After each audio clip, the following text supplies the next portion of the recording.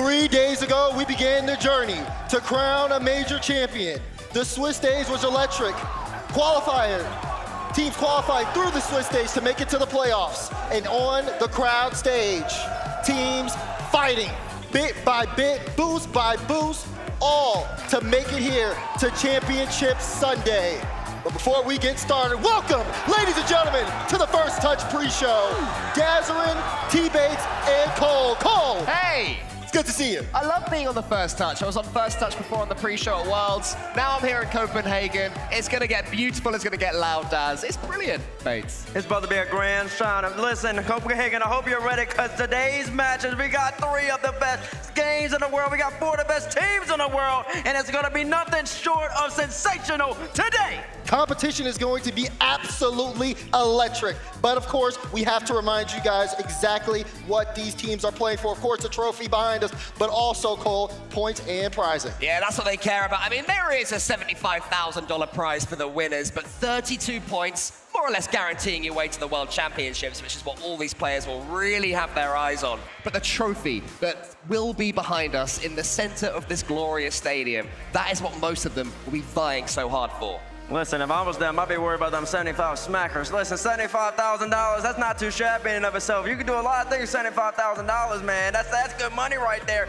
But of course, Cole, you did bring it up, 32 points. Basically, I haven't worked the numbers with Gibbs, I haven't worked them with D-Rec, but my assumption is that whoever wins this major is essentially locked to make the World Championship. It would be one heck of a story if someone won the first major and then didn't make Worlds. That would be almost as impressive.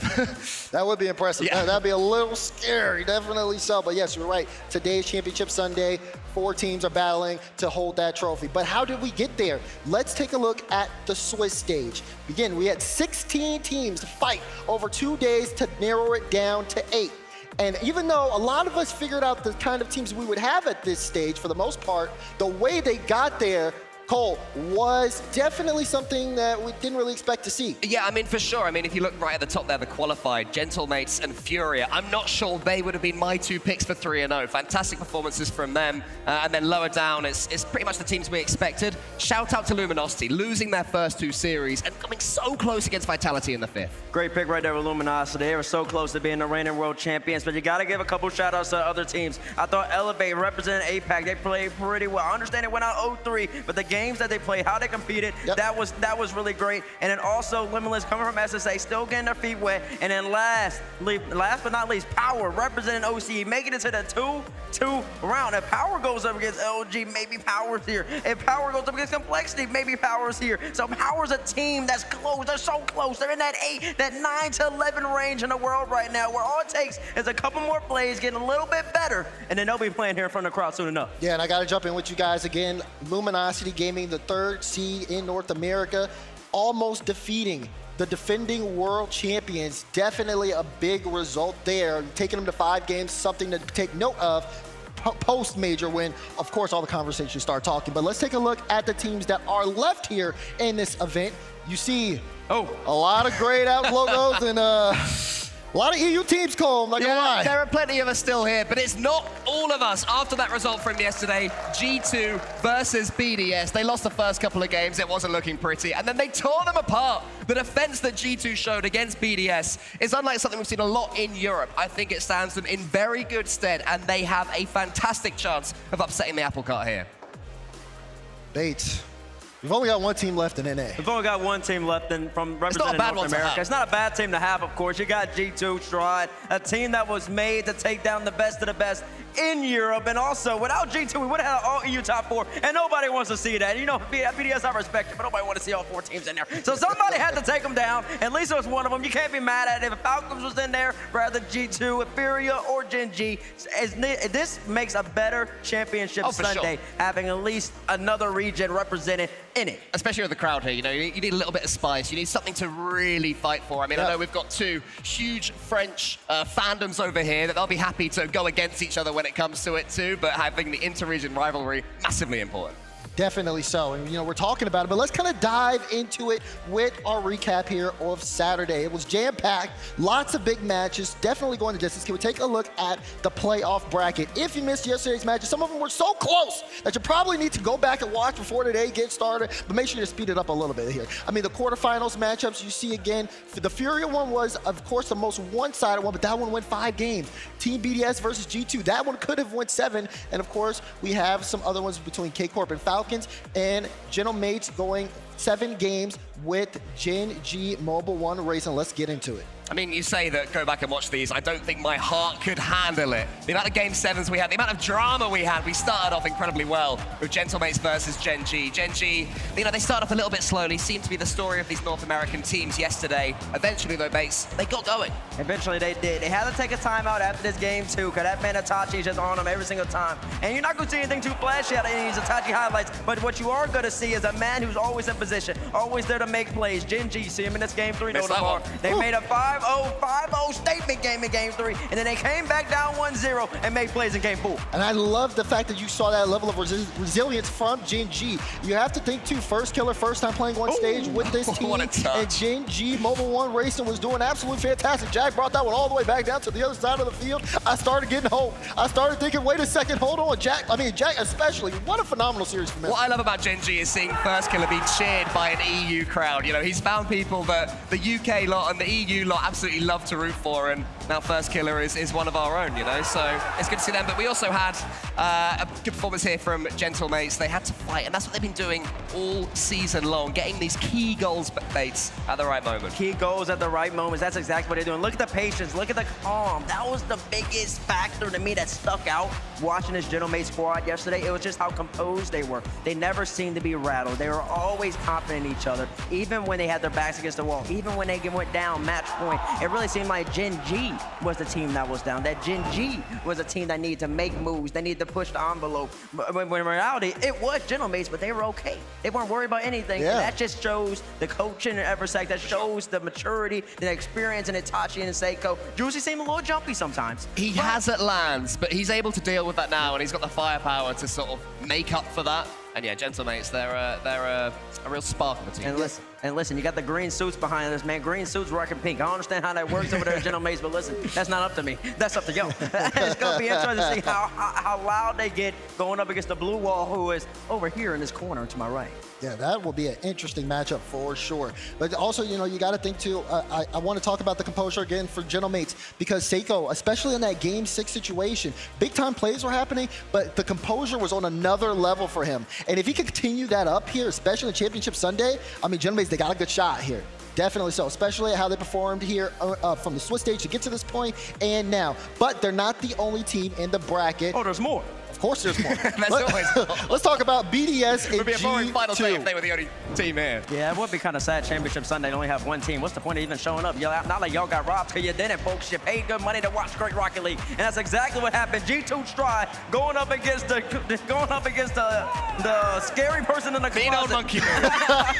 Because Monkey Move's always in the way, and it looked at the beginning like BDS are just gonna mop G2. It looked like the same old Cole. I mean, this one was like 5-0, I think, in the end game too, and I was casting it with Herc, and we were sort of looking at each other like, oh no, let's not have one of those series. But G2 did not let it be one of those series. When Beast Mode and Daddy have been playing together for a while now, through the version 1 days, and now here on G2, they combined, they found each other, and the counter-attack game, Daz, that's what impressed me. How many teams can just keep BDS at arm's length like they did? Yeah, I mean, you think about BDS, again, a lot of consistent offensive pace, but when G2 got on the ball, they were able to break down BDS's defense and really make them look silly on their own back end, scoring some big-time goals. You saw that man Beast Mode. When he gets active, it's a problem. But then Dryla hit him right back in the mouth. Top corner slider shot off the wall. Boom. Nobody from G2 expected that one. 1-0 Beast. Got a little fortune right here, just hovering. Went for a redirect initially, but it's adaptability, the creativity. And then Daniel with one of the best shots. Look at that angle. Look at the angle from Lanyo.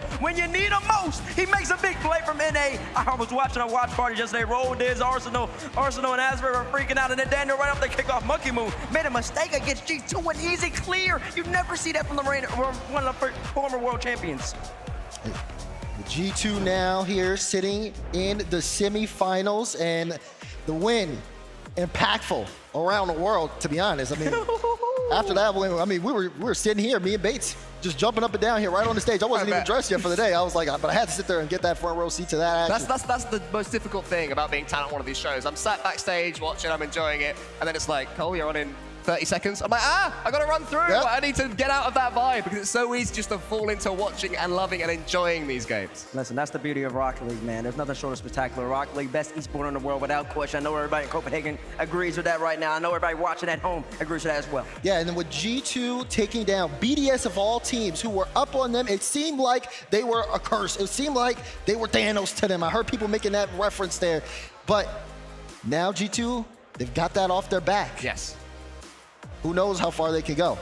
Again, they've got competition along the way. Let's take a look at Furia versus Vitality. Vitality, my goodness, what a performance from them yesterday. Well, I'll tell you about G2's opponent that are going to have to go through. They got to go up against the Killer Bees, the reigning world champions, Vitality, who honestly looked going into it out of the 8 teams. I guess you could say G2 and Vitality were the most questionable starting yesterday. And Vitality, they answered all your questions.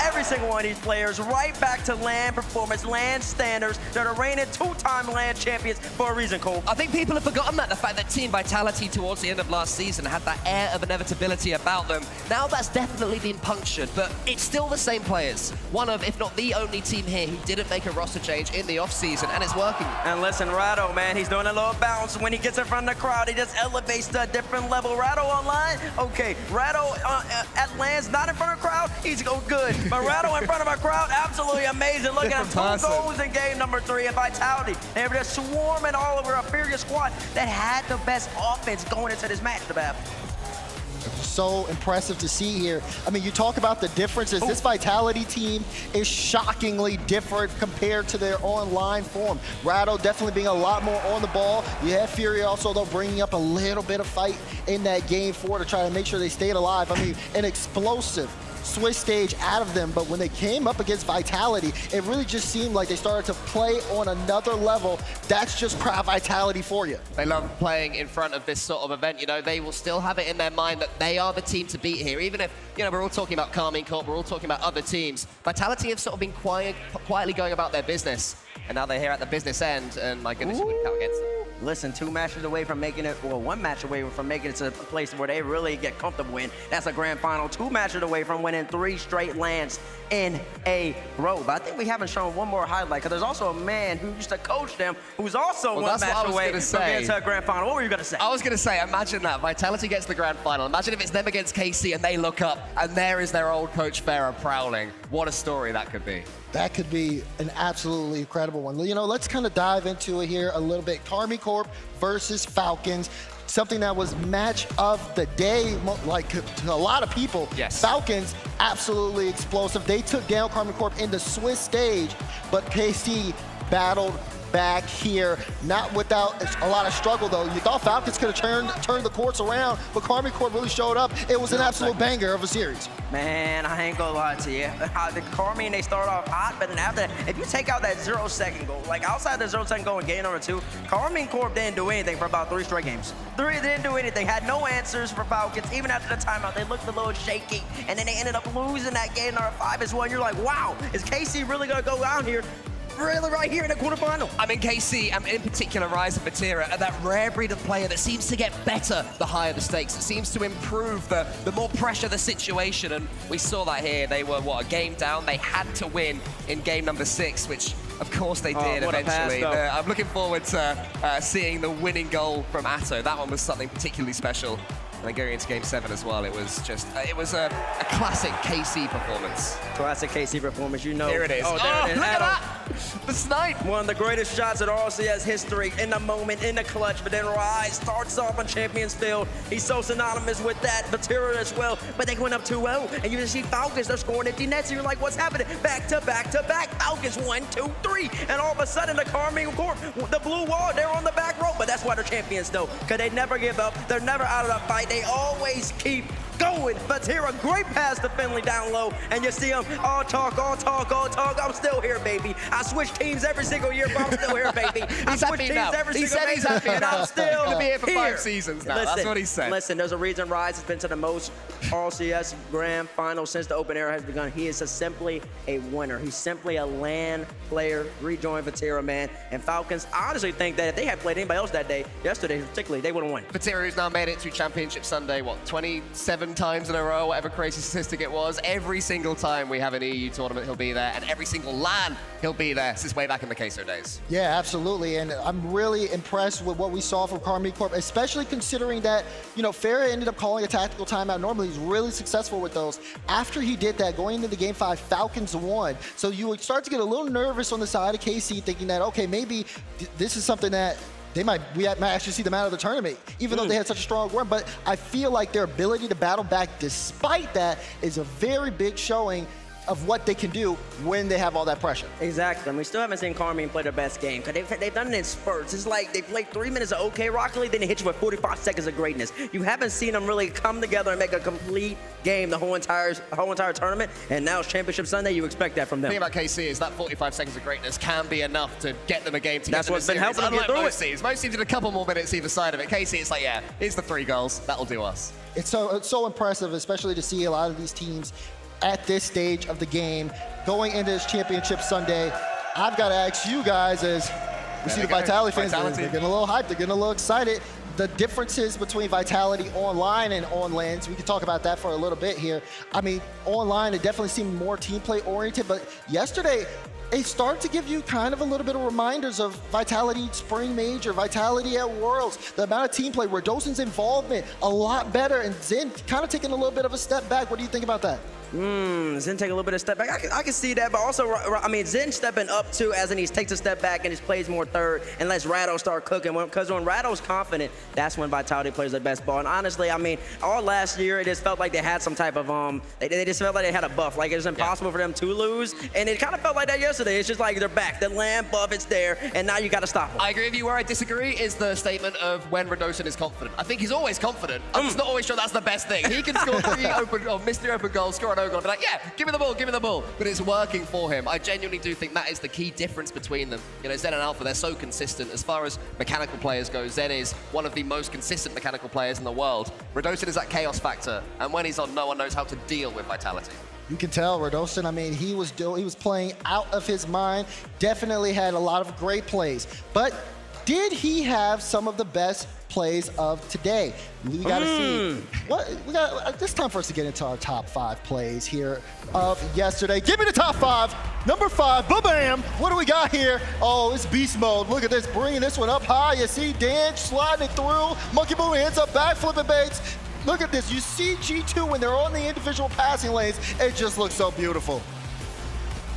It looks so beautiful indeed. Beast mode back to Daniel. Brings it right back downtown. Number 4. Give it to me. Let's see what we got. Oh, it's a kickoff special. A little scissor action if you want to say that. Look at Vatira. They just knew exactly what they needed to do. Rise right to Vati. Bang, bang, bang. And I love that too. Karmine Corp have been practicing the kickoff so much. You get to see it.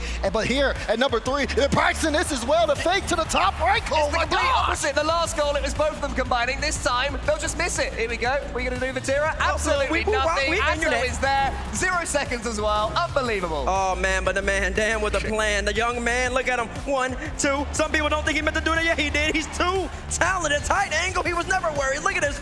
A long journey, a long way. Atomic sees him up high and said, hold on now. I'm still watching. I'm still lurking. Oh, Daniel right off the kickoff, and all of a sudden, NA is back, baby. That's number 1. Give it to me, DeBab. Number 1 play. I said, oh my God, when I saw this one.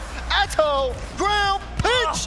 An absolute explosion out of him. The sauciest salamander we've ever seen. He ends up getting a cut here. Kalir tries to jump up. He gets the flip right there, follows the ball, and pitch.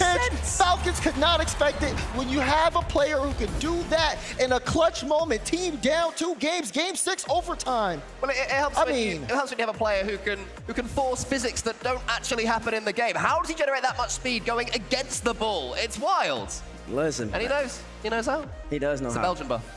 It's the Belgian buff.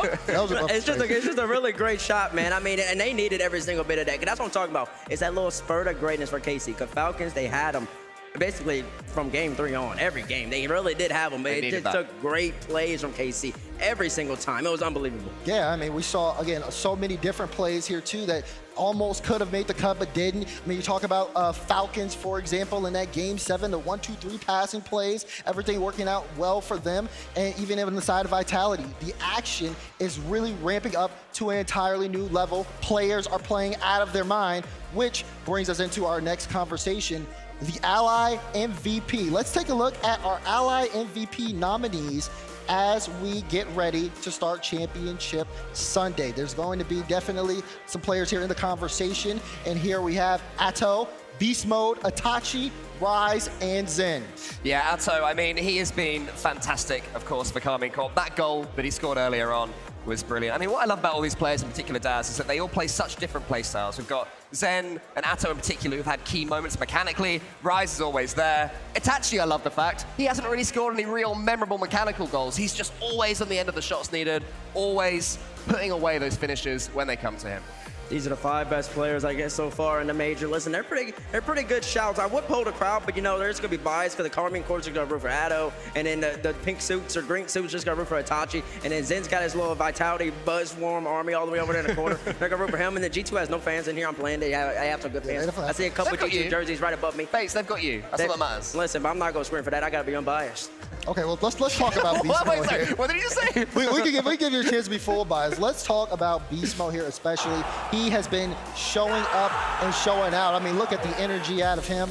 He starts in the Swiss stage too. Incredible performances. When we talk about G2, their shooting percentage as a team has been very, very low, but Beast Mode has been the outlier time and time again. He has been the outlier. He's actually been one of the best players in the tournament bar. Now, the average of score per game this man is ridiculous. 445 total throughout the event. 473 yesterday against BDS. So when you need him to clutch up, when you need him to up his game, level up, enhance himself, and just get better and better, that's exactly what the Beast has been doing. That's what G2 has needed, and that's what G2 is going to need yet again today, going up against the reigning world champions. It's confidence as well. You know, when you're coming up here, you're in a different region. You have to have your key players step up. Beast Mode's doing that. And you know, I want to talk about this too for Beast Mode. Just seeing him in this position, new team, but also being on this stage. You know, it's been a long time since we've seen Beast Mode play at an RLCS level here. You know, there was a lot of conversation, especially from someone who's not here right now. Oh yeah, on whether Beast Mode and Daniel will be able to step up. And I mean, what do you think about it now? Listen, I mean, there's no question in my eyes. I think Gibbs he's starting a new corner. I think since they beat BDS, I guess he's got to reanalyze himself. But this is, I believe, the first time Beast Mode has made it this far in the land since London, which is a long time ago. There's been like 750 days since LA, so doing a little subtraction, it's been about like 580 or something. That's crazy, man. I don't know if that's right or not. That might be. I mean, it's his and Daniel's first time at an RLCS LAN since fall last year. So the fact that Gibbs is saying they're not LAN players, So the fact that Gibbs is saying they're not LAN players, it's like, well, yeah, but they didn't qualify. So it's hard to say they didn't really perform at, you know, Worlds last time around. They weren't there. Listen, they just weren't there. And everybody wanted them to be there. Because there's a reason when that V1 team formed last year, they thought, okay, if V1 can somehow make it in, and that's why everybody was watching back in Boston. Like, if Rule 1 doesn't get these points, then V1's going to make it, and then V1, that was the team, honestly, that everybody thought that from, and they actually had a chance of winning the World Championship. Not all the teams that we actually had. The team that had just formed 2 seconds ago and missed out on the major. Yeah. And it was so unfortunate here, but now Beast Mode here at this moment. And I think it's definitely well warranted for him being in that MVP conversation, considering the fact of him just stepping up and elevating in the Swiss stage to help G2 get to this point. Remember, they go round 5, but some of those performances require an impact player. Beast Mode was that. Speaking of impact players, though, I want to talk about the man who has ice all day, all night, Rise. Let's jump into it. You talk about a player of his level and his caliber. To be able to not even be the highest, most mechanical player on his team, well worth it, but he always makes the right play, both on ball and off ball. And even though he's relatively new in his career, I've received a stat from D-Rex saying that today he should become the #1 in all-time games played on LAN. And he's only a few years into his career, which is a crazy statistic as far as I'm concerned, but he just keeps on qualifying. He keeps on making game 7s, which certainly helps, and he keeps on making grand finals Championship Sunday. All of that combines to make the player that he is a unique player, someone who, in the most frantic, fast pace of matches, just always seems to have so much time on the ball. I can't think of anyone else who always seems to have that much time on the ball as Rise. Listen, he's always there. D-Rec, I hope you're counting the dream hacks and everything that are involved in I that. know, If you're not, that's a little misleading. I'm surprised the KC section made absolutely no noise when Rise got up there. They're not even paying attention. Look at them. It's terrible. Maybe I'm going to speak some French. They're a little fraudulent fan base now. I thought for sure they'd make some noise when Rise went up there. Step away from Surely when we show Zen Vitality make some noise. That's what I'm be looking for. But yeah, Rise, one of the best players of the land so far, without question. I think he was the best player on KC yesterday. Better than Addo, and I do expect that to continue today. Yeah, I'm really, really impressed with Rise and just seeing him elevate with Karmine Corp, with everybody else. I mean, you've seen it time and time again. They sometimes even say it, top players in the world, crowd day Rise. It's so lovely to see. But he's not the only player here who has been able to elevate his team. Let's take a look at Itachi. Itachi from Gentlemates has been performing non-stop as the mates make top 8. My favorite thing about Itachi is when we see this highlights package, look at the sort of goals he scores. They're not particularly brilliant in their own right, and I do not mean that as an insult. It takes a wise, intelligent player to have those reads. It's not easy, right, to be on the other end of those. Listen, it's not. That's why he's so great. I called him a tap-in specialist a year ago on first touch, and people thought I was disrespecting him, but I wasn't. Because it takes skill to be in the right position every single time to score a goal. Look at his position, and look how much faith he has in Juicy to make the play and then be there to finish it off. And as I saw from Monkey Moon yesterday, he missed a key, relatively open goal. Being in that opportunity and actually taking it every single time, which you have to do, two different things. Fate of the universe on the line, goal open. There's not one person I want shooting the ball. It's Itachi. I already know it's going in every single time. There's no way you just said that. Are you serious? With the net wide open, yes. Oh gosh. Okay, all right. Who else do you have? Who is your tap-in player? Tap-in to save player? the universe. I'm going to Itachi as well. I think that's a great shout. He's never missed one. He won a major off of first killer with him. I mean, I'll probably say, anybody else like Zen, Monkey Moon. Not Monkey Well, okay, Moon. maybe not Monkey Moon after yesterday. He's missed about 5 in Maybe not Monkey Moon after times. yesterday, because yesterday he missed that open net. And then You don't have the visual as well. You don't even have any names. You pick Monkey Moon. Your universe is over. Listen, I said Zen first, okay? I definitely You've said doomed us Zen all, first. Dad. Move on. Okay, all right, listen, let's move on here. But, I mean, as we get ready, I do want to say, there's a lot of players here who definitely could have made this list, a lot of, at least, in terms of that little graphic, because Radostin especially, he ended up having a very good showing. And, when we think about it, some of these can definitely change here as the day goes on. What impressed me the most is when we were putting in our own individual votes for this sheet, there were numbers everywhere. Normally at LANs, there's one particular player who completely stands out, and they will have 30 votes because everyone votes for them. Across this, even across different teams, there was just an equal number-ish between all of them. These are just the 5 that happen to have the most. He ousted me as a voter. When you think about your MVP for the tournament, what goes into it? What goes into it goes individual impact. That's number one, I think, because I think people equate team success with how good an individual's doing, which I don't. So individual impact, number one, above all else. And then number two, I start looking at numbers. And then number three, I look at moments. What moments where you make it in the series that really counted to make a change? Is that I was going to say, can I add to that as well, the mentality? If a team concedes a goal at 0 seconds, who is the first to say, come on, we still got this, sorry, I forget how delicate you are. Who's the first to say, come on, we still got this, without actually, have we still got this? Yeah, we good? That's important, right? That's sort of those team dynamics and not letting your head drop, even if those around you are having their head drop. Yeah, see, don't worry about him. What you need to do is you need to do this. He's been doing this to me all week. The strong shoulder grab has been bothering me. Too weak again. But let's, again, continue on and talk about Zen. Can we roll the Zen tape? Zen has always been at the top of so many people's lists. And here again, he is in the MVP nominee category. I mean, what can he do? The question is, what can he do? And I don't think it is answerable, because right now, in the event, he's averaging 400, and yesterday he upped it to Zen level. And I don't know if anybody else has been at Zen level yet so far in RLCS history, because he's back to averaging 500 on the land stage against Furia. When you need him the most, he shows up. He's like the avatar, but he doesn't go away. He's always there in your face. There's nothing you can do about it, Cole. You know what it is? Because his hair's growing out. When he got his hair cut, suddenly Vitality weren't performing anywhere near as well. He's starting to get it back, and with it, comes back his powers again. But it is looking like last season said, it's not just wonder goals, right? That's what we expect from him. But it is also the decision making. He doesn't always choose to go solo, not a greedy player at all, even though he could be, and that's what makes him so unique. And I think that's also what makes him so hard to play against as well. When he's on the top stage, you don't know if he's on the ball, if he's playing for himself, is he going to make a highlight play, or is he trying to set up some of his teammates to go get a little off-ball play? Zen has been absolutely fantastic in that regard, and it's why Vitality are here today. Here's why Vitality here. If he hasn't been playing this for the whole entire tournament, they wouldn't be here. But I believe we got one more MVP nominee to bag.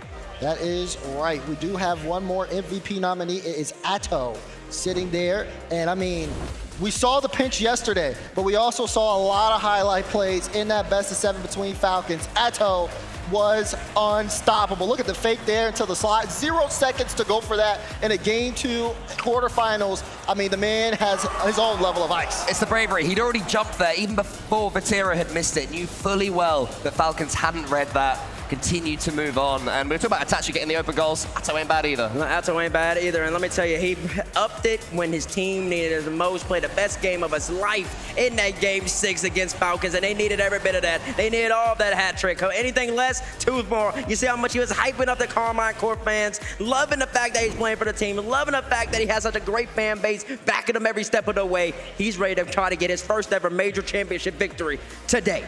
It was, and I mean, if he keeps playing on that level, who knows? Carmine Corp could be an unstoppable force the way that this team is looking. I mean, you already have 2 players in the MVP nomination, Cole, and I mean, it really does come down to who can really clutch up, especially when Championship Sunday's on. I mean, if Atto can get any more 0-second goals, which by the way, I noticed in that highlights package, we didn't actually have his #1 goal of yesterday, which I see as a compliment, exactly. Shows that he's about more than that goal, and it is about standing out beyond the highlight moments and beyond the key moments. It's a general thing. If you could bring in a player that you don't see initially here in these 5, who would you bring? Or who would you even think of like adding to that? Seiko, #1. I'd probably say Lost. I know that Fury are out, but their performance up to now, he's been stunning. Okay, well, I mean, listen, there's a lot of players who have been performing over the course of this tournament. Some are here today and some aren't. Let's bring in a very special guest. I like to call him the Man of Steel. Let's get excited and welcome Luminosity Reynolds to the stage.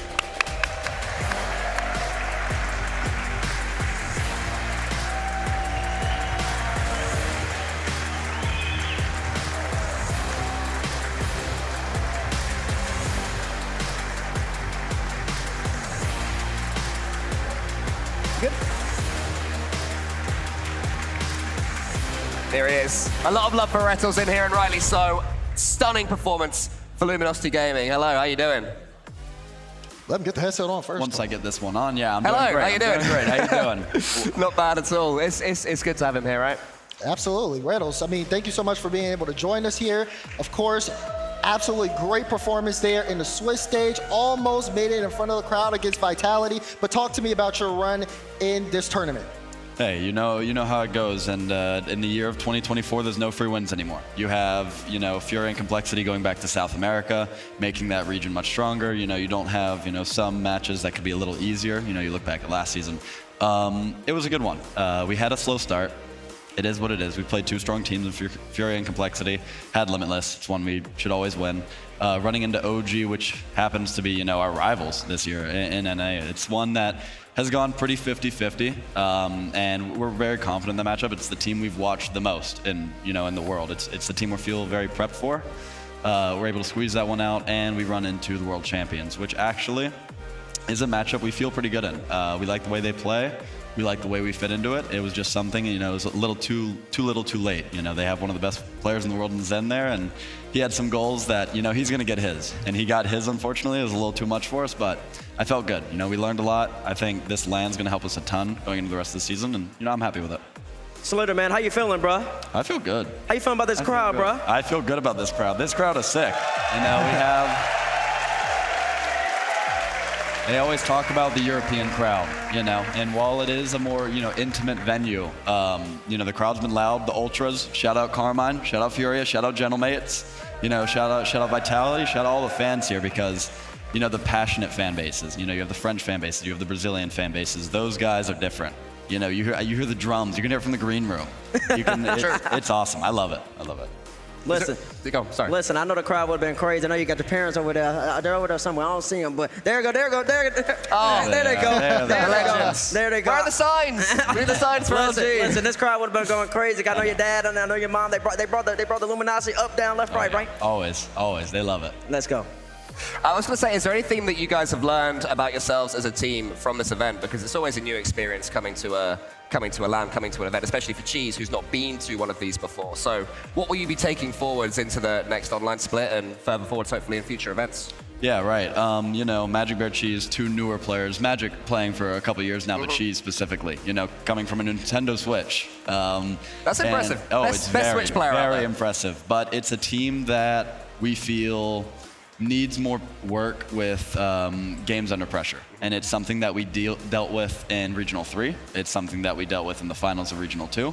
It's something that has been a common struggle for our team, but I do think facing that, the troubles that we had in round 1 and 2 was good. It unified us, it made us a better team. I think we have taken more from the last 2 weeks, including our boot camp, than we've taken from 5 months of teaming. You do know you don't have to go to the 5th series of every single Swiss, Yeah. and you don't have to throw the first 2 in order to gain pressure, right? I was given a stat that I've been to 8 consecutive round 5 of Swiss stages, Man. going back to 21-22 Worlds. So That sounds exhausting. You know how it goes. It always is with me. Are you crying? Yeah, I'm about to. If I don't qualify through a round 4, you might start seeing tears out of my eyes. Oh, Lord. Well, guess what? somebody help Look, him. yeah, right. We don't want that to happen. All right, let's move on and talk about the teams left here, though, in this event. The final 4 here. As we take a look at our playoff bracket, NA only has 1 team left, Slater. But before we even get into that, we got to talk about the gap here between EU and the world, because I think going into this event, everyone was saying how it felt like a larger gap. But based on these results, what do you think of it now? Coming into this event, we scrim every team here. I've seen these guys nonstop over the last 2 weeks. I've seen them more than I've seen my family. Coming into the event, I had Carmine, in no order, Carmine, Falcons, G2. That was my top 3 worldwide. I was very confident in all 3 of those teams. I might have had Falcons at 1. That team has looked unreal recently. It's a team that I underrated because you don't see them as much. Yep. You really watch NA, you watch EU, you see, okay. In the past, it's the minor region teams are good. They're not going to win anything. Now it's different. You have Fury going 3-0, destroying us. You have Falcons looking like one of the best teams in the world. It's fun. It's way more fun when it's this international. And it's good. Hopefully we get OCE and APAC and SSA to those levels eventually. But I love it. It's so worldwide. That's good. That's good. So the talent been talking a lot. It's good that we got your take on it specifically, but let's also see how the talent has been predicting over the course of this event. Here we go. Here we are with I'll the take standings. that. I'll take that. You got CJ, Bates. Lemon Kiwi, Leaf tie for first. Oh, Bates. goodness gracious, Bates. Bates. Hey, he's beating the coin. He's taken up the Shogun role of only beating the coin. Hold on now, listen. Unlike the rest of these people, I actually picked the people I believe are going to win. They just flip-flop-flop. They just flip-flop-flop and pick the favorites every single time. And you got to look at this later. You got to look at it. Look at it real hard. As you can see, I'm the only person with the champion. I'm looking at it real hard. What matters more, though? You talk to me. You tell me. Does the overall points matter or the fact that I get the champion matter? This is such copium. Which one? This is Which one? I'm just saying. Rettles No one don't give this cares. to him. No one cares who finishes 5th, 8th. People only care who wins the tournament. Talk to T-Bates. me, I'm then. with you. I took that I'm personally. with you, T-Bates. Listen, and if Carmine goes out at any point in this tournament, we're going to get rid of all the rest of these talent. I don't care if they got 32 points correct. And only Bates is going to be like, well, chat got gentle mates. And nobody's got vitality. That's interesting. Uh-oh, here we go. Here we go. There they are. Here we go. We There's got the the blue cakewalk. wall. But looking at this later. Oh, no. Oh, I love it. Hold on. There's a French 1 battle going on in second. here. Oh, I There love is it. a French I love crowd it. battle going on right now. We got the green suits and gentlemen, the Golden Hornets and Vitality and the blue wall all having a tan off. No, nothing beats this, though, right? Nothing beats this. That's why Rocket League's the best esport in the world, man. It's because you're just here to a sporting event. If you haven't gotten your tickets to get to London, make sure you get there to London.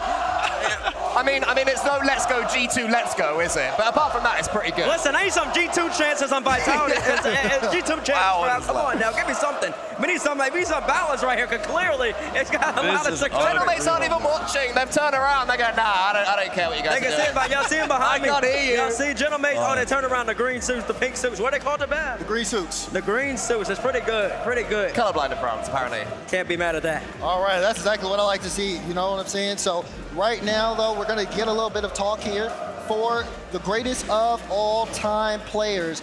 Guys, you got to let me know. Of course, you know, we had Squishy here yesterday. He was on stage. I think a lot of people are putting him in the kind of category of types of players. Reynolds, if you had some of the greatest players of all time in Rocket League, who would you think of? Ouch, that's a question. You know, with how long the esports been, and you have newer players. You know, Vatira, Zen, even Daniel Beastman. Wow, this place is loud. I feel like they'd say K-Dot. Yeah, seriously. I think that's who they've got in mind. But you got to date back a little bit. You got to think pre-open era. You know, my hot take for a long time was my best player of all time is Justin. I think Justin is timeless. I think he's been one of the most talented and one of the best for a long time. You know, I don't think he gets his flowers because Garrett came before him, of course. But, you know, with the players here, I'm looking at Vatira. You know, it's his, 26th championship Sunday in a row. Yeah. Obviously, with great help of his teammates. He has a fantastic team behind him, but I think Vatira is going to have a strong case in the future. So who you have right now, just to make sure, I got to make sure I hear over the noise. Greatest player of all time for me right now is still Turbo. Still Turbo. He's won 4 times. No one's come close to that, and I know What does Vatira have to it's do for different you now. to be up there? He doesn't have a world championship yet. Yeah. He needs a world championship. He might need 2. But if he gets 2, there's not, I mean, it's tough to make a case against him. Yeah. You know, this monkey, of course, there's players before his time, but he's getting there. He's getting there. Cole, what you got, man? I mean, yeah, I think that Turbo for me. If you win 4 world championships, I appreciate that what are now majors often were world championships back then. So the LAN tournament starts the conversation. I mean, but by that logic, a couple of tournaments away, you might say Zen. And my brain is just. It's insane. I'm trying to think of Rocket League players, and my brain is thinking in French. I don't even speak French. I definitely don't speak French. So wait, I think for me, I think it's gonna be. I mean, I always love K-Dot, but I just really do believe he brought everything to the table. I think Turbo's obviously got in the conversation. I think Garrett, I think a Squishy. Yeah. I really do think Vatira's up there at the moment. He's just done so much. He said he's not, but he will get very close a couple of tournaments That's like one away. of the few times I've ever heard him be humble. Exactly He's right. got so much confidence. I don't know how much I actually believe If that. I had these guys cheering for me, I would not be humble. If everywhere I went, they said I was amazing, I would be so arrogant. So he's a better man than me.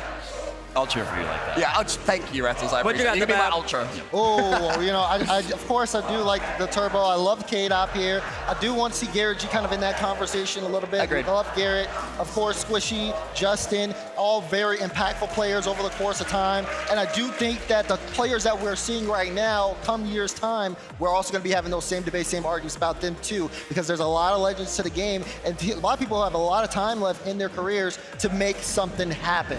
So, I mean, I'm happy that we get to watch some of the best Rocket League we've ever seen, and especially with this kind of people behind us here as well. But let's move forward. As you can see, it's a battle for the crowd, because there is also today a battle for Europe. Let's talk about it. Karmi Corp here, the blue wall has been standing very, very tall, but they still have a team to go up against Gentlemates Bates. And Gentlemates have been playing out of their mind. Gentlemates have been playing out of their mind. They got a great fan base behind them. Welcome to Rocket League, Gentlemates. Welcome to being at a championship Sunday. They've been looking great. They haven't lost yet. 3-0 in the Swiss. They had a couple overtimes, but also played great teams. They didn't make it in the bracket, and people, I know I picked Genji. This guy's biased. He's a paid actor. Did you have Genji? No. I had Gentlemates. Okay, he had Gentlemates, so that shows you just how good Gentlemates is, because even an NA person was picking Gentlemates.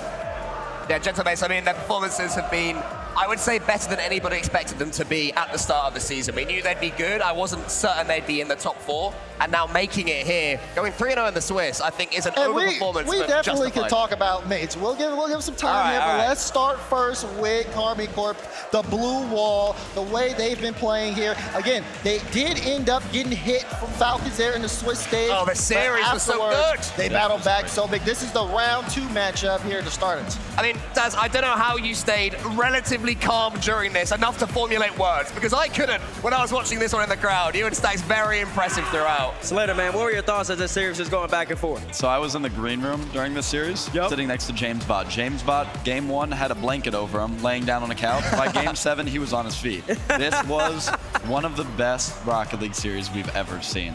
These are 2 of the most talented Rocket League rosters we've ever seen. All 6 of these players able to do whatever they want on the ball. Rise, what a series from him. His praise cannot be sung enough. It is one of, look at Rise boost count. He is one of the greatest players of all time on low boost. There he is. He plays, he cuts for his team, he stays in the play, he makes it awkward for the other team. He does not get talked about enough with how well he played this series. When you have Vatira, who can do whatever he wants on the ball, can save every ball, and when you have a Tao, someone that shoots the ball and scores the ball at a level so efficiently, you don't have to do much more than what Rise does. He's good for his pop-off moments, he scores his goals, but he plays simple Rocket League, and he plays some of the best Rocket League in the world. He sure does play some of the best Rocket League in the world, and when you look at Finley, man, he makes it that much easier for Vatira, because you know Vatira wants to stay a little bit further back. He wants to be third, and you gotta give him that time. You gotta sacrifice boost that Rise could use more himself, but now he's a selfless teammate, and that's why he's one of the best in the game. That's why he keeps making it to the grand finals, and he's one match away from getting right back to a place he's very accustomed to getting to. That man has been cold as ice, but how long till he melts is going to be the question, especially under the pressure of this crowd that is starting to ramp up as we get closer to kickoff. I'll tell you what, I mean, you said it was an intimate venue, and you're completely right. There's been bigger venues, right? But at least when I've been in the center of them, you haven't felt as close to the crowd. It really feels like they're bearing over your shoulders, and that's when we're over here. I can't imagine what it was like back there. I haven't heard passion like this in a Rocket League venue, maybe ever. You know, I've been to LANs for the last 5-6 years, and I've been to most of them. This is insane. You know, we've had arenas that have filled up 10K, 15K, but this fan base here is nuts. I think K-Core fans are literally getting on their knee as they discuss their next strategy over there. It's interesting. It is very interesting. You can see them starting to get prepped. Another team that's going to get prepped is like a team that American is playing Karmi Corp today, which is Gentlemates Cole. This team has shocked us throughout the Swiss stage. They're here in the semifinals in the bracket. As we were saying earlier, against Rule 1, they made them look decidedly average, to be honest. Rule 1 were defending with their lives the entire time, and Gentlemates were pulling them apart, which I really didn't expect the level of dominance they showed against MENA's second best team.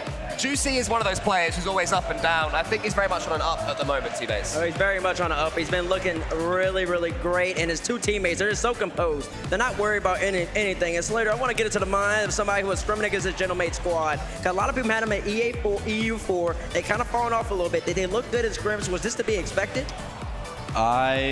During boot camp, we played them a few times, and they were a good team. What I am impressed with Europe is how disciplined their top players are. Okay. You have an NA, you have great players that aren't disciplined, you have all right players that are very disciplined.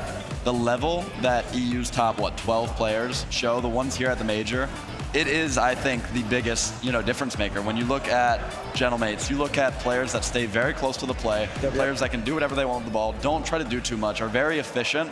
It makes sense why they're here today. I mean, I think they're one of the... When I think of Gentlemates, there's not one player that I think, oh, they need X player to step up. No. Any single one of them. They're all 33% of the team entirely, at least from what I see.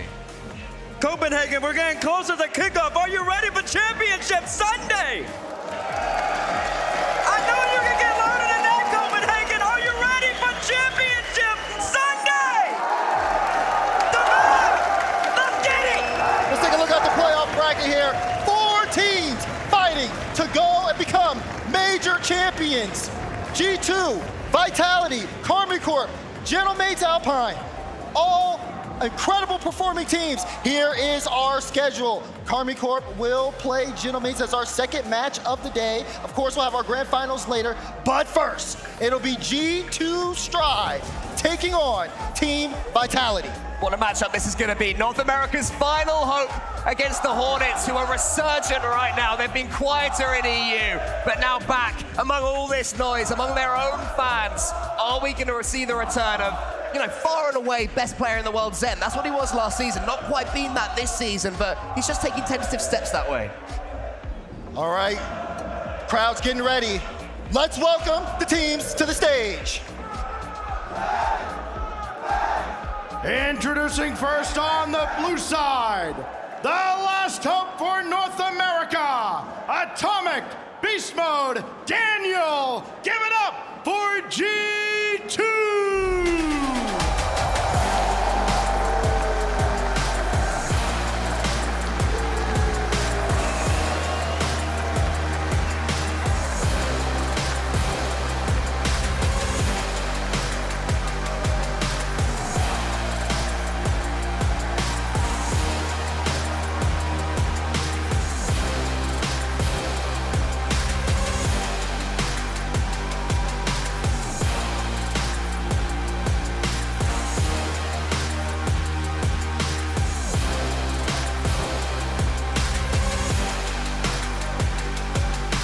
G2 Stride have struggled and fought to get to this stage, but when they have made it here on the quarterfinals on Saturday, they elevated to an entire new level. You see Massimo Atomic getting ready on stage. It's only business for G2 at this point. Listen, this is the furthest Massimo's been since RLCS 21-22 in a tournament. He hasn't made it to the top 4 since the RLCS World Championship. Back and forth, and now he's got 2 great players to complement him. He had 2 great then, but then he upgraded and got 2 great better than ones now. Beast Mode right there with the big chain. He's been balling out. Yeah, as for his teammates, they've not even been to an RLCS LAN since fall last year, which is such a shame to say considering all their quality. Beast Mode in the conversation for our MVP. He's such a brilliant mechanical player, so good at finding passes, the challenge game, so strong at as well. I mean, G2, where do they have to focus to take this win, Rettles? North America gets a lot of hate for not being as smart as EU, for not being as mechanical as Mina, whatever it is. This is one of the most mechanically dominant teams we've ever seen in the game. The name of the game for this team is discipline. If this team can stay disciplined for all day today, they will be crowned champions. Listen, Daniel right there. He finally gets the matchup we've been waiting for. Daniel going up against Zen. It's been talked about for a long time. The moment Daniel came out, they saw Zen coming up and he looked just like Daniel. They got 2 prodigies too. They're a little bit smaller in stature, but they're massive on the field. And that's exactly what they do to Bab. That is exactly what they do. Now here, G2 with a chance to make a run that would be absolutely historic. They've already gotten BDS off their backs. Now they're going up against the defending world champions with a chance to even do the impossible and to taking down the blue wall. But it starts here, and it starts in this particular matchup. We've talked enough about G2. Let's bring out their opponents. And their opponents, Alpha 54, Redosin, and Zen. They are your reigning Rocket League Champion du Monde, Team Vitality!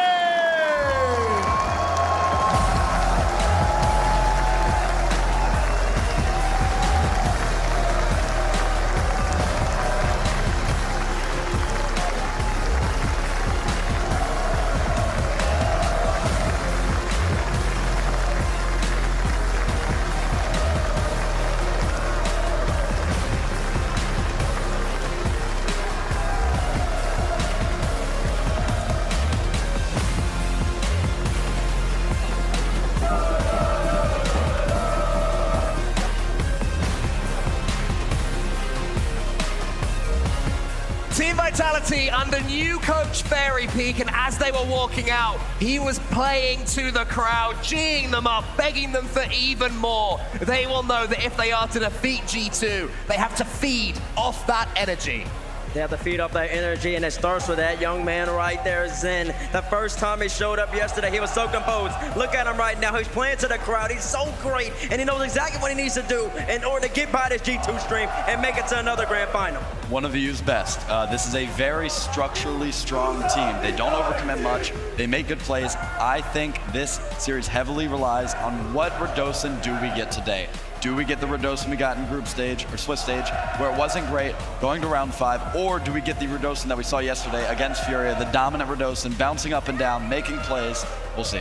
Team Vitality were kind of counted out coming into this event, but now with their performance, now with that elevation, they're looking like the Vitality of old. But this is the stage where they prove that they are still the best in the world. It's amazing how one victory just makes a team feared again. After losing to Furia in the Swiss, we were starting to say, you know, is this the beginning of the drop-off? Should they have made a roster change? And then in the quarterfinals, they beat them 4-1. And suddenly we're talking about how this is a top team, how Zen might be putting himself back into that conversation, how Radosin could be one of the most important players here because he is that sort of chaos factor, Rettles. Right. X Factor it's written all over him. You know, he's a very, I think, confidence-based player. You know, don't know him very much personally, but just playing against him, seeing the way he acts, it's a player that, if he plays well, this could be ugly for G2. If he plays bad, this could be ugly for Vitality. And I know you can say that about anyone, but it's a player that you can tell how much better he makes his teammates. You can tell how comfy he makes his teammates. And listen, he elevates when he's front of the crowd. Throughout the whole entire event, he was averaging 325 points per game. He upped it to 350 yesterday. He upped the demos. He averaged a goal per game yesterday against the Furia squad. And that shows how confident he gets when he's got the bees behind him, when they're swarming, when Zen starts waving. As we take a little look at the head-to-head matchup, the two best players from both teams so far at this major, Beast Mode averaging 445, averaging 0.96 shots per game, while Zen, 0.96 goals, 0.96 shots per game, whatever. Zen, on the other half, averaging good points as well, and he upped it yesterday. I said it earlier, he averaged 500 points against Furia. Ridiculous numbers. And as you just saw down there at the bottom, Beast Mode is one of the few NA players with a positive win rate versus EU, and I feel like that sort of mantra, that sort of thought must exist in the back of a player's mind. Actually, can I ask you that? When you're sort of coming up against a team that you often beat, do you think, yeah, I always beat these guys, even if it's a different roster, even if it's a different day? Absolutely. I think when you play against a roster that you normally beat, it's easy to go in there and say, hey, play our game, we'll win. When you're playing against a team that, you know, normally has a number, you look at BDSG2, it's, guys, we have to figure this out. If we do not play exactly how we want to, we're going to lose. See that guy on your screen right there? Sathu, coach of G2. Rettles, you know him very, very well. He's got to have the right game plan here for G2 in order to take this series. They have the talent. You know, Sathu, he can get criticized a lot because this is NA's best. You know, you look at NA's best players, he has 3 of them. So this is something that he's got to figure out. I think that this is going to be a good series for him. Listen, and then you got Coach Fairy Peak. We pan to him on the camera. He's taking the place of Pharaoh. People had questioned, Pharaoh, why'd you leave? Why'd you leave Vitality? You did Karma. Fairy Peak, he's got to take that mantle. He had to follow up with somebody who won the Boston major for him, and they won Worlds for him. But he's already brought him all the way to Championship Sunday. In his first land as a coach, he's one win away from making the grand final. And what Fairy Peak has to the coach that Farah doesn't is a world championship of his own from back in his playing days. Chad, get ready.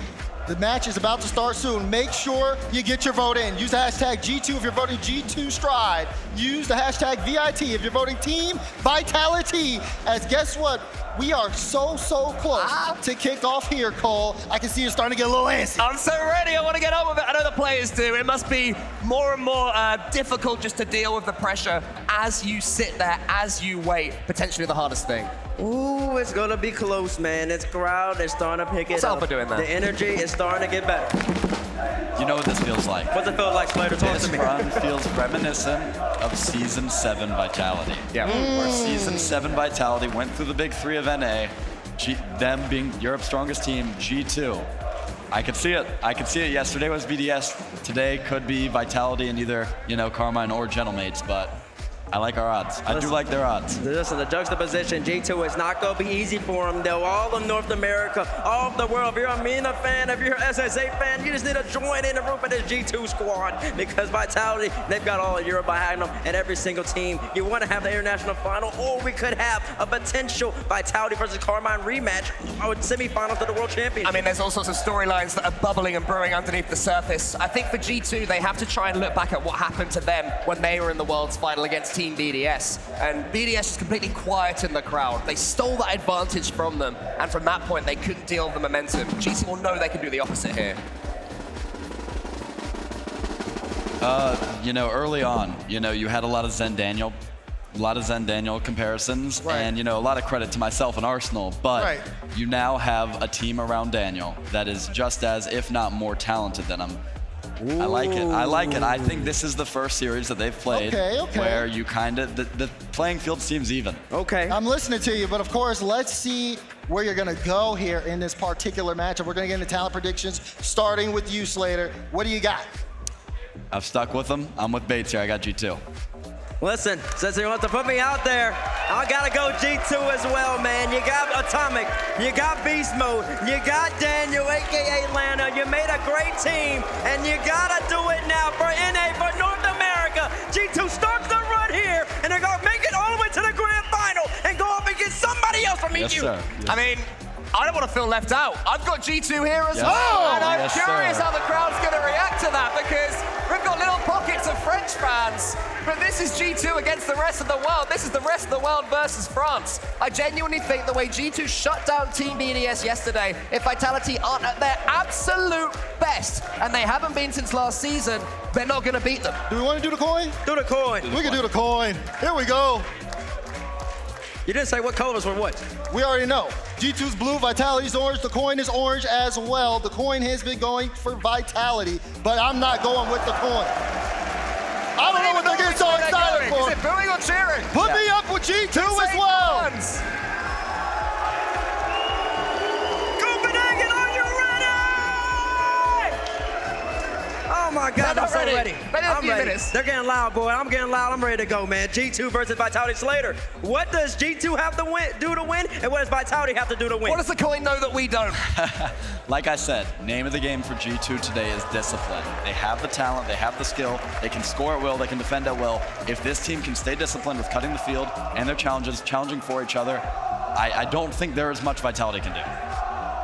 Copenhagen, are you ready for match one? I think they're ready. Let's roll! It's finally Sunday, Rocket League's favorite day of the week. For many, Sunday is a day of rest, a day to take it easy and relax after a hard week's work. But not in this house. In this house, we use Sunday to celebrate legacies and crown champions. Friday was not too good to North America, but one beacon of hope still remains. But in their way, the reigning world champions. Two organizations that have competed in multiple Worlds finals collide one more time for a spot in the finals here in Copenhagen.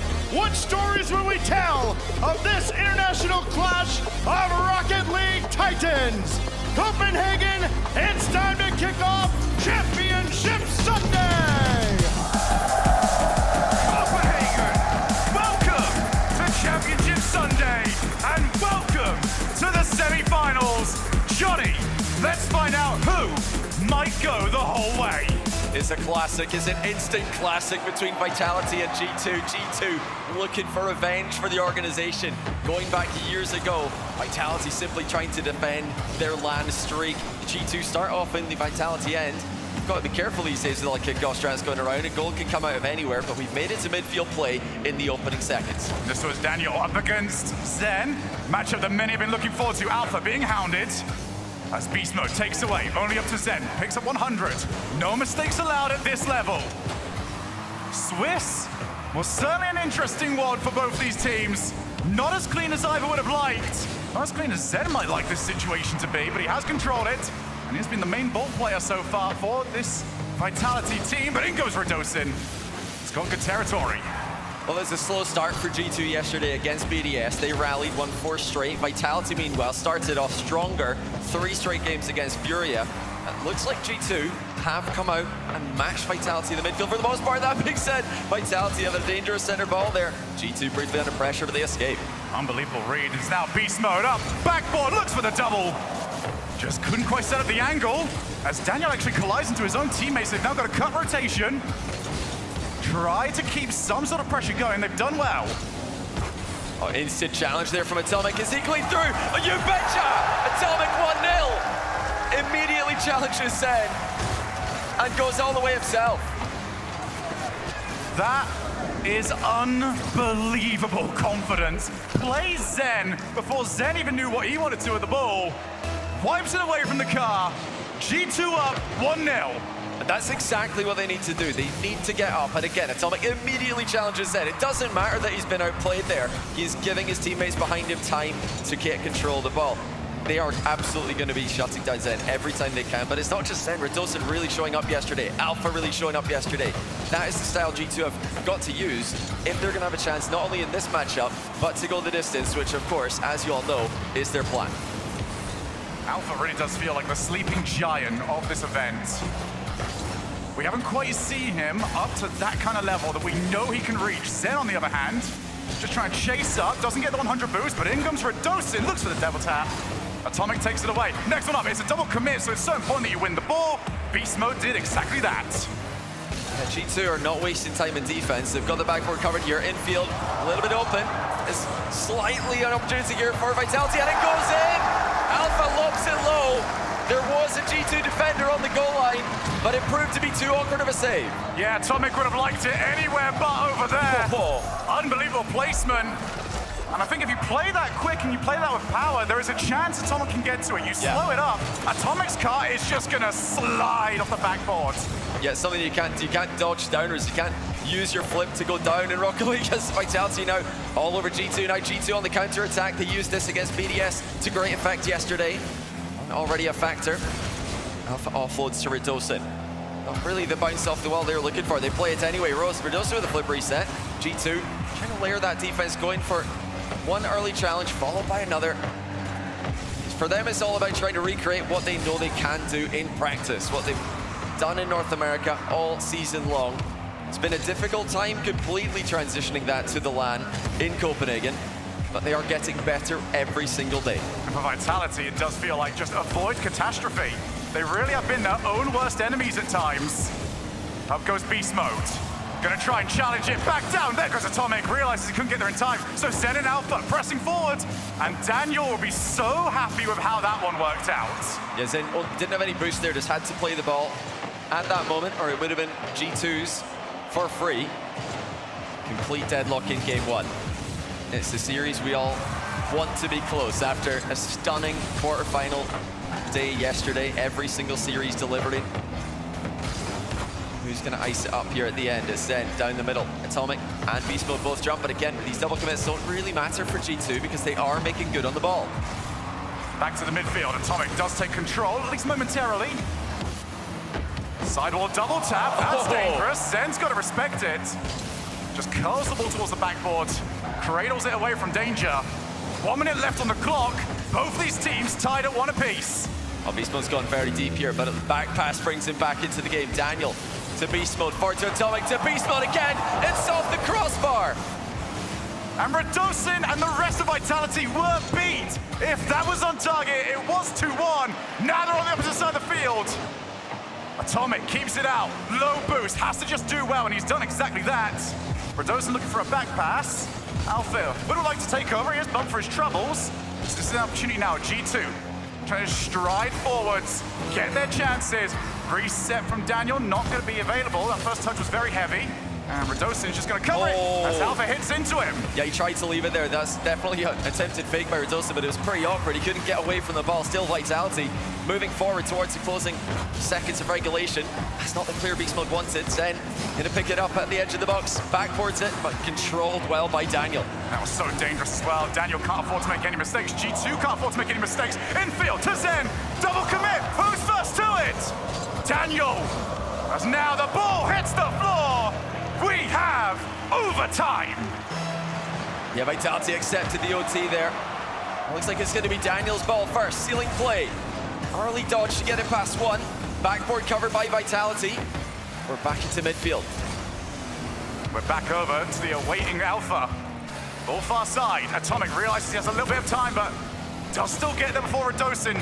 Zen parries the ball straight to Daniel. Daniel, Beast Mode, Beast Mode! Oh! Backboard double tap, couldn't get to it! It's a beautiful infield pass by G2. Absolutely slamming it off the wall. And Redosin's accidentally backflipped there, but he's got follow-up with Alpha 54. G2 really have used the center balls to great effect in this game. Atomic undefended. Shot saved by Zen. G2 continue to knock on the door. Alpha looking midfield. Redosin realized he wasn't going to get there first, so no point launching forwards, but now we go off the backboard. Redosin. Beast Mode cutting rotation, now cutting across the face of goal. He's bumping Zen. Atomic, that can go to anybody. They'll be happy to see that it was Daniel who looks again for the sidewall double. G2 have got a couple of ideas. Maybe the idea would be to get rid of this. It's a huge block by Atomic, but it hasn't gone too far. Here's Zen off the ceiling. Goes backboard, but that's blocked as well. Both teams have covered their defensive options extremely well in game one, really not giving any clear-cut chances to the opposition. That's middle. No go, though, for Vitality as again G2 read the pass well. A couple of demos coming through. As we look through the smoke screen, Beast Mode, he's not done too well with the challenge. Alpha sticks with, double commit again, so it's up to Daniel just to control the ball for as long as possible as everyone resets. Oh, what a touch by Alpha. Tries to go for the fake, but the G2 challengers continue to come in just in the nick of time. They are not slowing down their aggression with their defense. That's a good hit. Zen controls it brilliantly. I mean, that was not an easy first touch, especially in the danger area. He's still going. Zen past two. Of course, G2 have always got that third man. Looking for the demo, they've got it! Oh!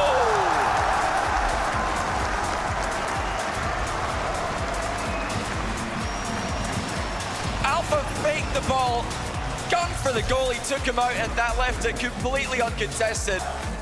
What a play by Vitality. Just when it looked like G2 had survived, just when it looked like they were gonna rally back and get more bodies in the way of the goal, like they've been doing all game, Vitality had numbers at the far post.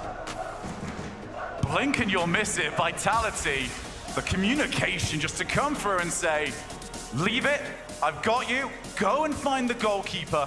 And that is going to be the permanent threat in this matchup. Vitality love to launch the first man. Doesn't matter if they get anything for it, because they can go and steal boost, and more importantly, get rid of your goalkeeper. Oh, it's Atomic who opened the scoring with an instant challenge against Zen. That was a theme of the game, instant challenges by G2, which I'm delighted to see personally. That's one of the things I was worried about. You know, will G2 kind of get a bit cagey, get a bit nervous? Well, it doesn't look like that's the case. They played well there, but they got caught out at the end. A huge demo by Alpha 54 and Redosin with an open net. And he got up and celebrated that one in their faces as well. Vitality, they are the team with the land streak. And it looks like as soon as you put them in front of a crowd, they're right back to their best. Yeah, absolutely. I mean, this has been the team to beat. We talk about the streaks that are currently going on. Pharaoh will be taking to the field later on to defend his own. But for now, the reigning world champions looking to cement that online is one thing, beating them in front of a crowd is entirely different. As we get into game number 2, Vitality have started off on the front foot, but now that might be about to get challenged. Oh, it's honestly a great save by Redosin there. Beast Mode made the shot very awkward for him by putting it behind him.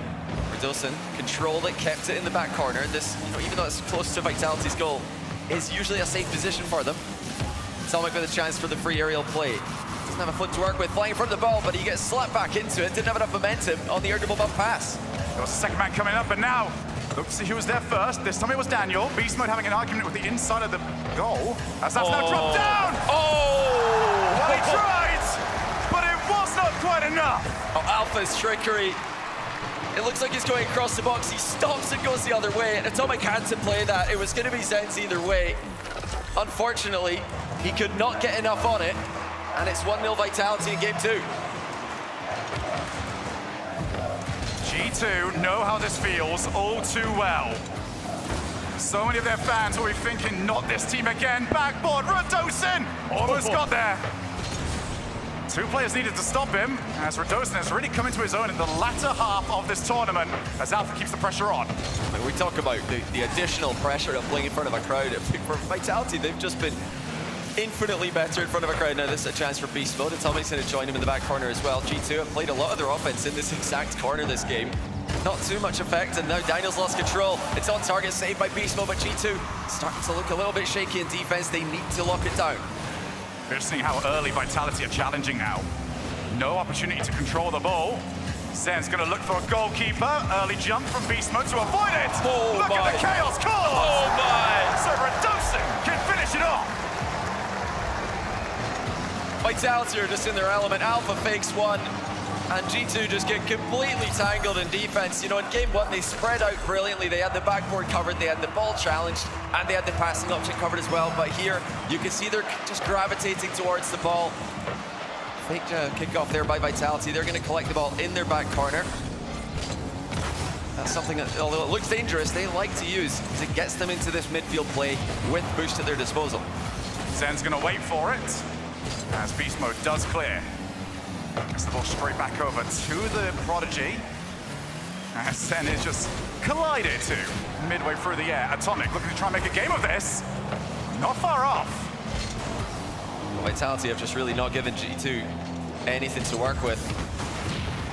They have been in sync in offense as well, which is a scary prospect because a lot of this season we've talked about how Vitality have lacked that synergy that had them defeating everybody easily at the tail end of last season.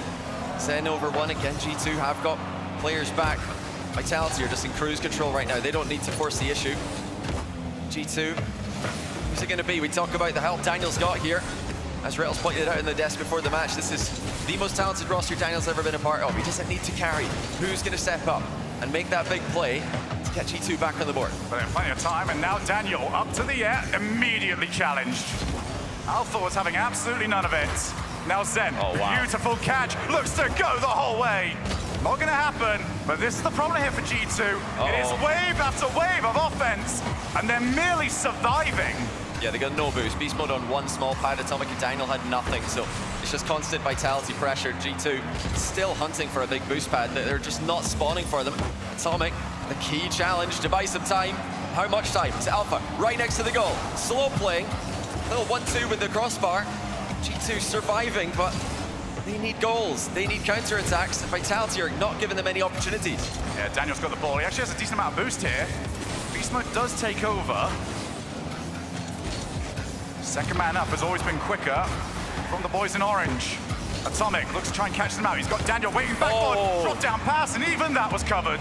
That's a great interception by Daniel. But Vitality, no worse for it. They continue to pretty comfortably hold on to this 2-goal lead. I mean, they have been absolutely terrifying in the midfield. G2, a team who are so known for their offense online, really not able to produce any of it here. Solo plays, team plays, all being shut down. And forced all the way to their own side of the field with time running out. 1 minute left in game number 2. As Vitality look to continue their march towards another major championship. This is their best chance in a while, but Daniel's shot left so much to be desired. Yeah, it's just not good enough for G2. They are lacking quality chances. That was probably the best of the bunch. Got to take a good shot on target. That's much better from G2 as they start to take the risks in the closing stages. Oh, what a save by Redosa. Daniel dunks it in though. G2 finally on the board. 36 seconds to find one more goal. And it took the entire house to get that over the line. We've seen what Vitality have got on kickoffs. Now let's see if G2 can counter it. They just need possession. They've got time. One goal is massive here. It swings the momentum towards G2. There's going to be Vitality straight back into offense. Now they really have to be careful. They cannot leave that half chance for G2. Who have just finally got something to go their way. Vitality not scared to commit though. Look at this from Redosin. Looking for a flip reset on that mid-air challenge. This is not the Redosin that we have seen so far this season. This is so much improved when his team needed it most. Daniel, reset. Oh! And at the worst time, it's happened again. Oh, what a shot by Daniel. Ridiculous angle with the flip reset. Vitality did not think he was going on target from there. No one inside the net to stop the perfect shot. Daniel ties it. Back to Zen. Goes up. Are we going to another overtime? Alpha will leave it. And that's on target. Oh. Not quite. Oh! That one certainly was. G2 have stolen it. Unreal. Just when you thought a timeout was coming, G2 come back and take it with a 0-second goal. I mean, that is just ridiculous. They had nothing all game. They were so quiet.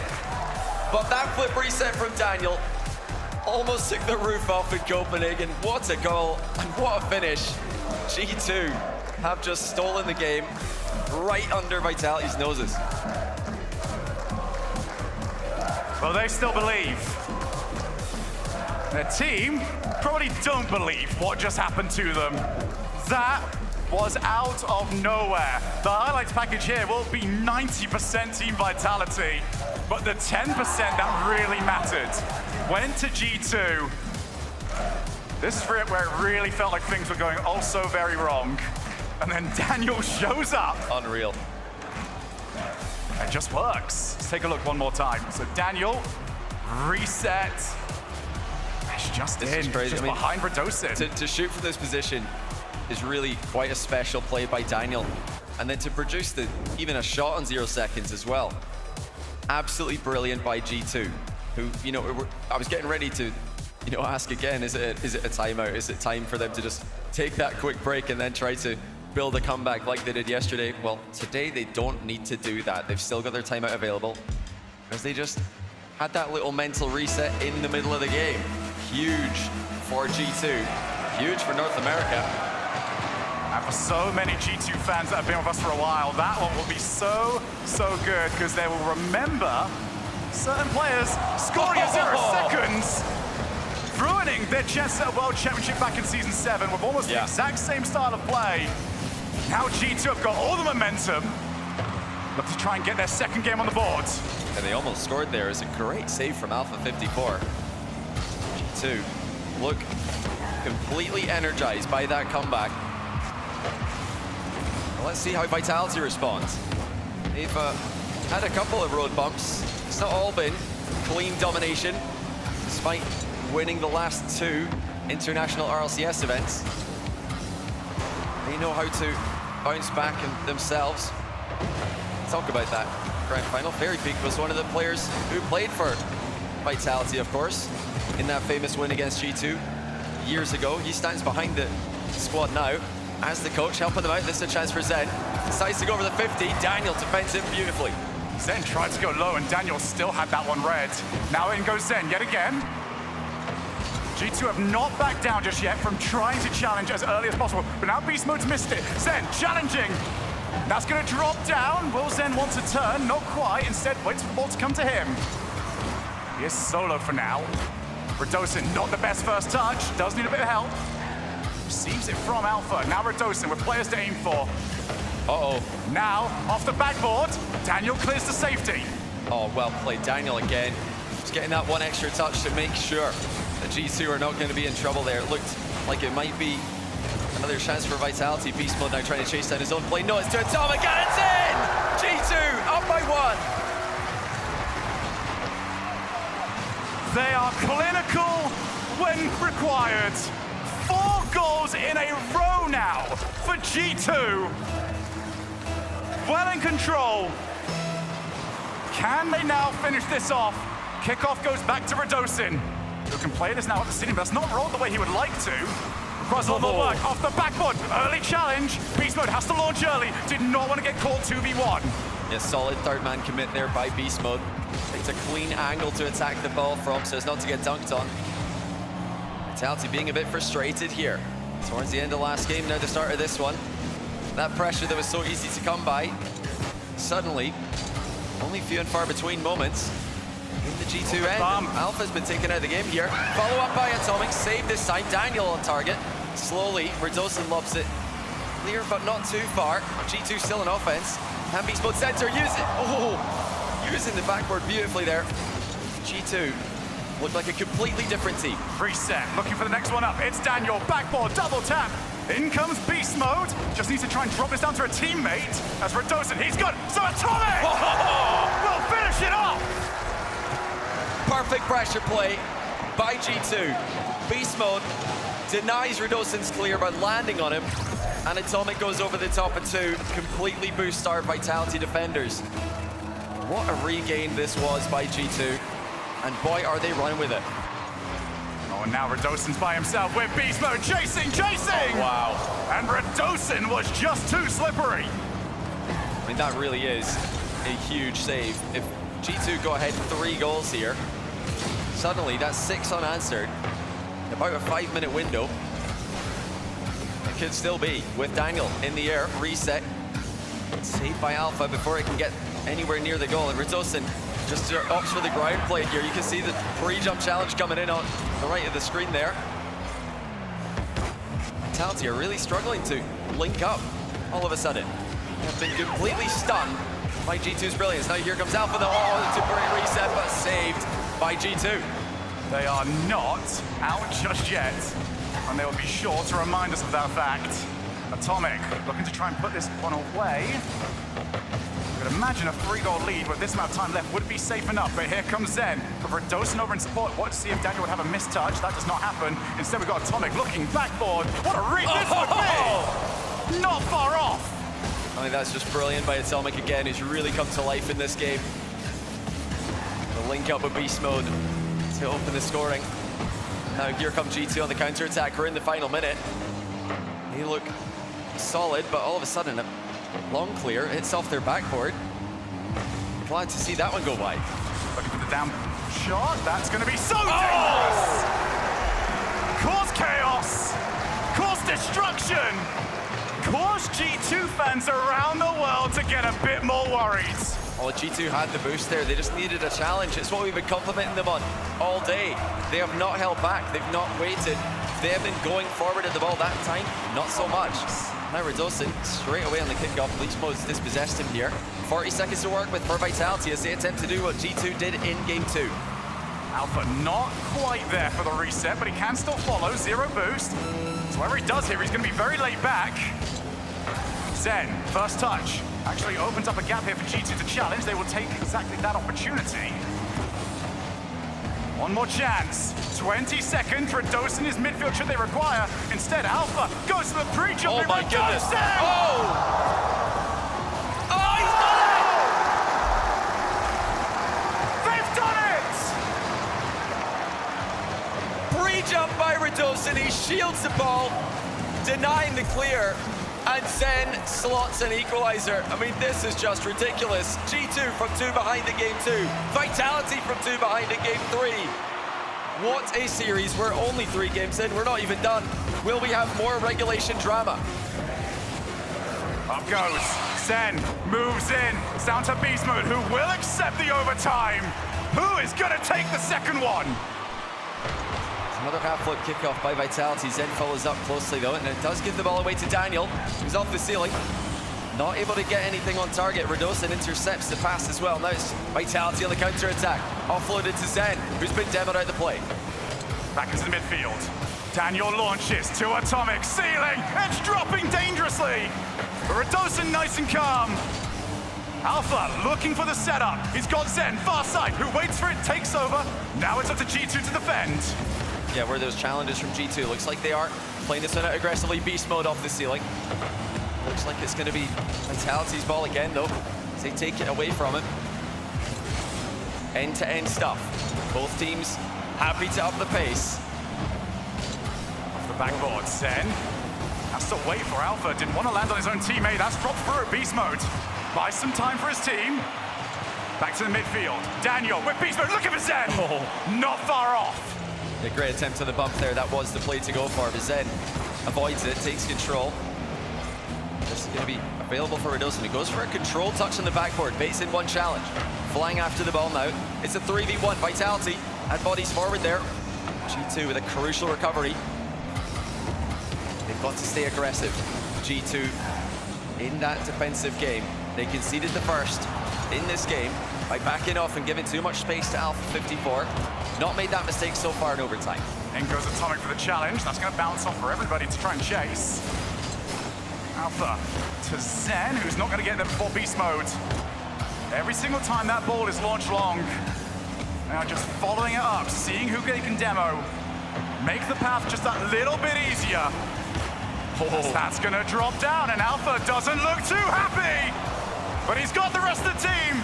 Beast Mode controls, drops it, backboard double, next one up, can't take the shots. Oh, it's so close for G2. The ball just would not fall in front of net. Vitality are scrambling though, not a lot of boost available for them. That's a huge clear to buy them some time. Daniel resets, Beast Mode, straight towards Zen, who has had to just camp over on this backboard for the longest time. This is not where Vitality want their talisman. Beast Mode, off the ceiling, drops down! Oh! It's Atomic!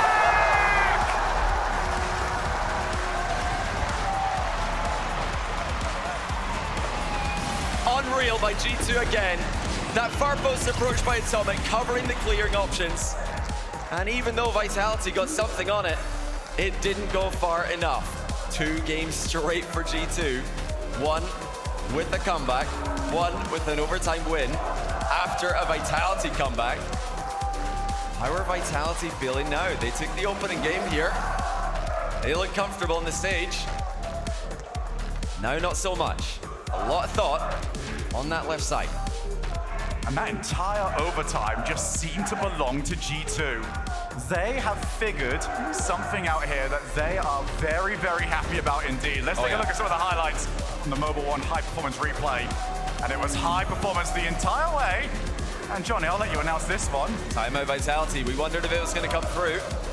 Yes, they were able to take momentum away from G2 in the middle of this game. They were able to come back, but that's still 2 games in a row for G2. Vitality really up against it in that most recent game for the most part. They did well to come back, of course. I mean, that's a great equalizer with just 10 seconds left. There's been a lot of goal mouth scrambles today, Shogun, and Vitality are the victims of the last one. Well, that just sort of feels like how modern Rocket League now is. You are not going to outplay an entire team and score off it. You usually, the best you can hope for is outplay them and force everyone to panic. And then see, all right, who's next one up? Can we get this over the goal line? The defenses of both these teams, goal line especially, is astronomical. And it is now up to the brand new coach of Vitality, Fairy Peak. One of those stars on that jersey belongs to him.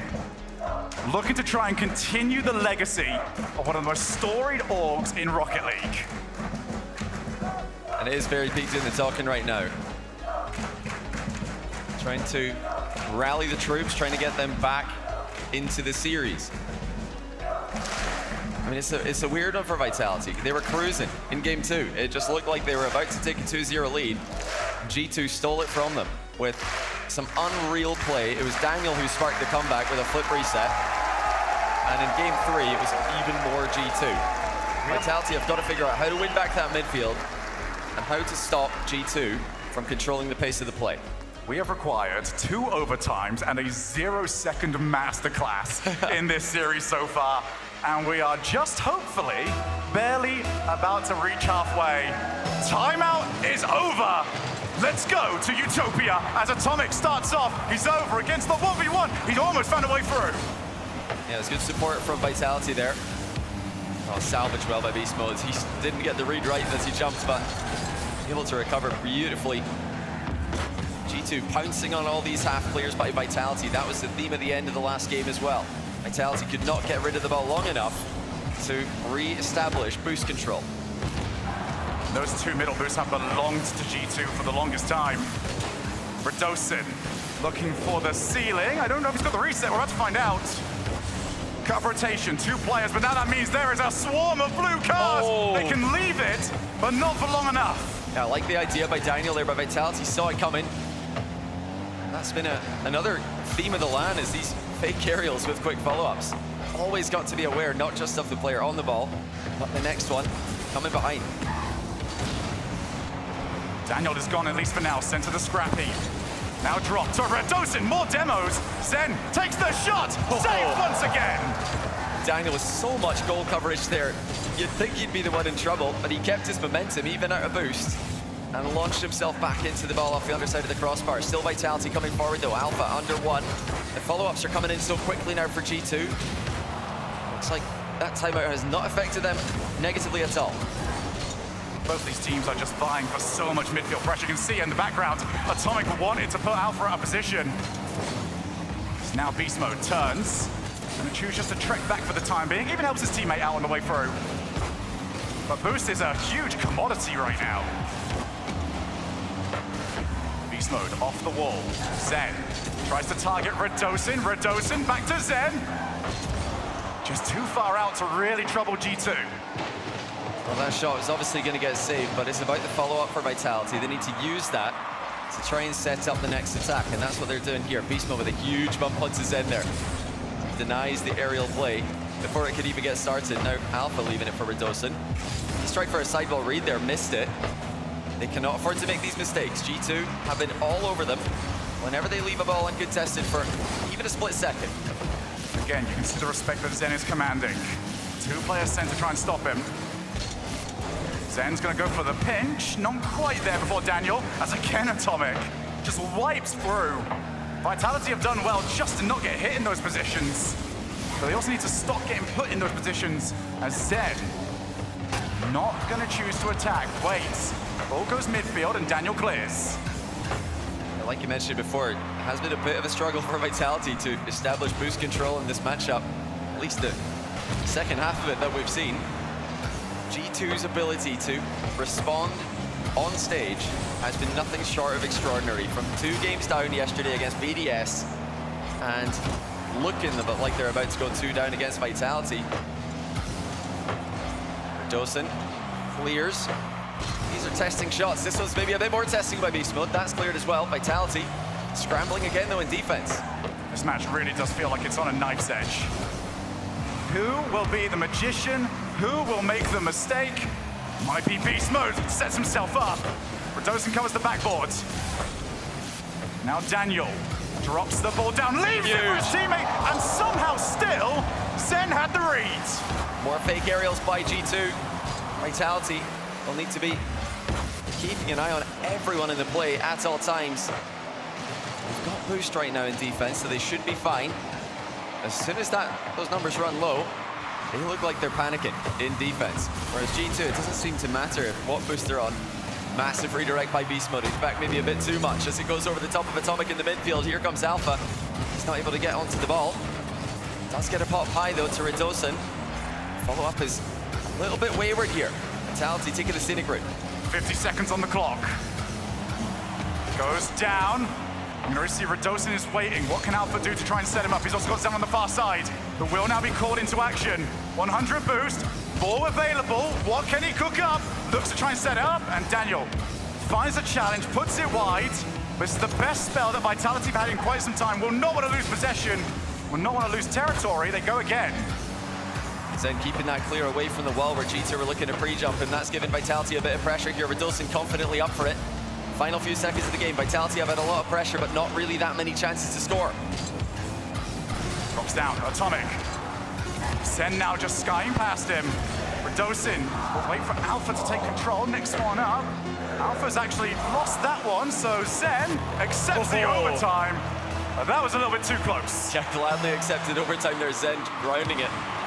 And now he'll be first to make a play on the ball in overtime. Stealing interception by Daniel, controlled well to the backboard. No mistakes allowed here from Atomic. Needs to find a bit of a gap.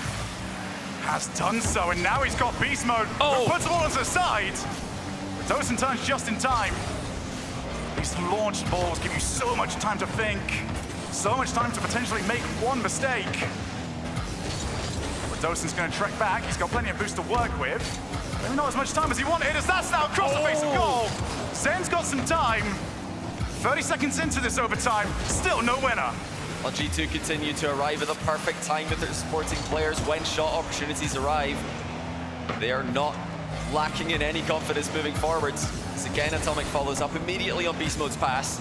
Now off the side while Daniel taking his time. No immediate challenge coming through. Back post pass intercepted. Back pass this time for Beast Mode.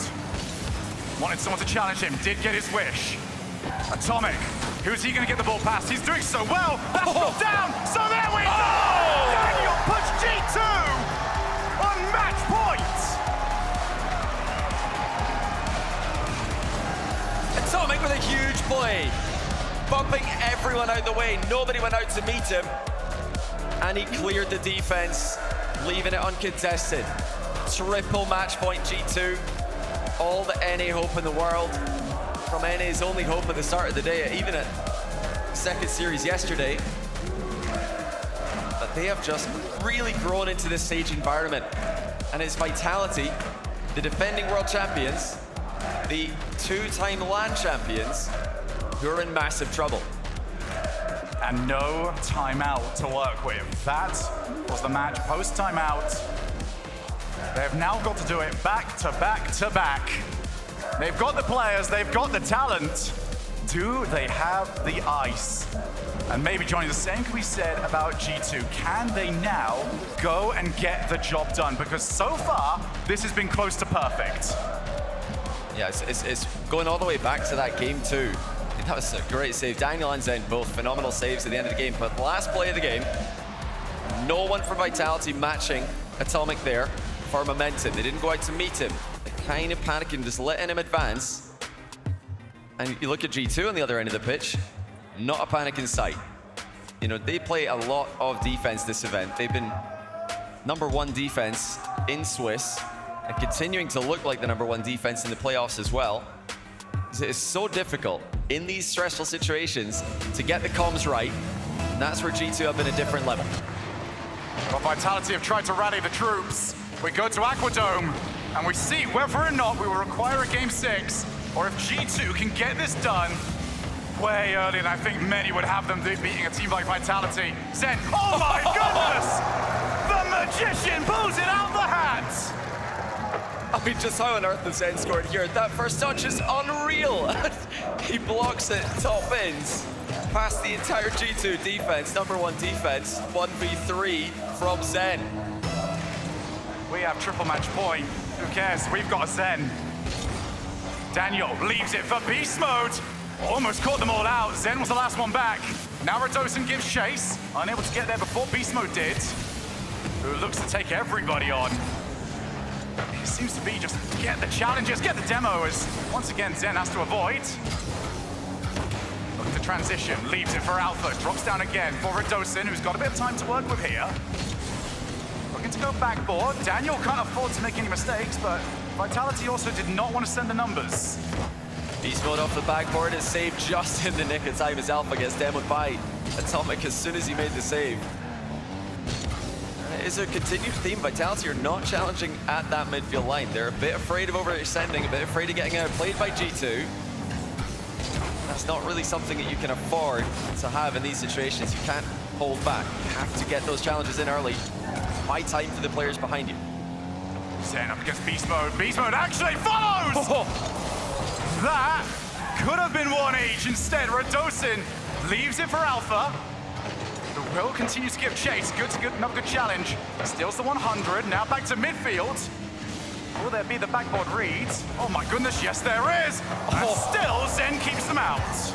It's still shocking to see Vitality letting a ball come through. They're not reading these clears by G2 very well right now. G2 might be down 1-0. They are still the team are making more progress easily when it comes to territory. Beast mode delays. Gonna go up yet again. He's got chaos at the moment on Vitality. He's got some bumps, but he doesn't have any support. G2 did not want to bite at that. It's Alpha. This is so awkward. He's done well. Oh my goodness. My goodness, just an air raid happening. Is there anyone left at the pitch there? Vitality. G2 trading demos, now double reset. Daniel continues to air dribble dunk it. Atomic's also committed beast mode, has to be careful. And he is. Solid 50 and a continuation as well from beast mode to give his teammates time to get back. Drop down there for Daniel. Looking to try and even us the back up. He's got Atomic far side.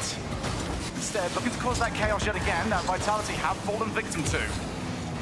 Back midfield, Alpha gets the ball up. Just gonna chase. No real reason to send the house just yet for Vitality, unless there is a clear-cut opportunity. There's still a bit of hesitation with their challenges, Vitality. They're lacking momentum in a lot of these exchanges, having to grind to a halt like Zen is here. Of course, that makes it a little bit trickier to be flexible, to cover more than one angle. Can't turn on the spot in Rocket League. You've got to drive in a circle. Atomic again, tried to replicate what he did at the end of last game. This time, Vitality were privy to it. You're seeing the issues that is causing. The fact they have been so slow means that they are more vulnerable to these demo plays. Beast mode, he's got two coming after him. Atomic almost got demoed straight off the respawn. That would have been very tilting. Zen off the wall. Like any other time, Vitality might have had a look at continuing to press that advantage. For now, they'll happily just take the time off the clock. Yeah, still 90 seconds for G2. They were able to produce 2 late goals in the second game this series to completely steal momentum. Can they stop Radosin? Yes, they can. Recovery challenged by Atomic. Now you've got Daniel on the ball. He seems to be glued to it right now as he's locked in. Beast mode. Air dribbling forward. Bumps Alpha out the way. Radosin comes in. Takes away the ball. Zen ends up missing it, and now Vitality struggling to try and find out who's supposed to take it.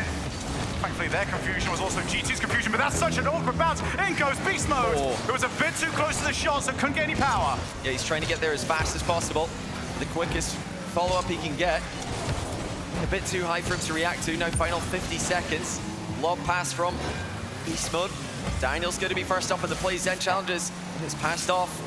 Still, no goal for G2, and they didn't get a regulation goal in the last game either. It's been low scoring. Vitality tried to mount the comeback. In field for Atomic, couldn't find the target. 30 seconds. Vitality have to hold this or they are eliminated. Beast Mode goes low, takes the challenge. That is not on target, but they are running out of time. That's a huge challenge by Vitality as the clock ticks down. Final 10 seconds approaching. G2 have had all the offense. Vitality have defended bravely, still holding on to that 1-goal lead. Can they cross the finish line? Beast Mode for Atomic. Atomic can't get there. Everyone's faking out. Daniel out there for Atomic. Not enough power. Vitality have stabilized. But that didn't look comfortable. That did not look comfortable. A lot of defense for Vitality there. I mean, if that's the game plan that they've gone for, then it definitely worked out. Let's just sit in defense, and then at some point Zen's gonna 1v3 G2's best defense in the world. I mean, fair play to them. It's a plan. It's certainly fair play, but some sort of idea. I mean, it's not the way modern Rocket League is played, really. Only 2 shots for Vitality. G2 had all the pressure. 10 shots to their name. 11 shots to their name, in fact. Vitality got the one that counted, and it was a worldie by Zen. I mean, that first touch is disgusting. You can see just how close G2 came. Not quite towards Beast Mode. Atomic didn't quite have enough to get it past 2 launching defenders. You can tell now why the Vitality fans have been so nervy, because it is a nervy series. I mean, they look nervous now. Vitality had to defend for almost 5 minutes in that game. And it's not nice when G2 are swarming around you, grabbing all the boosts in the midfield, and you're left to just your pads around your goal area, fighting for the back corners. But Vitality got the dub. They send us into game 6 as one of the best playoffs that we've ever seen in the history of Rocket League continues. Atomic to the far side. Just has a faking Zen just in front of him. Are we going to Champions Field yet again? Or has Daniel got something to say about it? Up comes Beast Mode. Zen there just in time. That was a double commit from Vitality, and not a good one, not a quality double commit. But you're covered in different angles. They're both covered in the same shot there. That's just the aura that Daniel's got now. Beast Mode, center ball, no one there for G2. I think that G2 have had more flip resets this game than Vitality have had touches on the ball. Up we go yet again. Atomic, ceiling reset. Daniel far side, he might go the whole way by himself. Redosin goes to meet him. This is where Vitality have played their entire series, and now they are vulnerable to bumps and demos yet again. And that leaves the shot for Atomic. G2 strategy strikes again. Perfection with a finish. Zen's clear goes nowhere, and Atomic gets it on the right side of the post. It was the inaccuracy with their shooting that plagued them through a lot of the Swiss stage. They have had no problems slotting shots in the semi-finals. So now Vitality have got to change up what we're seeing, because Daniel's moving in. Looks for the second. Zen pops the ball over the top. Beast Mode and Daniel both trying to chase back, as Zen narrowly doesn't hit Daniel. Still looking for more players. Vitality will not want to give up this territory. It's been so rare that they've had opportunities for themselves, and that one is going to hurt to see fly over their heads. All momentum has been G2's ever since that Game 2 comeback. It makes you wonder, even though it was Vitality winning for most of that game, would it have been smart to call a timeout there and try to stop this momentum early? Because G2 have been relentless. Vitality, again, on the back foot, this time with a goal disadvantage. We asked earlier on who's going to step up for G2. Daniel did. It's almost a rhetorical question with Zen on the pitch. Who's going to step up for Vitality? Here he comes again, and he does it again! He will drag G2 kicking and screaming out of this tournament if he has to. G2 won, Vitality won. They just won't go away. I mean, Zen is just something else in these games. These goals are insane to witness. G2 have looked like the best team. We keep saying it.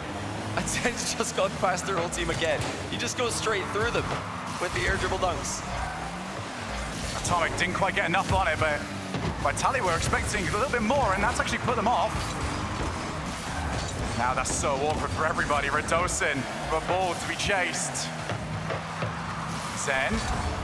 Alpha's not gonna get there, so now some time for Beast Mode to work with. Tries to get past everybody.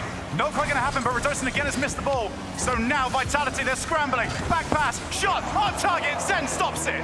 Vitality have absolutely no boost. Pre-jump by Beast Mode. They're trying to get the ball up high where Vitality can't follow, but back corner spawn for Alpha 54 there. And he used it to make a play on the ball, but not for long. G2 coming forward again. Radosin's one that has the most of it, and thankfully he's the one on the ball. So now we pop out to the midfield. Huge launch in from Alpha. He's gonna be so laid back. Oh, and it's so difficult. Zen controls the ball opposite side of the field. Well, he was gonna go for a pinch clear there, decided not to, because it was going straight to a G2 player. Now Vitality have got some offense of their own. Zen's goal seems to have brought some life back into them. Definitely brought some life into Zen. He's starting to dominate. Radosin, shot saved by Atomic. And Alpha and Zen deciding not to go forwards. Alpha would have liked to have just popped that to himself, ends up getting hit out of the way, so now he's going to follow anyway. Well, Zen just infield, no, fakes it out. Just a lack of confidence to launch forward here from Vitality. That is a difficult ball to play. Alpha now moves in. And Atomic, he's made a complete mess of it! Oh my goodness! But the bump was the best thing that happened to him. Oh, now Beast Mode the other way. He's here dribbling over one, denied by Zen, who has been a total menace to G2. Here now a loose ball for G2 to work with. Again, Zen pops it into the middle, but towards a teammate. Atomic's miss at the other end almost cost G2 the easiest goal Vitality would have scored this series. Daniel, that is sublime control. Up to the wall, Zen up against him. Now can try and chase on through. Radosin doesn't really get challenged. Now Alpha, opposite side of the field. Backboard, double tap. No, he couldn't shoot it, so he leaves it for a teammate. That's still in a dangerous spot, but Zen refuses to go. Realized it might be too risky. This is one of the best spells to play Vitality have had in a while. Can they make good on it and send us into game 7? Final 35 seconds on G2 in defense. Zen drops it down to Alpha! 2-1 Vitality!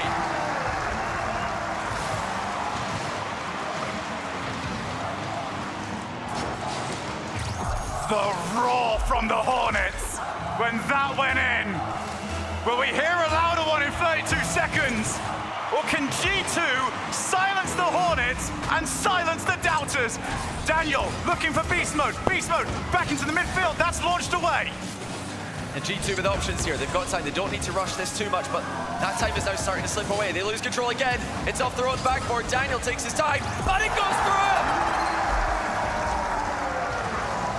Radosin scores as well!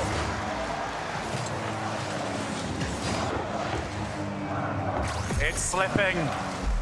G2 had it in their grasp. Triple match point. They've got to get something off this kickoff, or the detour through Neo Tokyo will arrive at its final destination at Champions Field. Well, they need to get a shot on target here. It doesn't look like one's gonna come. That'll do it for Vitality. Unbelievable. Just when you thought you'd seen it all, we have a game 7 on the horizon. Champions Field, here we come. And Vitality, for the first time for either of these teams, has won a game by more than one. I mean, just how much can one player do? Zen scoring the only goal to win game 5, scoring the equalizer in game 6, making 4 saves at the other end of the pitch as well. I mean, just an unreal performance. I'm very curious. G2 still have their timeout. Oh, it has to be. Sure, has to be called. And there's confirmation. Confirmation, timeout G2.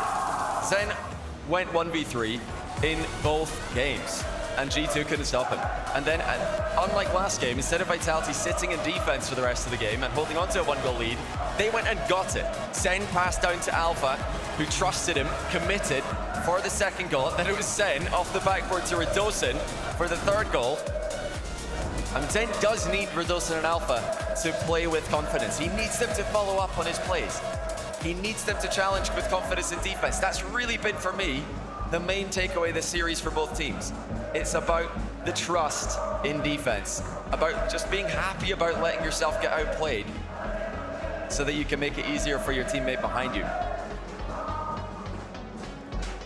A timeout called as everyone just settles down. 6 games has been unable to get rid of this tie. So we go to one more. We go to the place where champions are made, where we settle the tie, settle the differences, and settle whether it'll be NA in the grand finals or an all-EU affair. Copenhagen, are you ready? I think they're getting ready, Sean. They are certainly warming themselves up. They're building up to something here. What is Sathu telling the team? Very Big was not able to immediately get the result that he wanted after timeout earlier. What will it be for G2? They've got other playstyles to go for. They could stack the defense, but I don't think that's what's going to happen. I think they're going to send the house. We don't need to wait anymore. Let's find out. 5 minutes to see who goes to the Copenhagen Major Finals. Will it be heroes or villains? Go off the backboard immediately. There's already a whiff. Vitality, the last thing they need is to be stuck in their own side of the field like they have been for so long in this series. Daniel controls and instantly met by Alpha. I don't think we're going to see much of a game plan change from G2 here. I think what they've been doing has been working. They're just trying to maybe psych out Vitality with this timeout, make them overthink, try and figure out an adjustment that isn't even happening. Vitality are not holding back either. Both teams now trying to bring their best to game 7. Drops down for Atomic. He's going to try and give chase. Alpha does well, can follow as well. Only as far as Daniel, who will stay on this play. It's all about getting those small wins. You get past 1, maybe you can get past 2. Get a little bit of breathing room. As actually G2 are tying themselves up a little bit here. Cannot afford to give Vitality an easy way in. No boost ran out for G2 in defense, but it also ran out for Vitality on offense there, so G2 were able to get away without too much of a scare. Now here comes Zed. He has been more than a problem in the last 2 games. And even with an early challenge for Beast Mode, he's still finding a way through to weave his way through defenders. Alpha 54 denied as he was about to get a flip reset. G2 doing well so far. Stop Vitality's chances. And Alpha straight into the path of Atomic. He's out of boost. Vitality won't know that, however. They just know that they've got somebody charging them down. So drop out to Beast Mode. Radosin looks to get there. Zen also on the backboard. They clear to the far side, so Daniel has to just cut across. 3 minutes left. Oh, bump taken. It's on the goal line. Oh, but not for long enough. oh, that has to have a follow-up, you feel, for G2. Oh, their last player wasn't close enough. It was absolutely wide open for about a second. And now here comes Vitality the other way. Follow-up dive from Zen. He didn't have a lot of boost, just wanted to put a 50 in. Approaching half-time, G2 looking to get a chance on net. There it is, it's Radosin, chased into the goal. Has to come up huge. Oh, what a save by Radosin. He was 2v1, and the 1 was the one in control. Beast Mode, over to the wall. Atomic beats the ball by Zen, who can control. Reset, tries to go by himself. But even that was asking a little bit too much. But Vitality have got themselves in a good position. Out midfield, Zen is cutting rotation and getting access to those 2 mid boosts so often. G2 just got to find some breathing room. Yeah, great backboard coverage by Daniel. Here dribbles it clear to the midfield. Atomic popped it high for a start. Man, your Beast Mode bounces on the play. Alpha immediately up in defense. 2 minutes on the clock, still scoreless in game 7. So tentative from both sides. Neither of them want to launch the house. They know that could be the end of their major. Radosin just down the line. Gonna try and see if he can get any demos, but met on the way to it, so we go backboard for Zen. And Beast Mode knows better than give him that. Yeah, Zen was boostless following it up, but Beast Mode can't take any risks. Now it's Alpha, half volley off the back corner while Beast Mode sidewall double attempt, fakes it out. Zen there to read it. 90 seconds of the clock. Vitality and G2 looking to go the distance. No goals so far. To the wall. Atomic has support. Daniel tried to get the ball over to him. So in goes Atomic. Redosin avoids getting bumped. Zen looking from the wall. This is so scrappy from both teams. But of course it's going to be everybody's on the line. Daniel did take the shot. Fakes out one. Tries to set up Beastman. Oh my goodness! The post-save Vitality.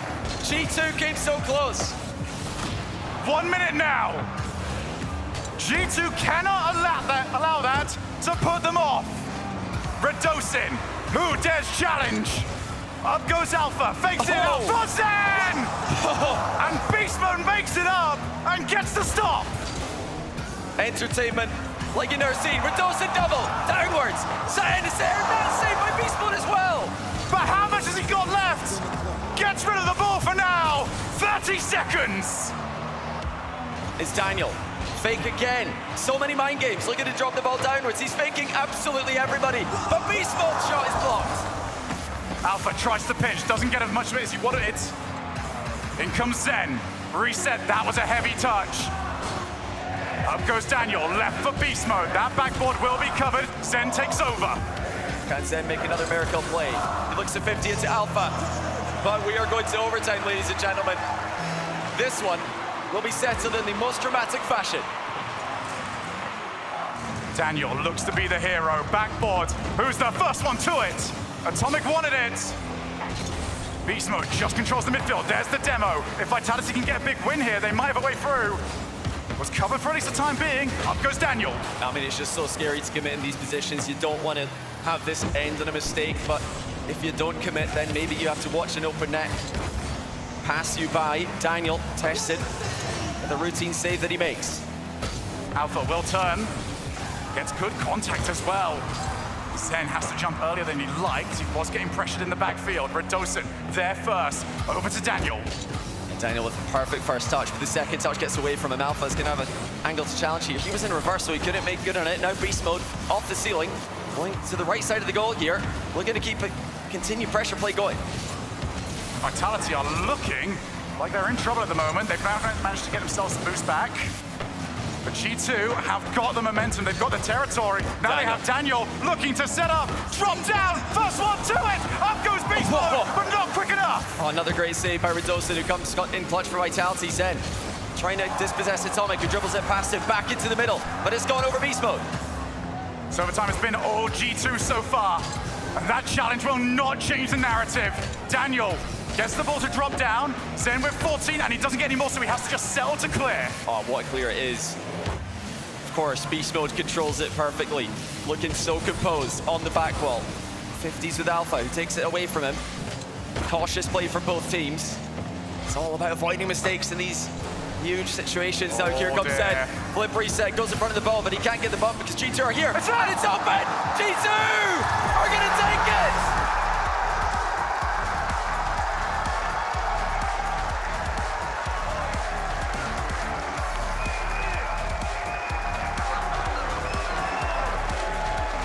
We are guaranteed an NA versus EU Grand Final. The world champions are eliminated. G2 march on. Oh, what a series. Just when you think these playoffs can't get any better, we get another Game 7 OT. Unreal. By G2 and Vitality. As G2 march on, NA's last hope. Take out EU's defending champions. And you can tell how much it means to them.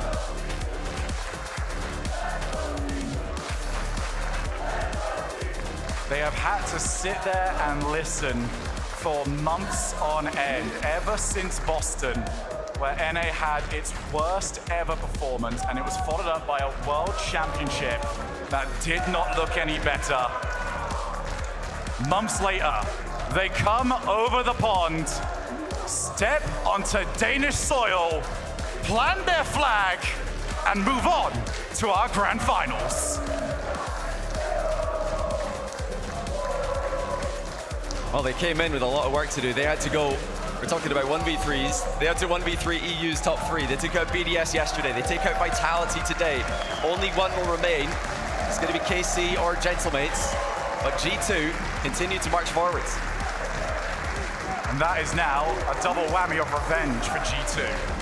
Season 7 Grand Final has been avenged.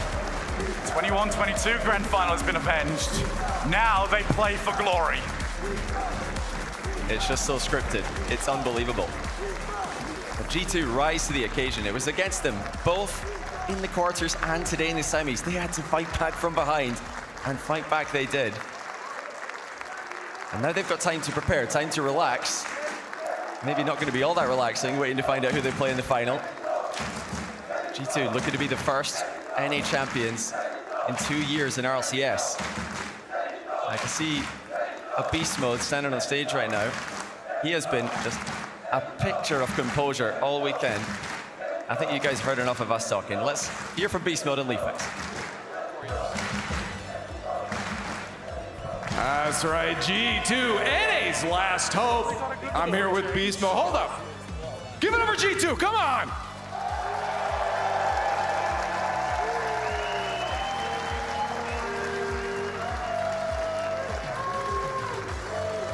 Where do we even start?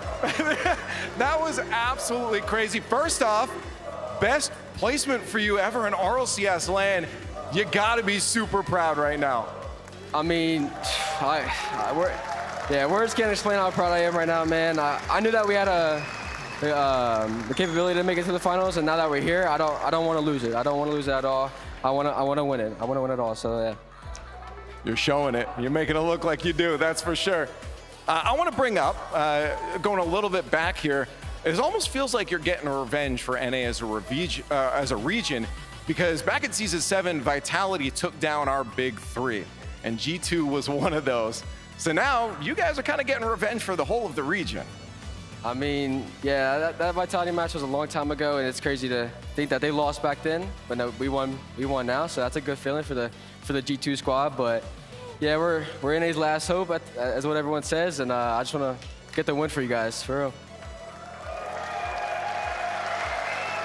Do you feel any pressure? Do you think about that you are NA's last hope? Yeah, a little bit. Obviously, I want to do good for our region. I want to put a good placement for our region. So there definitely is a little bit of pressure, but at the end of the day, you know, you can't really focus on that. You got to take game by game every single day. So yeah. I want to focus on a couple moments. I mean, you guys had a couple turnaround times. One there at the end, we all freaked out, was you guys had a sick play. 1 minute left before that overtime started, hit the post and out. You obviously don't have a lot of time to think about that. What goes through your head in a moment like that, though? I mean, like, dang, I wish I would have scored that. That's all I gotta say. For like, I mean, I had a lot of almost crazy shots, like almost a crazy lot of flipper sets off the ceiling and stuff like that. I wish someone would. So I wish some would have went in, but at the end of the day, you can't really think about that mid-game. So. I want to also point out, I know we're going to be, as you said, talking to you in the winners finals, as you said, but for now, I still want you to be able to have a moment, because I know you got family and everyone supporting you. You've been loving the support from the EU crowd as well. I want to give you another chance to just say your thanks to everyone, because it's really cool. I mean, yeah, first of all, thank you to God, my family, thank you. And thank you to every single one of you, man, for real. Without you guys, this would not be possible. You guys, yeah. Nah, I'm serious though. Truly from my heart, thanking each and every one of you, and you guys watching on the screen too, man. Without you guys, literally none of us would be able to do what we do. So thank you very much, for real. It's electric right now. Give it up one more time for Beast Mode and G2. After all the talk of Rocket League being a one-region game, a second region has shown up. They will be in the finals. North America versus Europe will be our grands. It's just a matter of who G2's facing. They get to wait to find out who they're playing. This is one of the greatest tournaments we have ever had. We're having game sevens all over the place. G2, the last hope of North America. They pull it off against Vitality. Teammates, you were right. Go for it. Listen, I mean, I'm not right just yet. They got to win one more match. That's But true, I'll tell you that's this, true. getting by Vitality, the reigning world champions, it wasn't easy. They went up 3-1, but then Zen and them boys just punched right back at them. You know the meme of sort of going through the different doors of the Grim Reaper? I feel like that's what G2 are doing right now, except behind the doors is each of their nightmares, each of their tough previous history. They've done it to Vitality, done it to BDS, and now who knows what's next for them. But the clutch factor, we got to talk about it with G2. Games 2, 3, and 4 were so incredibly close, and G2 got all of those wins, and they needed all of them to make it to Champions Field and get the win there. The ice was in their veins today. They won every game on a buzzer beater or an overtime goal. Incredible performance there, and it was so good to hear from Beast Mode as well. This win cements him with his best placement ever at a tournament, and he's not thinking about it. He wants the title. And that was my question. Are they LAN players? This is Beast Mode Daniel and teammates. They are LAN players. They are here. They are ready. Thank you, and G2, again, the clutches, the 0-second goal right there by Atomic. And then just after a comeback as well. They were 2 down before then. Exactly. Overtimes and overtimes in G2. Huge, huge moments. Huge moments. That game 2 really defined the series because G2 Stride, they needed that. They were down 0-2 and then they scored 3. Bang, bang, bang. They won every single overtime, I believe, in this series. Clutch personified, and that's what they needed to beat a Zen, who's just dunking on them every single time he had the ball. Back-to-back hole. Yeah, Zen was brilliant. I mean, every time it seemed that G2 were going to come away, suddenly he'd come up with something, usually a dunk, occasionally some sort of crazy flip reset. We all know what he's capable of, but Team Vitality, it was a solid performance at the end. You know, there was hugs all around, but this chance there from Beast Mode, when that happened, I thought that G2 didn't stand a chance. Right there, just an overcommit by Alpha, leaves the door open, and sometimes that's how these games will end. You want to win so badly, you push up at the wrong time, and G2 capitalized. And listen, in that moment, Alpha might have pushed up because Zen had the space to really make a great play. I know me and DeMar like it's over. We thought Zen with the ball that much time, that much space. You've seen him, he already did about 3 times in that series. But Alpha pushed up, Zen didn't do it for once, and then it came back to bite by Vitality. It's Coach Rettles, before we came on first touch, he was saying if G2 can keep their discipline, they will be able to beat Team Vitality. In an OT like that, if the opposition are the ones who overcommit, you've kept your discipline. And here we go again, G2's defense, a lot of overtimes. They are so incredibly good. The #1 defense here, it was all about will they be able to shoot? And they shot throughout this series, and that got them the win. There were so many times we saw like 1, 2, 3 from Vitality. Save. They would have to get 7 shots before they could get a goal, it seemed. Wait, you're saying layers? All like game 7, layers, got every single time. Vitality threw the house in the kitchen sink, all at them within that last minute, but somehow G2 stayed alive to push it into OT Gibbs. And now we're guaranteed a new LAN champion. Vitality back-to-back LAN champions are gone. Zen has finally lost an RLCS LAN, and G2 North America did it to him. It's huge. Like, this entire tournament has been great because of the close matches, but also the regional battles. We all thought maybe it's just gonna be Europe again, walking over everyone. No, the entire top 8 is so incredibly close, and G2 and NA, they're back into the finals. It's great to see. Vitality might be out, Gibbs. Farah is not. What I was thinking. Final That's the true boss. streak. Still around, folks. We've got 2 more matches to play before the day is over.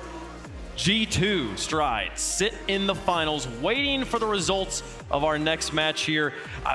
Gibbs, are you taking G2 over the field at this point? I don't know. Like, I'm tied for first in predictions because of G2. I finally picked him and I got one. I don't know. Like, I'm predicting a Champions Field. I'll say that. I'll say that. Like, in the finals, I think we've earned it. We already had 3 out of our 5 matches go to Champions Field, and this crowd deserves it as well. This crowd is loving every single minute of this. But now we're going up. EU, the 2 best in the EU lay at this point. We got the Gentlemates, #1 seed through Swiss, and of course K-Corp, the favorites of the tournament. It's going to be a battle. It's going to be a big one here. Man, Cole, who you got? I've got Carmine Corp. They've been winning in EU all season for a reason. I don't think they're the sorts of players that we can all agree on this. They're going to go, oh my goodness, it's a LAN. I'm going to suddenly go into my shell. I'm right. I'm really scared. Oh, we're talking about in the finals? I was talking about the semi first. Okay, so we think it's going to be Carmine Corp getting in there. But okay, in that case, to answer that question. You just saw from G2? KC, they go above it. Really? KC trump even that. Even if it does get to game 7, I'm not going to be predicting G2 to beat Carmine Corp. They have something about them. Rise and Vatira. Ato's going to score a 0-second bouncer. Who knows what's going on? We'll see. I don't believe just yet. We'll see, folks. We've got one more semifinal, though, to get through before we get to the Grands. G2, they've earned themselves a break. They'll be watching, though, as we get through our next match. We're going to take a quick one here, though, folks. When we come back, the tournament favorites take to the stage against the surprise of the event. Both teams with magical runs so far, but only one can continue. It's Karmine Corps versus Gentlemates after this.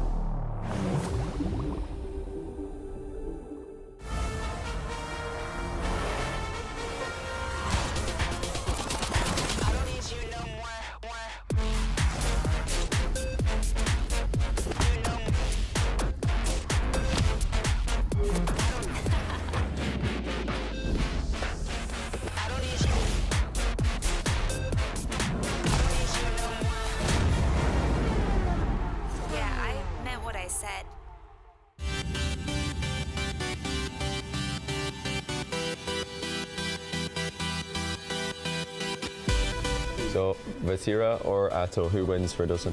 I think Vatira. Vatira.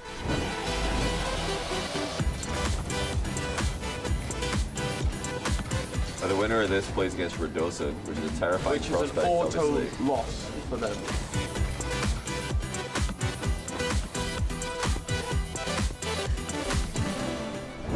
Oh, Atto's actually defending very well. This is a very, very sweaty 1v1. J'ai vraiment raté la balle comme un bozo.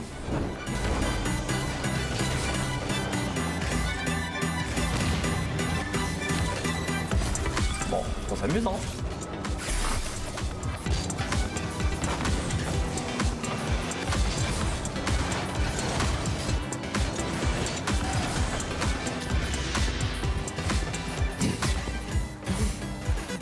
Oh, clean.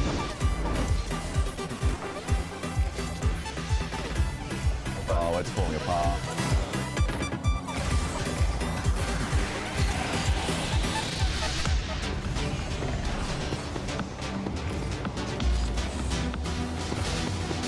It's over. He misses these. Oh, no. Okay, 4 seconds. That overtime.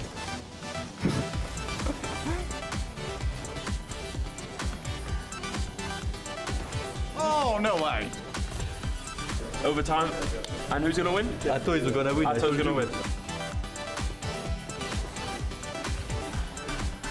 Oh.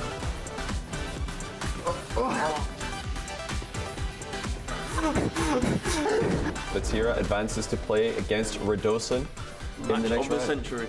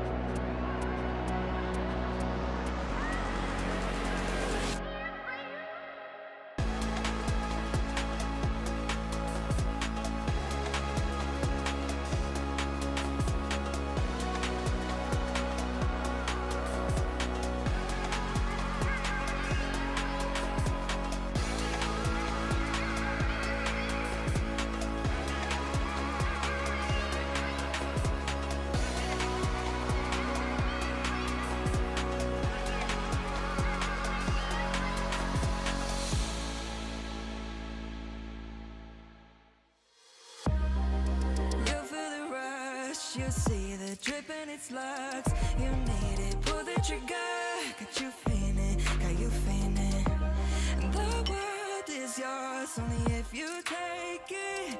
So sign your name in, choose to claim it. You need it in a hurry, you want it in a flash.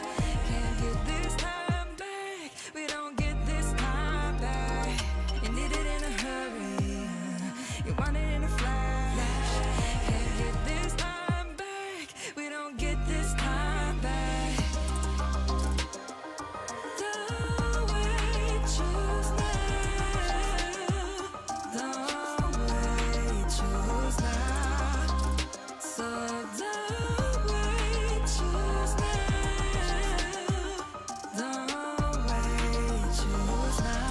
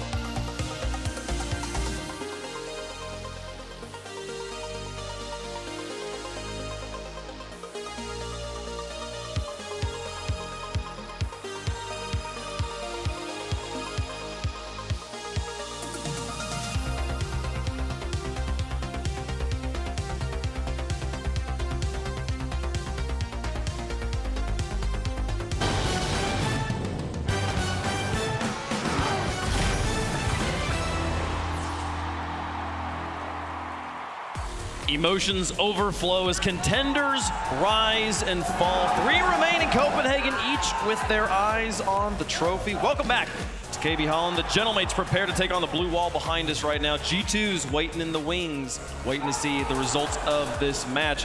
And it's going to be a good one here. Man, it's going to be hard, though, Herc, for them to match the action we just saw Game 7 overtime. Oh, yeah. No, I don't know how you surpass how intense that last series became over time. It's hard because both these teams also did the same thing yesterday. They went to Champions Field and won it. So they've already done it once. Why not do it again? Let's go another Game 7. It's so statistically unlikely at this point. I know, it's like another one? We have to have a sweep at some point, right? And especially after the open qualifiers in both North America and Europe, there was not a lot of Game 7s at all. Yeah. So Well, We'll see. Well, that's just because it wasn't LAN, and also NA's got two really great teams, and got really good teams after that. So the Luminosity and the likes are picking up, and EU, I guess, is. I mean, K-Corp, they did dominate, but they got to do it here. This is the delayed gratification of the consolidation of power within each region, right? Within the regions, there's going to be a bunch of sweeps as that one team just dominates all the rest. But then when they finally all show up in the top 8, oh man, we finally get the games. It's been great. It's been absolutely fantastic. Yeah, it's been pretty incredible stuff here, folks. Again, if you just now joined us, we are 2 matches away from crowning a champion in Copenhagen. Carmine Corp and Alpine about to play. G2 just took down Vitality in, what was that, 4 overtimes, a buzzer beater in a Game 7 OT to advance to the grand finals. Still looking for their first title since Los Angeles 2 seasons ago. And still looking for a first. They'll have to wait a little bit to see if they can get the world title. But this is a good another moment here for G2. We'll see if they get there.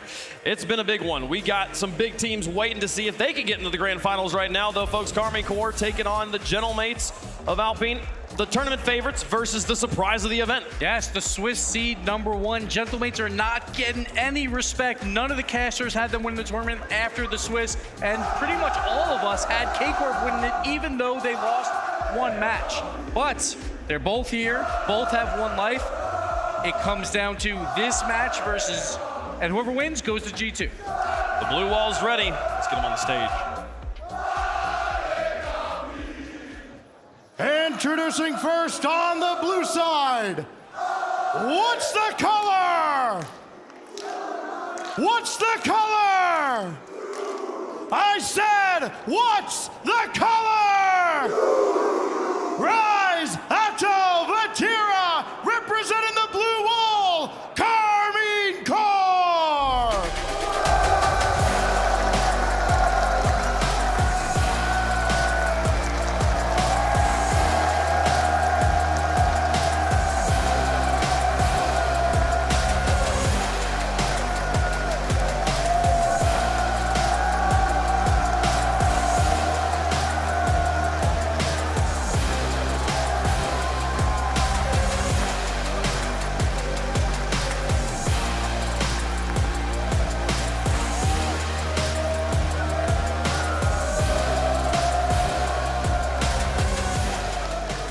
Talk about a team with aura, then look no further than Carmine Corp. Vatira, Rise, named synonymous with greatness in the open era, and now they added this young protege, Atto, who was balling out yesterday, Gibbs, hitting shots we've never seen before in the moments when his team needed him the most. Neo Tokyo's floor will never be the same. The ground pinch overtime winner put them into that Game 7, and they come up victorious.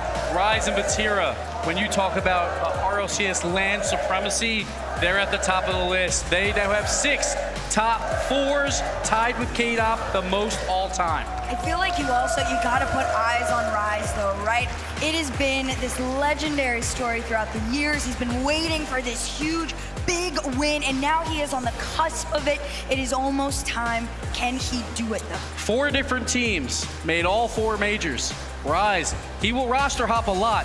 I think he's found his home. I think he has found his home in his cut. He's back with his duo, back with Vatira, the defensive juggernaut of a player, one of the best in the game, and it's because of Rise that Vati has so much space. It's because of that how that Vatira can come up and be so great. You expect him to perform. He wants to make it to another grand final, and Zen's not in his way no more. And he's got ice in his veins. He didn't have the best match versus Falcons, but he had 2 key moments to get victories. That's what Vatira does. Even when he's not at his best, he's still gonna make those game-winning plays.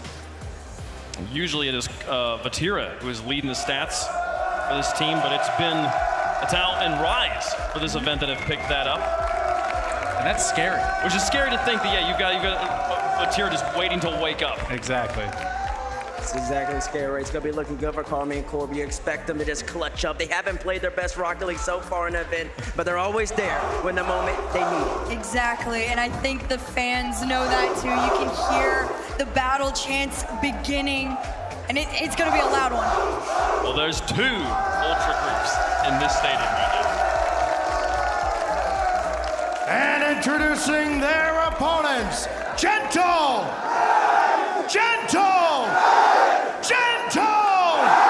Juicy, Itachi, and Seiko, the #1 seed, Gentlemates Alpine!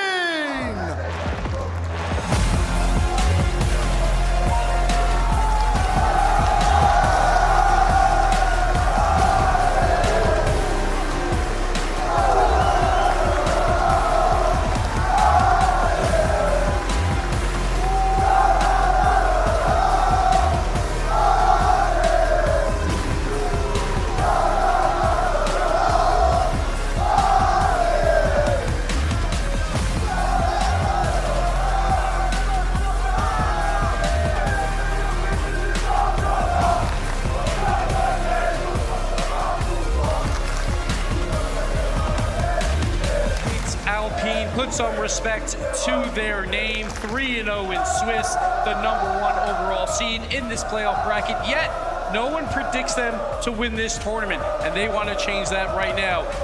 They beat the Falcons 3-0. K-Corp had to play that same team twice and barely made it out alive. Gentlemates have been perfect, the only team here perfect now. Can they do it again? And they touching a man in the middle. He's been so calm, so composed the whole land. He gets a rematch, not a rematch. He gets to go up against Karmine Corp, his former organization, and he's been uncomfortable hurt. He's ready to go. Let's see if he can do it. This is a legend in the making, if he isn't already, but it's just more added on to the fact. But you add in the rest of the squad here. Juicy, he has been having an incredible week. And again, it's like we've all said, they are very, very underrated coming into this matchup. And this is his biggest moment. He was on Moist. It was not a team that was expected to do a lot. He still shined at that World Championship wild card. But this is a bigger story now. Major top 4 versus the favorites. He's got to do it here. We'll see if they can, folks. But I don't know. It's crazy when you look at the stats.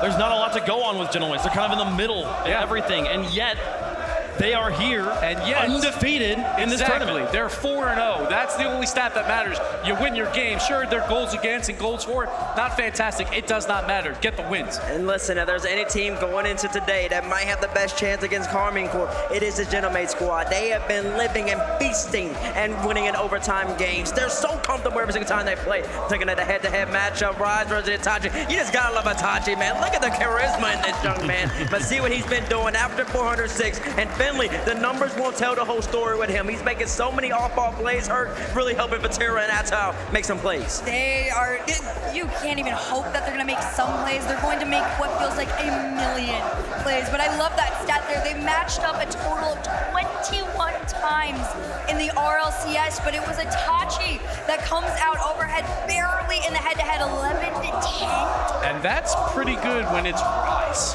Rise wins a lot, but Itachi, he still has his number, but Rise can match it here. There's not many people that have a head-to-head win stat against Rise on anything. Rise currently, if he wins this match, will tie KDOP for most grand final appearances in RLCS lands at 6. So incredible to think about how much shorter his career has been than the legend KDOP, and yet he's trying to tie that stat. And the fact of the matter is, Gibbs, he only started that 2 years ago in LA. That was his first grand final. The man lives in it. He doesn't miss it. He's guaranteed to be in it. And not only that, he's done it with like 20 different players because he just roster hops and makes grand finals. He does not care. Every team he joins, yes, every team he joins, he improves. And we've seen that because he's also got a little rematch here as well with his former teammate. Going up against Seiko, they just split from BDS after making it to a World Championship Grand Final. They went their separate ways. Rise went back for Vatira. Seiko was looking for teammates. He picked up Itachi and Juicy with Coach Eversax, also a former coach of Karmine Corp. So there's a lot of history between these two teams, a lot of rivalries between these two teams, and it's all gonna come down to this one match, one best of 7. Who can take it home? We're gonna find out here. I think before we get into that one though, Fates, we've got a battle that's gotta continue on. What's the battle? Our predictions. Oh, okay, let's get into that then. Let's do it. You did such a good job transitioning us, Herc. How about you just start us off here? Who you got? Oh man, well, I just need everybody to know I did call the G2 matchup, so needed to know me and the coin might be on same side here, but I can't root against them. Talked to Fair this morning at breakfast. You guys are the ones. KC all the way. All right, I'm going to do a Herc impression. I just need everyone to know I am tied for first now in predictions. So I am also going K-Corp. I say put some respect on Gentlemate's name, but I can't do it. I can't. I got to go K-Corp. There's a lot of Gentlemates fans in the crowd, man, and they've been playing so good. Beating Falcons, beating Gen G in 7, but I think there's something special about Karmine Corp. I think there's something special about the Blue Wall, and it's only fitting that the NA1 seed goes up against the EU1 seed in the grand final. Give me Karmine Corp, give me the Blue Wall. That's what I'm gonna roll with right now. Guys, Gentlemates haven't lost. I know. They haven't lost. That's the power of K-Corp. I'm also predicting K-Corp here. They haven't lost though. Like, how can we do? All right. The coin. The coin can save us from this caster curse up here. This is for Karmine Corp. for Karmine Corp, for Gentlemates. We're all ready? We're all ready? Yeah. Oh, it's got us! For Gentlemates! The coin goes to Gentlemates on this one. I think Blue Wall should be happy about that, honestly, because you don't want that curse. You don't want the curse. You don't want the curse. But it's like we just talked about the Rise buff. We just talked about it. This is Farah, the final boss, stands behind him. He hasn't lost in, I feel like, 10 years at this point. I don't know. It feels insurmountable, and yet the Gentlemates continue to do it here. Karmine Corp, the clear favorites of the match by every standard of the imagination, except for maybe volume in the crowd right now, folks. It's time for our second semifinal. Over the past few years, France has become the Rocket League capital of the world. The show's been run by the likes of Team BDS and Team Vitality. But now, the rest of the story. This story is all about becoming #1, not just in France, not just in Europe, but being #1 in the world. In the open qualifiers, it was the Blue Wall. But here in Copenhagen, it's been Gentlemates. Rise and Vatira have reunited as Karmine Corp has assembled an international cast of all-stars. But the Blue Wall will be haunted by the ghosts of their past as Itachi and Eversax look to take down their former comrade. The battle for French supremacy begins now!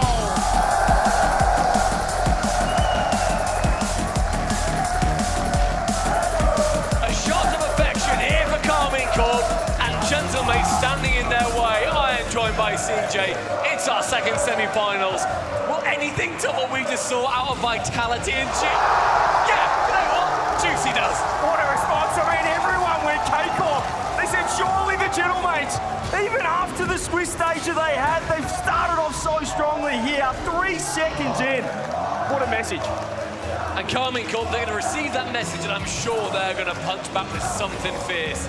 It's going to be Juicy needing to make sure that he doesn't fall to a few of those nerves. And what a start for him to make sure that he doesn't fall to those nerves. Both teams as well yesterday, obviously going to Game 7. Having nerves of steel. Rise talking about it's the best series he's ever seen. Well, I think he's a bit biased because he was in it. A little bit. But Gentlemates as well. I mean, what a series from them against Gen G. It's already 30 seconds in, and that one goal standing so fast, nicely above the crossbar in favour of Gentlemates. We've got the fans right behind us, so whatever comes out of Gentlemates, they're going to be erupting in noise. The other side of the arena, the Karmine Corp Ultras. The Blue Wall, it is a battle in Copenhagen. How good is it? Just two teams, two massive orgs going head-to-head here in the final The viewing parties as well must be going crazy on Twitch. Yeah, shout out to everyone watching back at home, and that just moving wide open here. Itachi's got the second on the board for the Gentlemates. It's a nice little P-roller, and Rise absolutely underestimating where Vatira was. The speed was not there. The speed on the ball went way past him, and Itachi, eyes of an eagle, can send it home. A rare start for K-Corp yesterday. They looked so strong, winning the first 2 games against the Falcons, but today a few early errors. You rarely see those positional mistakes coming out. Itachi, how good was he yesterday in that Gen G series, picking up where he left off, contender for the MVP of the tournament. Bear in mind so far that Karmine have gone unbeaten versus Gentlemates so far this season. Currently sits at 2-0. This, of course, would make it 3-0. And Gentlemates will need to withstand the sheer offense, the best offense that is present in this major.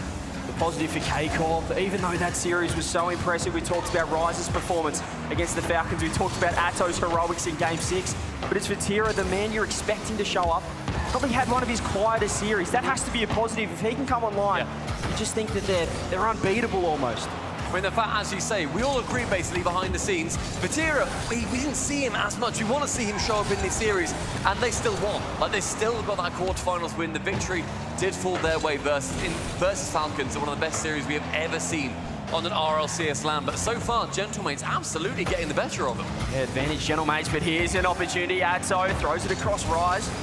Playing that facilitator role, looking for a fake. Vatira wants to get in, but we're just seeing the positioning early. It's a little bit messy. They're opening the door for the Gentlemates on the counter-attack. It's great stoic defense of Gentlemates. They're not worrying too much. They're not diving into every ball. We saw Vitality definitely fall prey to that in the previous series, diving, sending 2 or 3 players to each one. And that opened up for G2, but Gentlemates have kept it incredibly calm. Midfield again, Atto up only 16 boosts with a reset and a lot of ambition. He can get the dunk. It's going to be a relatively decent shot for Juicy to the backboard. Dunk by Vatira, Rise is there! And here on Sunday, he will be showing up. That's more like it for Rise. Just waits for Vatira to get the 50. Juicy, he wanted to get a bit more of that one, and just the placement. Rise, one of the most clinical players we've ever seen on land. Probably the only player that somehow elevates his gameplay tenfold when he gets in front of a crowd in a live setting. It's a great start there. Still a lot of time left, only a goal back. Just 2 minutes remaining, sees Vatira in that back corner. Lead the ball over towards Atto. Vatira is on 0 boost, picks up that 100. And boost has absolutely been the theme of this LAN so far. Whichever team controls the boost, controls the scoring, they control the series and ultimately their own destiny. Itachi into the corner now. Rise just going to meet him in the air. It's a fake again. We saw that from Vatira against Falcons yesterday. Atto to the side. Haycock trying to work this one forward. It is awkward though, Gentlemates. Wouldn't they like one more goal just to give themselves a little bit of breathing room here? Seiko met by Vatira, another 50 coming through. Rise getting bumped in net, throws it forward. Juicy, so much boost to work with. Gentlemates looking comfortable with 90 seconds left. It's good patience, however, from Atto. Just lets Juicy go for a reset. It's not really threatening in the midfield, so why commit boost to it? Rise out to Vatira, 1 up, down for the double, but Itachi blocking away. A great little pip for Atto. Central again, Seiko is going to be diving in, the MVP for Gentlemates yesterday, for a lot of us in the casting room. Vatira wanting to push it down further, but Itachi again blocking him off. And the story of Itachi going from that KC side, being cast aside, and then finding Gentlemates has been something of complete triumph for him. Already as well, the comparison from the series yesterday feels a more tactical affair. You can tell that these two sides have screamed at each other so much back at home in Europe. They've played, as you said, twice in the European Open qualifiers. Here's the flick though. Again, Demo's coming through.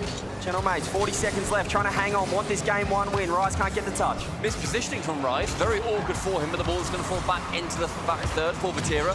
0 boost demo. Again, great demo from Atto, opens it up. Rise there, a smidge too late. Isn't able to get any touch. Atto gets demoed as well. More pressure coming through. Gentlemates just trying to buy all the time they can. The boosters, well, the spawn wasn't great, and the whiffs come through. Vatira's up now, wants one more. Tries to find Juicy, doesn't get the dunk. Completed for going the ball multiple times here at Carmine Court. But the final 10 now ticking down. It's Juicy with control in the Carmine Court back third.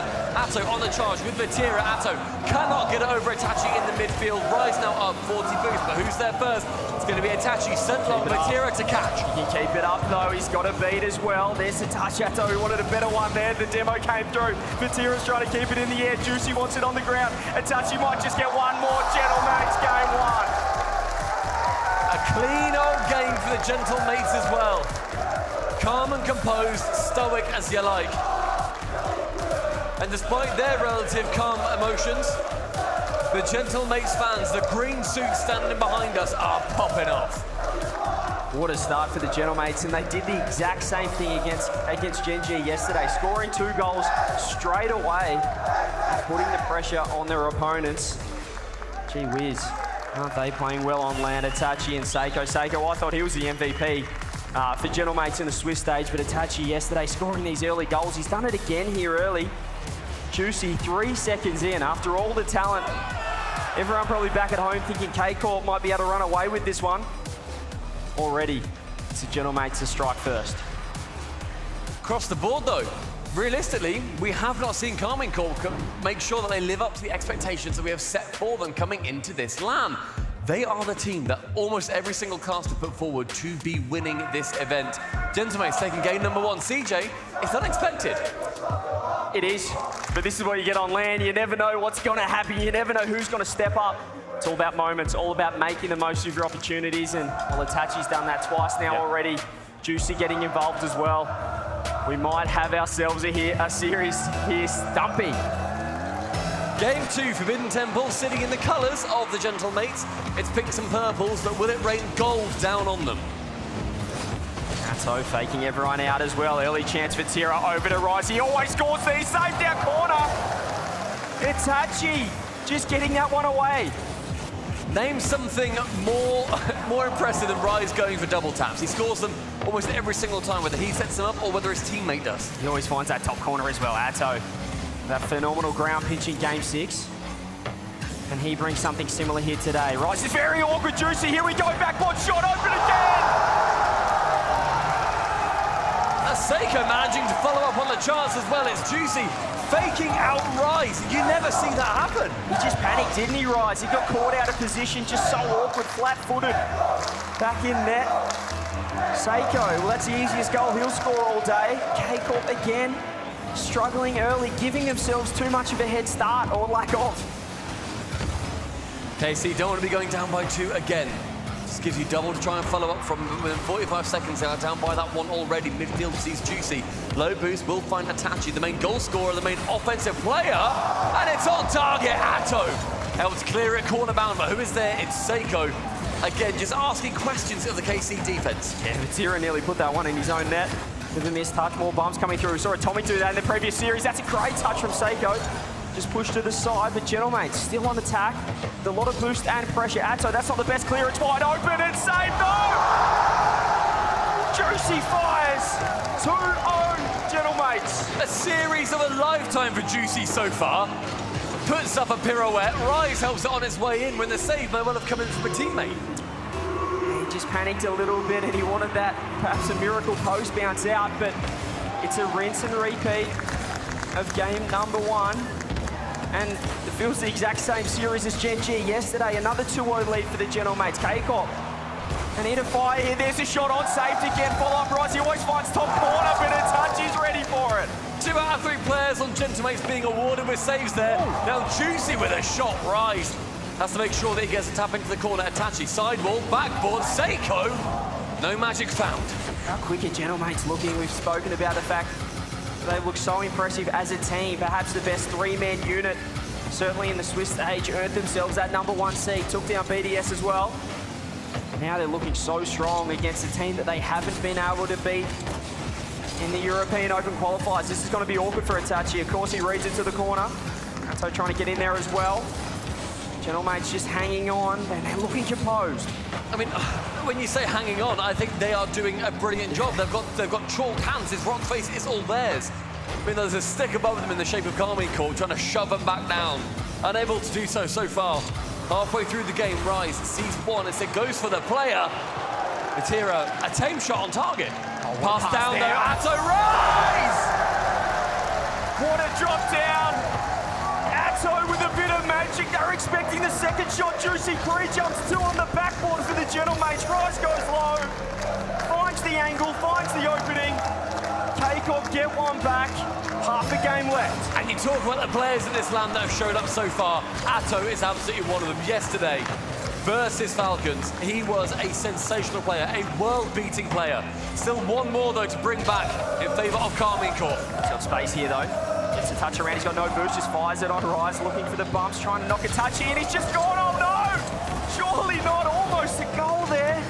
Huge mistake coming through, but K-Corp get away. Here we go, Sealing, he's got a flip, uses it, pass down, Vatira with the clear to the side. Seiko, 100 boost, takes it upstairs.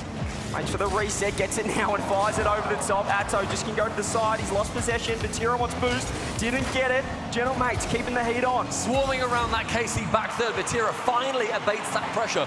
Only goes as far as Seiko. Sealing touch will be had. Low boost, Carmine Corp across the board. We saw Vitality and G2 not deal with that pressure very well themselves so far, but Carmine Corp and the boys, they are managing to hold it on, but the midfield, again, the ball cannot eke past. Defensive, they're sitting as well, Rise. All he can do is pop it up. The fake comes through. The shot goes through. 3-1. The shot was good. The scoreline is even better. Rise taps it up finally as they get boost. But Hitachi reads it. The fake comes out. And Carmine Corp with a taste of their own medicine. Gentlemates clear by 2 again. There was that boost pressure as well. You just saw K-Corp and have a look at this. Hello. A double fake kickoff. It's going to be Rise over to Vatira. Atto's there as well. Back to Vati! Rise has to do a 3-point turn to start this playoff, but a pinch from Vatira to Atto. Back again. It's a little bit of tick-tack between the Frenchmen. The kickoff strats, both teams tried it, one team succeeded. K-Corp get one back, minute 25. This time, Gentlemates winning the kickoff battle. Juicy with some space, the preacher comes through, he's dodged everyone. It's just Vatira last now, he tried to get the demo, didn't land it. Tachi can get one more to the center, it's a nice touch, Atto there in time. K-Corp, they have to find one. Juicy just gets it off the bar. Toward target with a minute left. Still one trailing for Carmine Corp. Backboard Juicy with only 20 boost. Gets caught out again. Vatira removing Seiko. A brief 2v3. Back now as Atto wants to try and get that central. But time and time again, top corner. Post found, but Vatira unable to send it home. Oh, it was nearly too good of a shot. They couldn't get a follow-up off it. It bounced inwards. Vatira now trying to keep it on. Gentlemates, they had no boost. Seiko finally finds 100. K-Corp, they need one here, 38 seconds. Seiko, right-hand side, anything past that halfway line is going to burn these precious seconds off the clock. So he gets 50. Juicy wants one more. Vatira, nothing to work with, getting bumped off it and lost the boost, has to back out of it. Atto's there, drop down. Seiko goes to the side. Gentlemates looking to hang on. Vatira's got no boost. He won't be able to join the attack.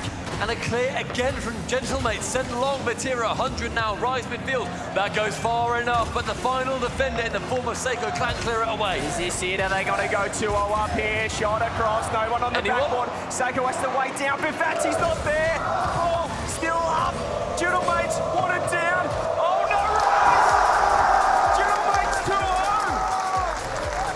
2-0. And a missed touch from Rise to send it to the ground at the end, giving Gentlemates the game.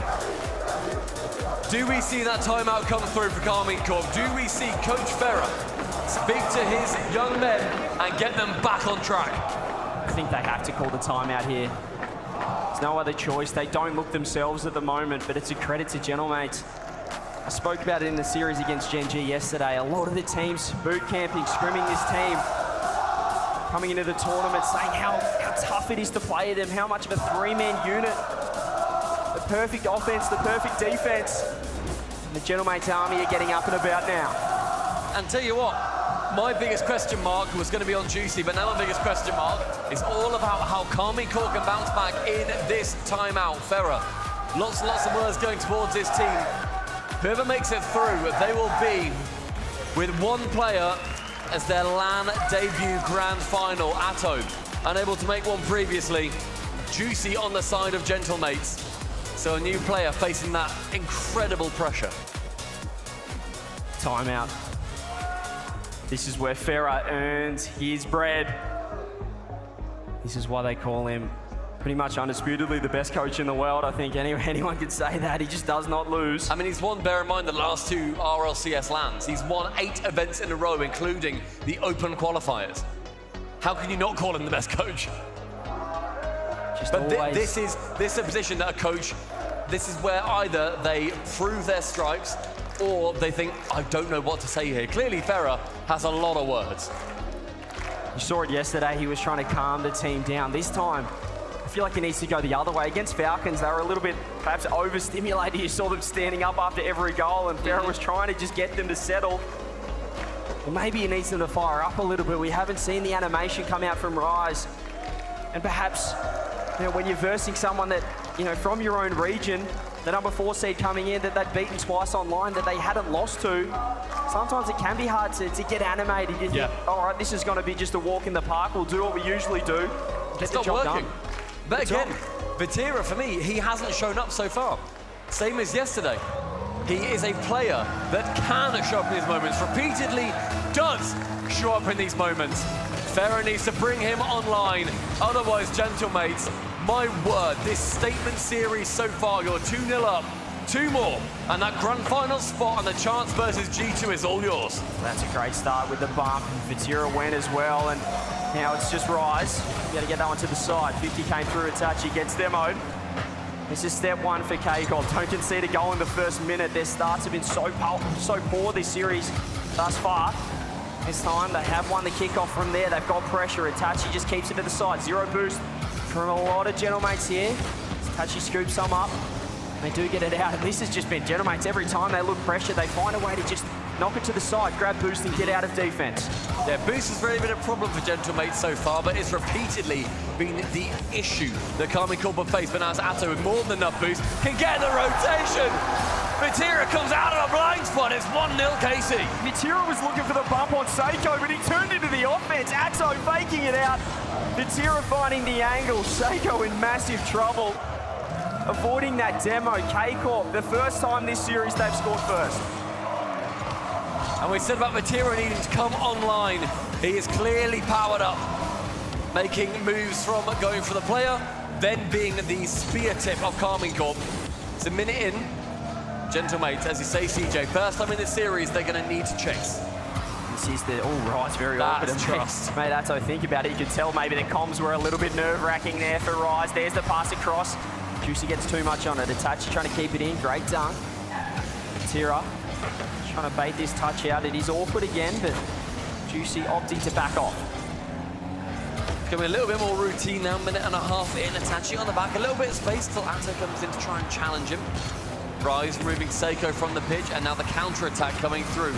Gentlemates having to push that ball back. Actually, Vatira going past it. Thought Itachi may well have a touch there. Midfield, see Seiko send it high. Juicy to receive, but wide of target. Now it's Rise for the push into the orange half. This is much better, and Rise must have somehow blocked out. Vatira wants to get an angle. Doesn't quite get the power that he wanted, but this is much better from K-Corp. The way that they can just go through their gears. You feel like they've always got another level. That's why you can never doubt them out, or doubt them. That's what we saw yesterday against Falcons. This is the best possible start off the timeout buff, and hasn't the timeout buff been good so far this tournament? And in Carmine Corp, we're going to want to make sure that it continues playing ball, making sure that, yes, they're taking the timeout, they've burned it now. They want to make sure that it is going to be worth it, and their timeout does not get broken. Every series yesterday, one team goes 2-0 up, the other team wins the next three. Atto with the touch, Juicy had to pre-jump. Rise, pushing that one forward. K-Corp very happy with where this game's at right now. We see all of Gentlemates backing so far off. Seiko's been bumped. The shot come in, he somehow recovered with the flip. Gentlemates so far unable to score too many shots towards the other side. Both sides having two apiece, but Carmine Corp, the only side to have sunk one of them. It's a reset, it's a bump. No third man coming in for Carmine Corp, however, to sink that final shot. Just there again for Tira. Demo! Best touch, the demos from it. Atto is certainly a change. Low boost with Vatira. Gives the ball to Rise. Tries to get a fake. Seiko's going to be able to land, misses the dunk. Atto now with sidewall, with time. Flip through, doesn't get the second. Rise is keeping the heat on. The speed has been increased. Farah telling the boys to wake up a little bit. They're putting the pressure on now. A bounce awkward for the defense, but Seiko can catch it. Atto, corner with that pinch. Rise now turning back on it. Zero boost. Story so far for Carmine Corp, bouncing very awkwardly over their own goal line. And Juice has to wait for something. Seiko committing along with Itachi, just scraping past the front of the goal mouth. Minute 20, still this lead for Carmine Corp. They overcommitted a touch, Gentlemates. Does that cost them all? This is going to be so bad for Rise.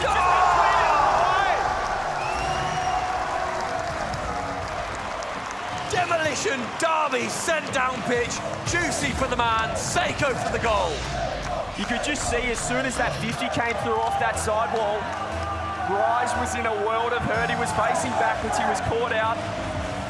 And the demo just meant that there was nothing that Rise could do at all. Open net secured, equaliser for Gentlemates. That's fantastic for them, a little bit of confidence. And what about the bump again? This time read by Vatira. Pressure still on for the Gentlemates. 1 minute remaining. Tachi, left-hand side, low boost, no real chance to get it central. It's going to be a cursory touch. Instead, Vatira can receive, sends it long. Now goes for the man and the ball all in one, up high. It's only Juicy in favour of the mates.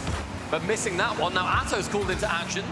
Tachi, midfield, Vatira up high, ceiling, backboard. Anywhere it goes, he's going to be following. He wants to perhaps get a better touch than that. He pinched it around. Rise went for two as well. Gentlemates, a little bit of trouble. They're very slow to this reset. Atto dropped down. It's Vatira there. No, yes! Yes, no! Surely! Was it in? Was it out? Was it a win? Was it a loss? Hovering on the goal line, and Vatira sends Seiko absolutely clear.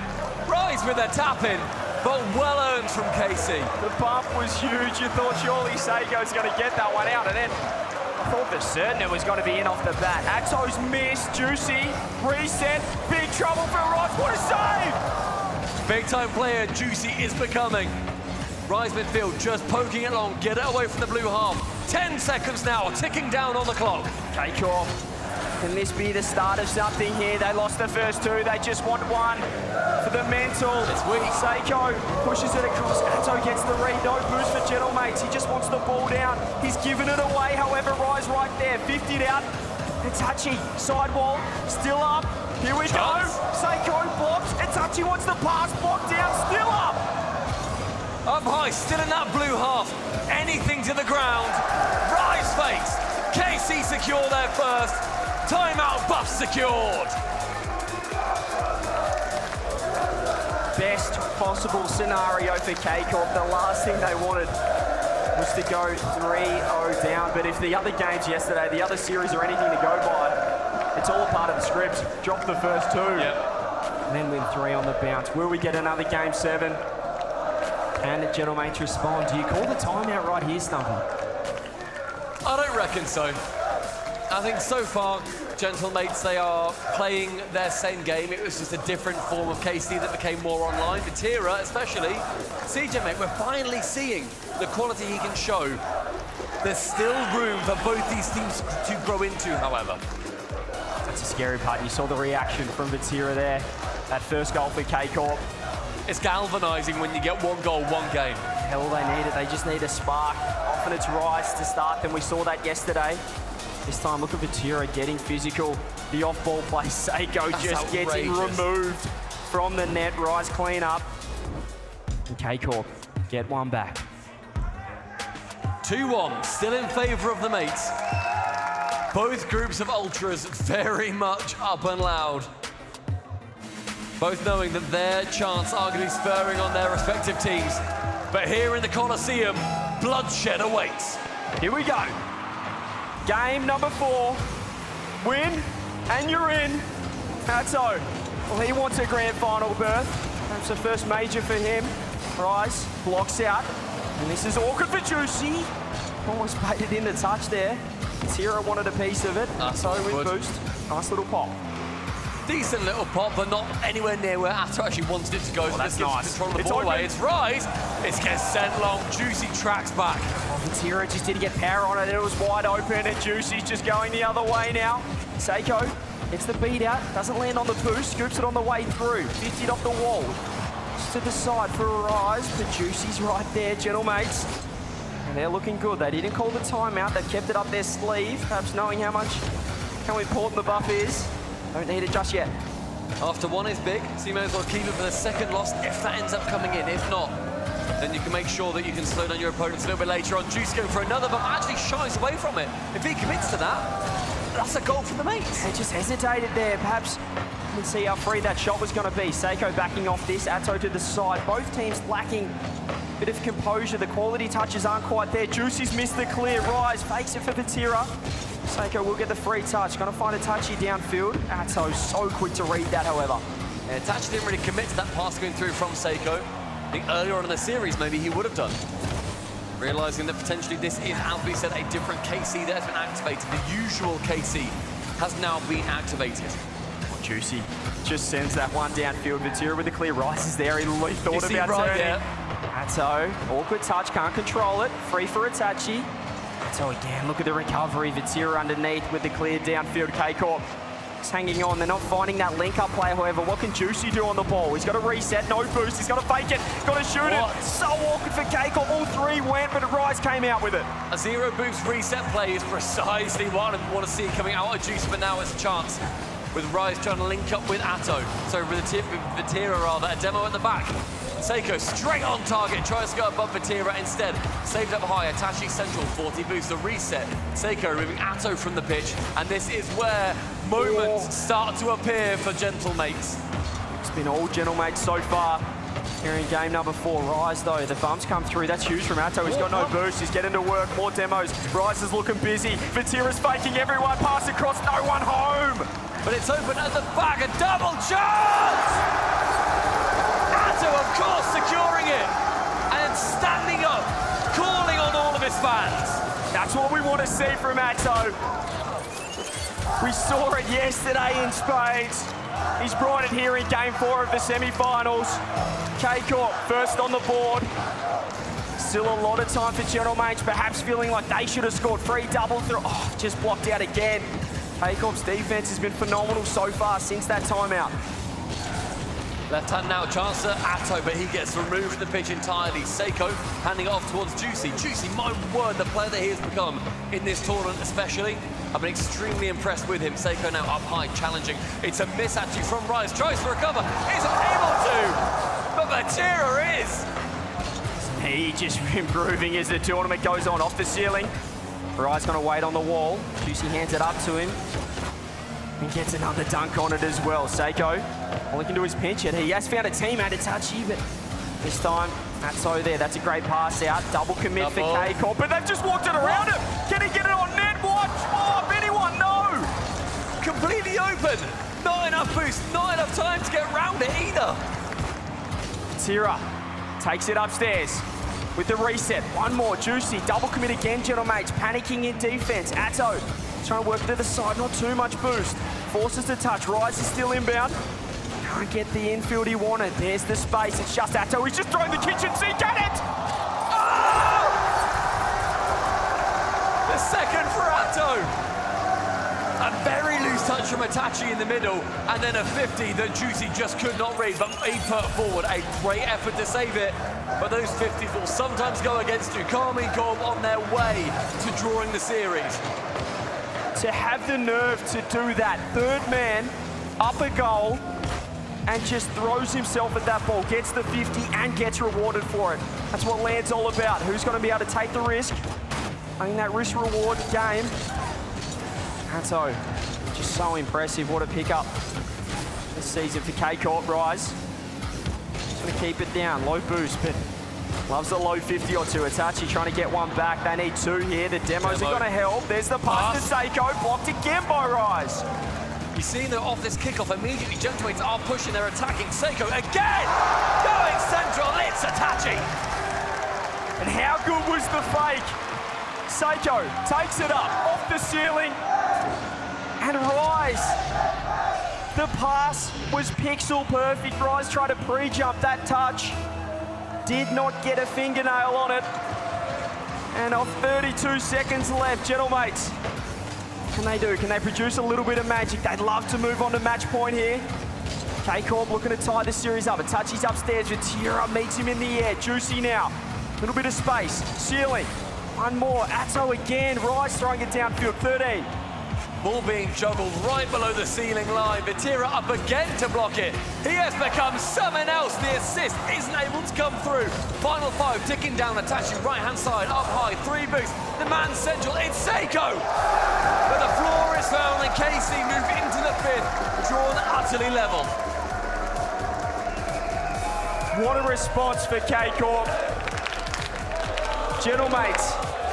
A stellar start from them here in the semi-final. But ever since that timeout, as we said, the way that K-Corp can go through their gears, keep stepping up as that series goes on.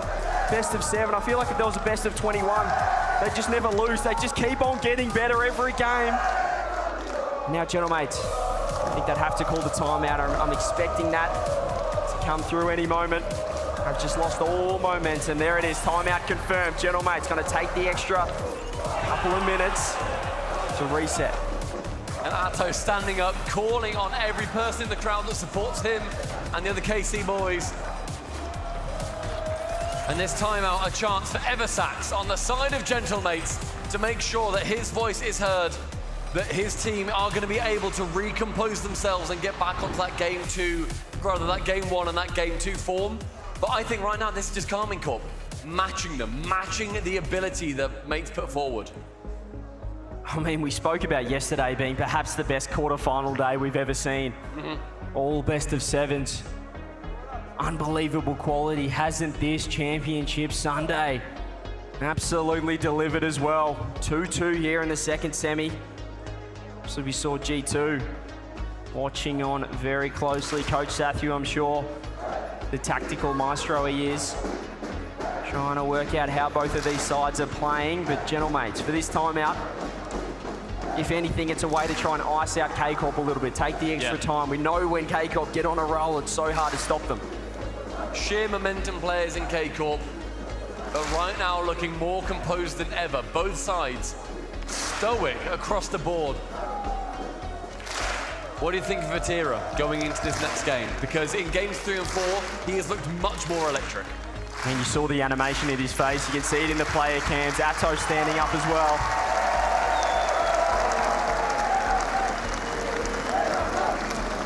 The Copenhagen crowd has been nothing short of phenomenal so far. But K-Corp are looking strong. Gentlemates, timeout confirmed. What have they got here in game number 5? Here we go. So another kickoff strat coming out in favor of Carmine Corp. Immediately to Atto. Right, straight for those bumps. That is how they were doing so well during those online open qualifier events. It's when he is aggressive and making sure that the opponents have no chance to be able to attack him. Look at the way as well they've just squeezed up this offense. Rise positioning so aggressive. He has been caught out here, but still gets the pop-up. Itachi trying to find a pass. Seiko, though, he turns away. He's not ready for it.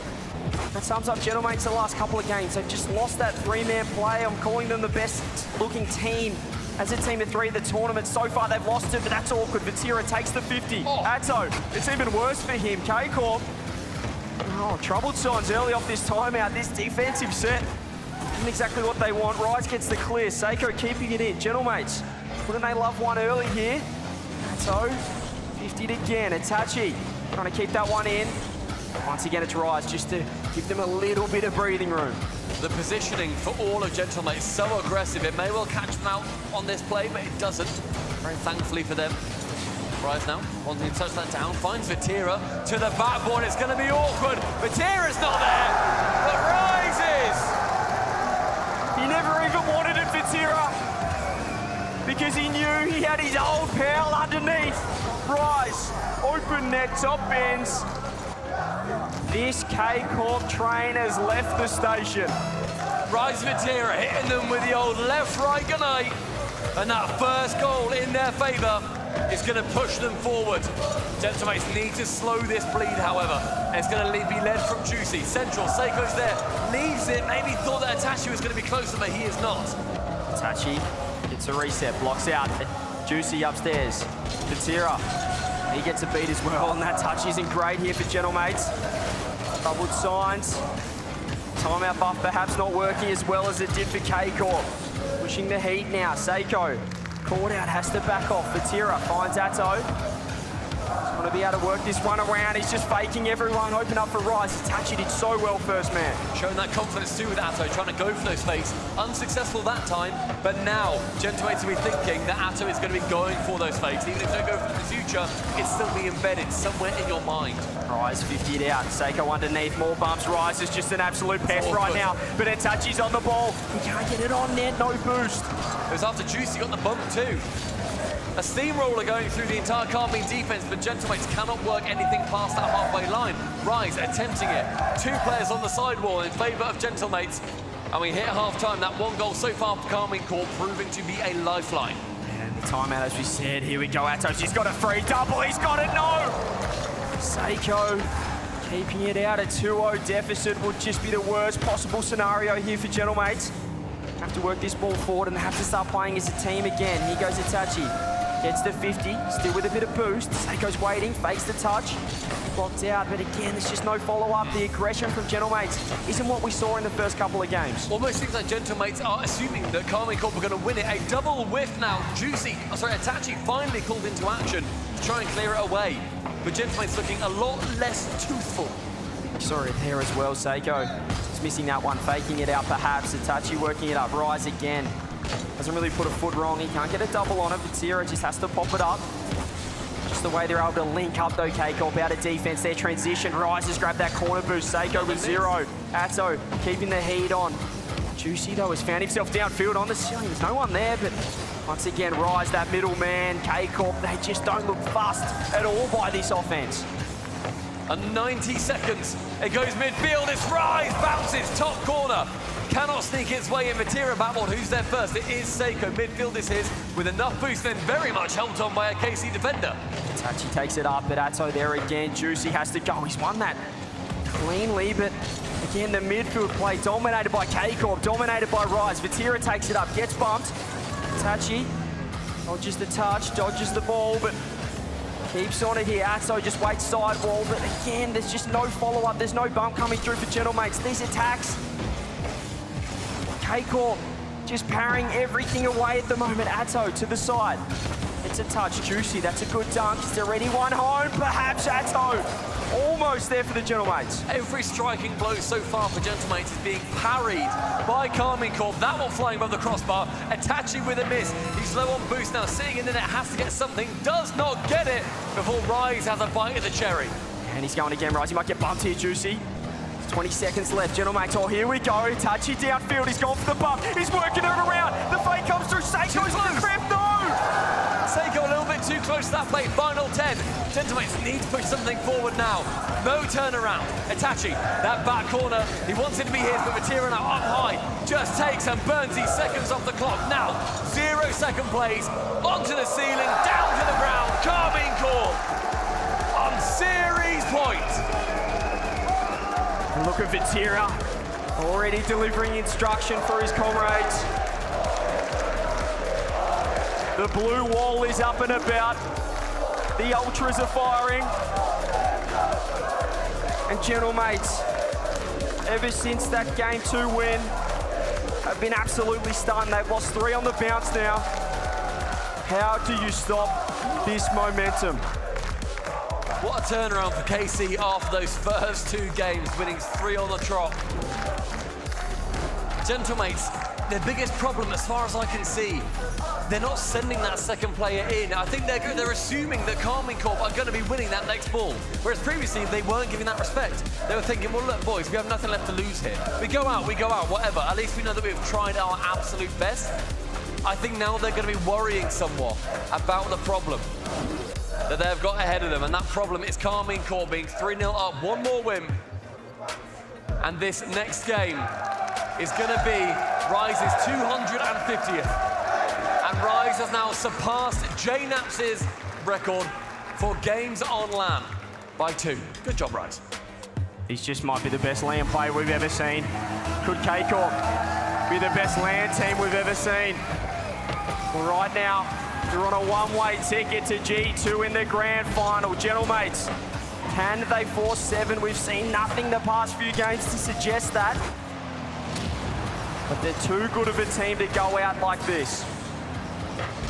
Last chance saloon for Gentlemates. There's Atto wanting to say its last orders. Goes bottom corner. It's not going to be there for it. Again, another chance on the goal line. Sent high from Vatira. Now, again, that counter-attack needs to have some tooth to it. A little bit of bite. Just not getting the space, though, and Vatira's getting the touch. Can he get one more? Juicy almost. Can't quite get it. Rise takes it up. Gets blocked out, no boost. Fakes it out for Atto, who's going to keep that. Doesn't get the boost himself, however. Vatira, does he get the free shot? He goes sideball, double misses. 45 seconds gone. Neither has a goal so far. Rise, left-hand side. Instead, actually goes central for it. Only Juicy is there. He'll take that ball, absolutely. A pinch tries to go below Rise, and able to. Tachi chipping one. Vatira, though, waiting patiently on the backboard. That is central. That's actually on target, and Vatira.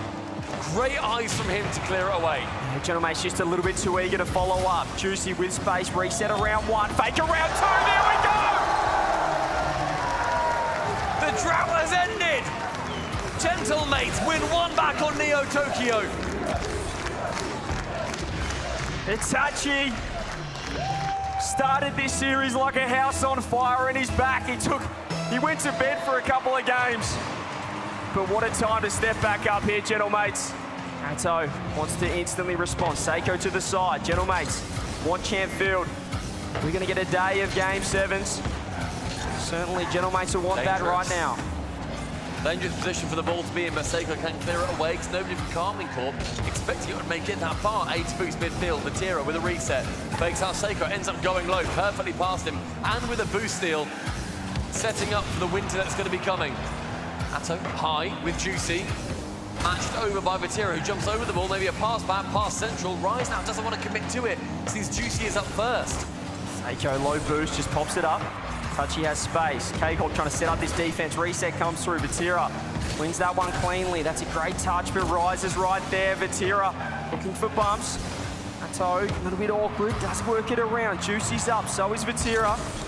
Does land the bump. Seiko, cross to Itachi. Just all of these touches. It's a little bit off. They're not exactly what they want here for Gentlemates. They do have the lead. They wouldn't mind one more. It's a reset with Rise going central. Relatively routine same with the end for Juicy, but you see the ambition building for Karmine Corp being down halfway through this 6th game on Neo Tokyo. Another reset for Rise. Shut down this time by Seiko. Now it's Seiko over towards the open net on the backboard. It's going to be Vatira. Rise to tap it onward. Itachi with a huge interception. Huge clear for K-Corp. Earn themselves the offense. Rise just bangs it off the sidewall. Seiko's right there. No follow-up for K-Corp.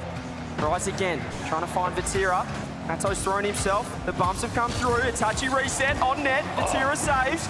And recovers in time. K-Corp counter-attack. Pre-jump for Seiko. Had to dodge the bump. Rise throws it on. Juicy's there. All comes down to Atto to save this one away. Juicy is going to make it as awkward as he can. Up high, the second shot from Itachi. Seiko does get that midfield boost from Atto. Steals the corner himself. Quite working forward. Rise wants one down there. Juicy off the corner with a little bit of space, gets bumped out. Atto with space, what can he do? Rises up, gets it wide. Where's the follow? Atto backboard. Vatira so deep, doesn't want to get in there. Vatira sitting all the way back in France, not even able to come in for that third man attack. Midfield again, Atto shoots right, very low on target. It is Rise to draw up game 6. He's just always there, phenomenal positioning. He was looking for the bump and he found the shot, redirect on net. Got the little doink over the top. K-Corp tie it up, 1 minute 24 on the clock. Gentlemates may well have thought that game was very much going their way, but a fake kickoff going completely past Rise comes a lot scarier. The tactic was there, but the execution was not. Reset sends it just straight into Juicy's face. Goal line. He's going to see Vatira now clearing it away. 70 seconds of shot. It's down low. It's cleared away. Juicy has to track back. He's third man here.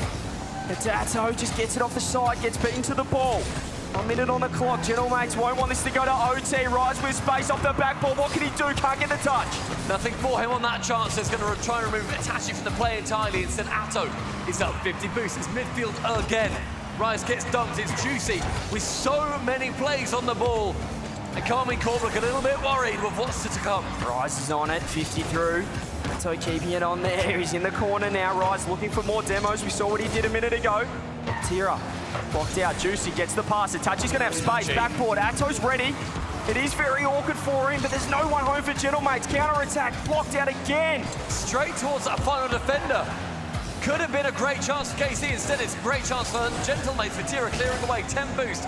Will not beat Seiko to it. This is end-to-end. Love that from Seiko. Just so much confidence in himself. That's a huge beat out. Atto, can he just get this one home? Can he drop it down for a teammate? No one home. Nearly an own goal flying in as well. Rise misses. Chance for Vatira to send it low instead. Atto and the boys want to finish it in regulation. He's going to take it up. He gets the bump. Vatira's there. Dropped down almost. Almost magic. OT. The arena erupts in red. Blood is flowing. One more goal for KC. Say hello to G2 in the finals. Juicy's up. Rise misses the pre-jump. No one there. Juicy dropped down pass. Again. K-Corp's positioning just find themselves in the right spot. Rise now. Redirect downfield. Seiko with a huge boom to the other backboard. May will be returned by Vatira. Instead wants to make sure that he keeps it close. And Seiko's the one who's going to be chasing it. Rise now. Missing again. That has been plaguing that team. Massive demo from Vatira. His space. Juicy. Eliminated from the pitch. Rise just works it downfield. Juicy's there. Great control. Can get two on it. The second touch. You want that again. Rise steals mid boost. Atto finds Seiko. Won't like that. And he gets one more. Backboard. Atto has to go. Huge touch from him. Can get it towards the side, but Juicy has been waiting and lurking. Tira this time wanting to dunk on Seiko. That's towards target. It's a touch. Juicy, my word, unable to put it in. I mean, where did he come from? Just sat himself downfield. K-Corp almost running himself a counter-attack. Seiko, bit of space. He's looking for a bump. Doesn't land it. Atto again. You can just see the first man from both sides looking to eliminate third. They're looking for that easy goal. Rise sitting downfield. He gets a bump. Those bumps and demos have been the bread and butter of Rise this entire Karmine Corp season. That's how they've gone perfect over in Europe. 80 seconds elapsed. Now Rise below one. Can't quite get that second touch. Vatira steals the mid boost, keeping it out of enemy hands. Juicy Trying to work it around. Corner boost obtained to the bumps again. Oh, goodness. Both teams playing on a knife's edge. Vitsira just getting it. Juicy with the 50. Itachi's there. Just tries to find a bump. We saw Atomic do it last series. Didn't work there. Shot directly on target. Cleared away. Juicy wants to go backboard. He's up. It's central. It's on target. It is Juicy! And we got game 7. Juicy with a little bit of magic. Gentlemates, give us yet another Champions Field contest. Game 14 of Championship Sunday. All to play in that grand finals. G2 are waiting and lurking. Gentlemen have absolutely earned the battle that they are putting up against Europe's far and away #1. Surely K-Corp are thinking, not again. Surely. But they do have Rise and Vitsira. The best two players that Champions Field has ever seen. Gentlemates, however, he did get the Game 7 win yesterday. They clutched up. We saw Itachi. We saw Seiko with a little bit of magic against Gen G. They're going to have to produce it here on the world stage. That shot is unbelievable. Wow. On a LAN where, I've said it time and time again, the question marks over Juicy. We've seen the LANs before. He performs online. He's phenomenal online. He struggles to translate it to LAN settings. Copenhagen has been entirely different for him. He has elevated. He has become more than the player we've seen historically. The #1 from Europe take on the #1 seed in the Swiss stage. Game 7. Who makes the grand finals against G2? Here we go. Atto, early touch from Vitsira. Saved by Juicy. Rise gets the clear. Itachi downfield. Atto can't quite control it himself. Seiko's up in the air. Rise again. There's the pre-jump in the midfield. Great pass across to Juicy. Almost as good of a shot, but Atto's there in time. And I tell you what, terrifyingly, both of these teams are unbeaten this season when it comes to Game 5s and 7s. One of them has to lose here. That's just how this game works. Drop down. Seiko. He's given up possession. Top ends almost open. Full commit from Gentlemates. They're looking nervy early. K-Corp again. The nerves of steel on Champfield. Vitsira can't quite get it. Rises up. Has Atto on support. Finds it to him. Atto's been bumped out of the way. Vitsira's underneath. Rises there as well. He's looking for the bump. Seiko just keeps that one up. And midfield, again, the site of so many battles in this series. Dogfighting in the skies above Champions Field. Vitsira wanting to push down that left wing instead, thwarted by Itachi. Not as many bumps and not as many bumps and demos and aggressive plays that we saw compared to last game so far. What a read from Juicy. Every touch, every moment. So much pressure on both these sides. That's a great infield though to Atto. Top bands, double commit. Push to the side for now. Gentlemates hanging on. Rice has missed that ball. A shot so good you have to send two players to it, but the offense is going to continue. Seiko 50'd Rise, who almost lands on it, does really well, does land on it. Juicy now. He's coughed up that corner boost to Rise. Trying to take a low 50. Seiko again, pushed to the side. Ball hanging above the crossbar. Seiko's missed the flip. So keeping it in. Where's Vitsira now? Takes it up. He's got the beat. Rise is underneath. Rise wants the shot. Goes wide. Seiko just hands it to him. Seiko then attempting a must-see in the midfield. It's low. It's another chance. Juicy. Anyone central. He's on the crossbar. He goes down for the top. He's not together. But Itachi does. Game 7 magic. Juicy again. Off the backboard. Double tap. Rise couldn't get it. But Itachi could. Gentlemates. 3 minutes away from the grand final. Upset of the century. If Gentlemates can get this one out on the open net. Rise can't get back. It's Juicy again. Not a kick-off goal. Europe, what are we doing? K-Corp of all teams and Rise turns upfield. Devastation for K-Corp, but 1 goal deficit turns into 2 in the matter of moments. And with 3 minutes remaining, Carmine Corp have come back from these positions previously. Atto harassed on the goal line.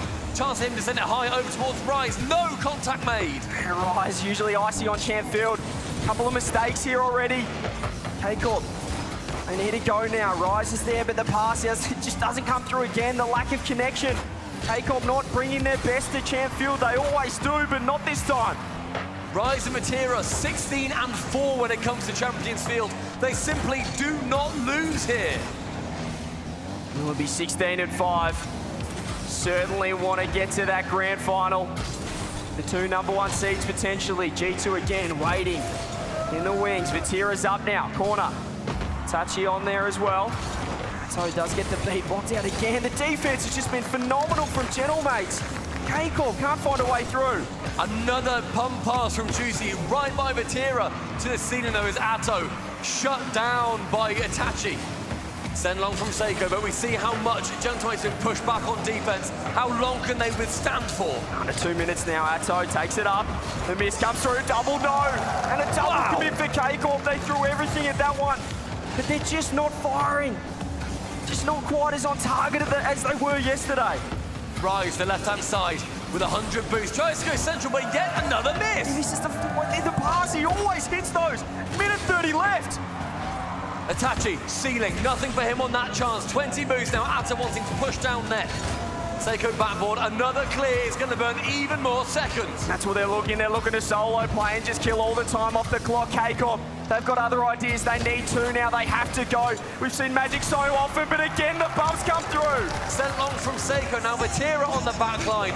Being pushed back at Carmine Corp. Rises up, 50 to get. Gentlemates want 1 more. Vatira with the save. There's only a minute. It's down the wrong end. Itachi, can I get this central for anybody? Any seconds that are gone is going to be benefiting the boys in pink. Seiko clutching up. Vatira keeps it in. Juicy just staying around the bumps. Rise, what do you got? Blocked again. Gentlemates, just keep responding. Complete patience from Gentlemates. Atto, central, sees Vatira, gets the touch. Vatira takes it low with a block on the goal line. Another chance! The deficit is 1! They just never go away, this team. 33 seconds. Vatira just sits himself in front of the ball. Rise cleans up. What do they have off this kickoff? We've seen kickoff dramas before, normally for Carmine Corp, much more sensible. Vatira actually shies away from it. Rise now to the ceiling. 40 boost backboard challenges with Itachi. Atto, can he get it central? He can't, and if Vatira's right there, Rise has to back off. They want space, they want possession. 20 seconds left, Atto with space. Here we go, takes it up. Juicy's off the side, reset, blocked out. Rise looking for bumps, but the ball doesn't even get far enough. 10 seconds ticking down. Here we go, Atto. Is this the last chance for K-Corp to make the grand final? Or will Gentlemates spoil the party? 2 seconds, ball has to hit the ground. Juicy's on it. Atto, that's the challenge, blocked out. Ball still up. Rise, what can he do? He can't quite get it. The pass, Seiko, bumped, no. Chance now, Atto up high, 50 boost, but now it falls to Gentlemates. To the ground this ball has to go. Rise is the one to help it there, still held high. Side wall, Atto, any chance for a ball to hit the ground? I'm losing my voice, I'm losing my breath. Rise has space, does pump it, ball down. Gentlemates make the grand final. They do the unthinkable. They double the Titans. Carmine Corp are out. Long reign, Gentlemates. They couldn't get near them online. But here, in the biggest moment, they ice up. They take down Rise and Vatira on champ field. And they have a date with G2 in the big one. EU versus NA awaits us, but this EU versus EU battle went the way that so few predicted. The green suits behind us, all of Gentlemates fans, are going ballistic at that result. They look down and out. They won the first 2 games, K-Corp, then won 3. Gentlemates couldn't find the net at all, but what a response, a championship response from that team. And how good must that feel for Itachi? Being removed from Carmine Corp, having to join a a couple of other, quote, leftover players jumping up on the stage, dancing, victorious against this former team. The resilience from the Moroccan blows my mind. They came into this season as almost the leftovers of the top teams. Juicy as well, off Moist last season, the new kid on the block. Seiko, a world champ. Itachi, a major champ. Well, he has a chance to go for the double. As K-Corp leave the stage now with applause from the crowd. But the party goes on for Gentlemates. Just a single series now that stands between one of our teams in the grand final and lifting that major trophy. And you see Juicy. Soak it in, mate. You have earned it.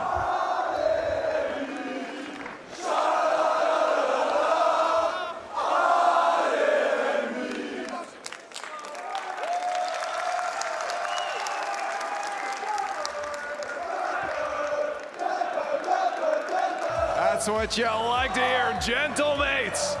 Crushing on through the Titans of K-Corp. I'm down here with Itachi. What do you think about that behind you right now?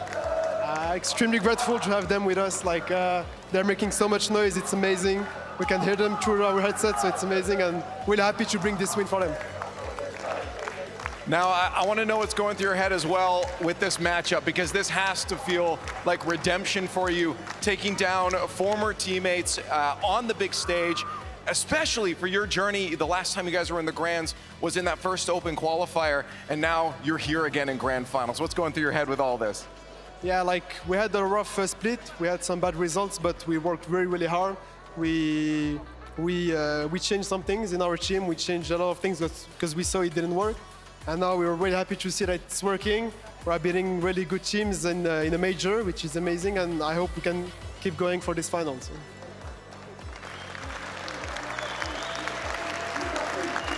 Now, I know it's a dumb question, but can you tell me what things you changed? Sorry? I know it's a bad question, but can you tell me what things you changed? I cannot say. I'm sorry. I know it's a dumb guy. I pre-prepped it. Now, for you, facing off against K-Corp, they're well known now for so many different kickoffs. Is that something that you guys put into your preparation against these guys to make sure you can handle those kickoffs?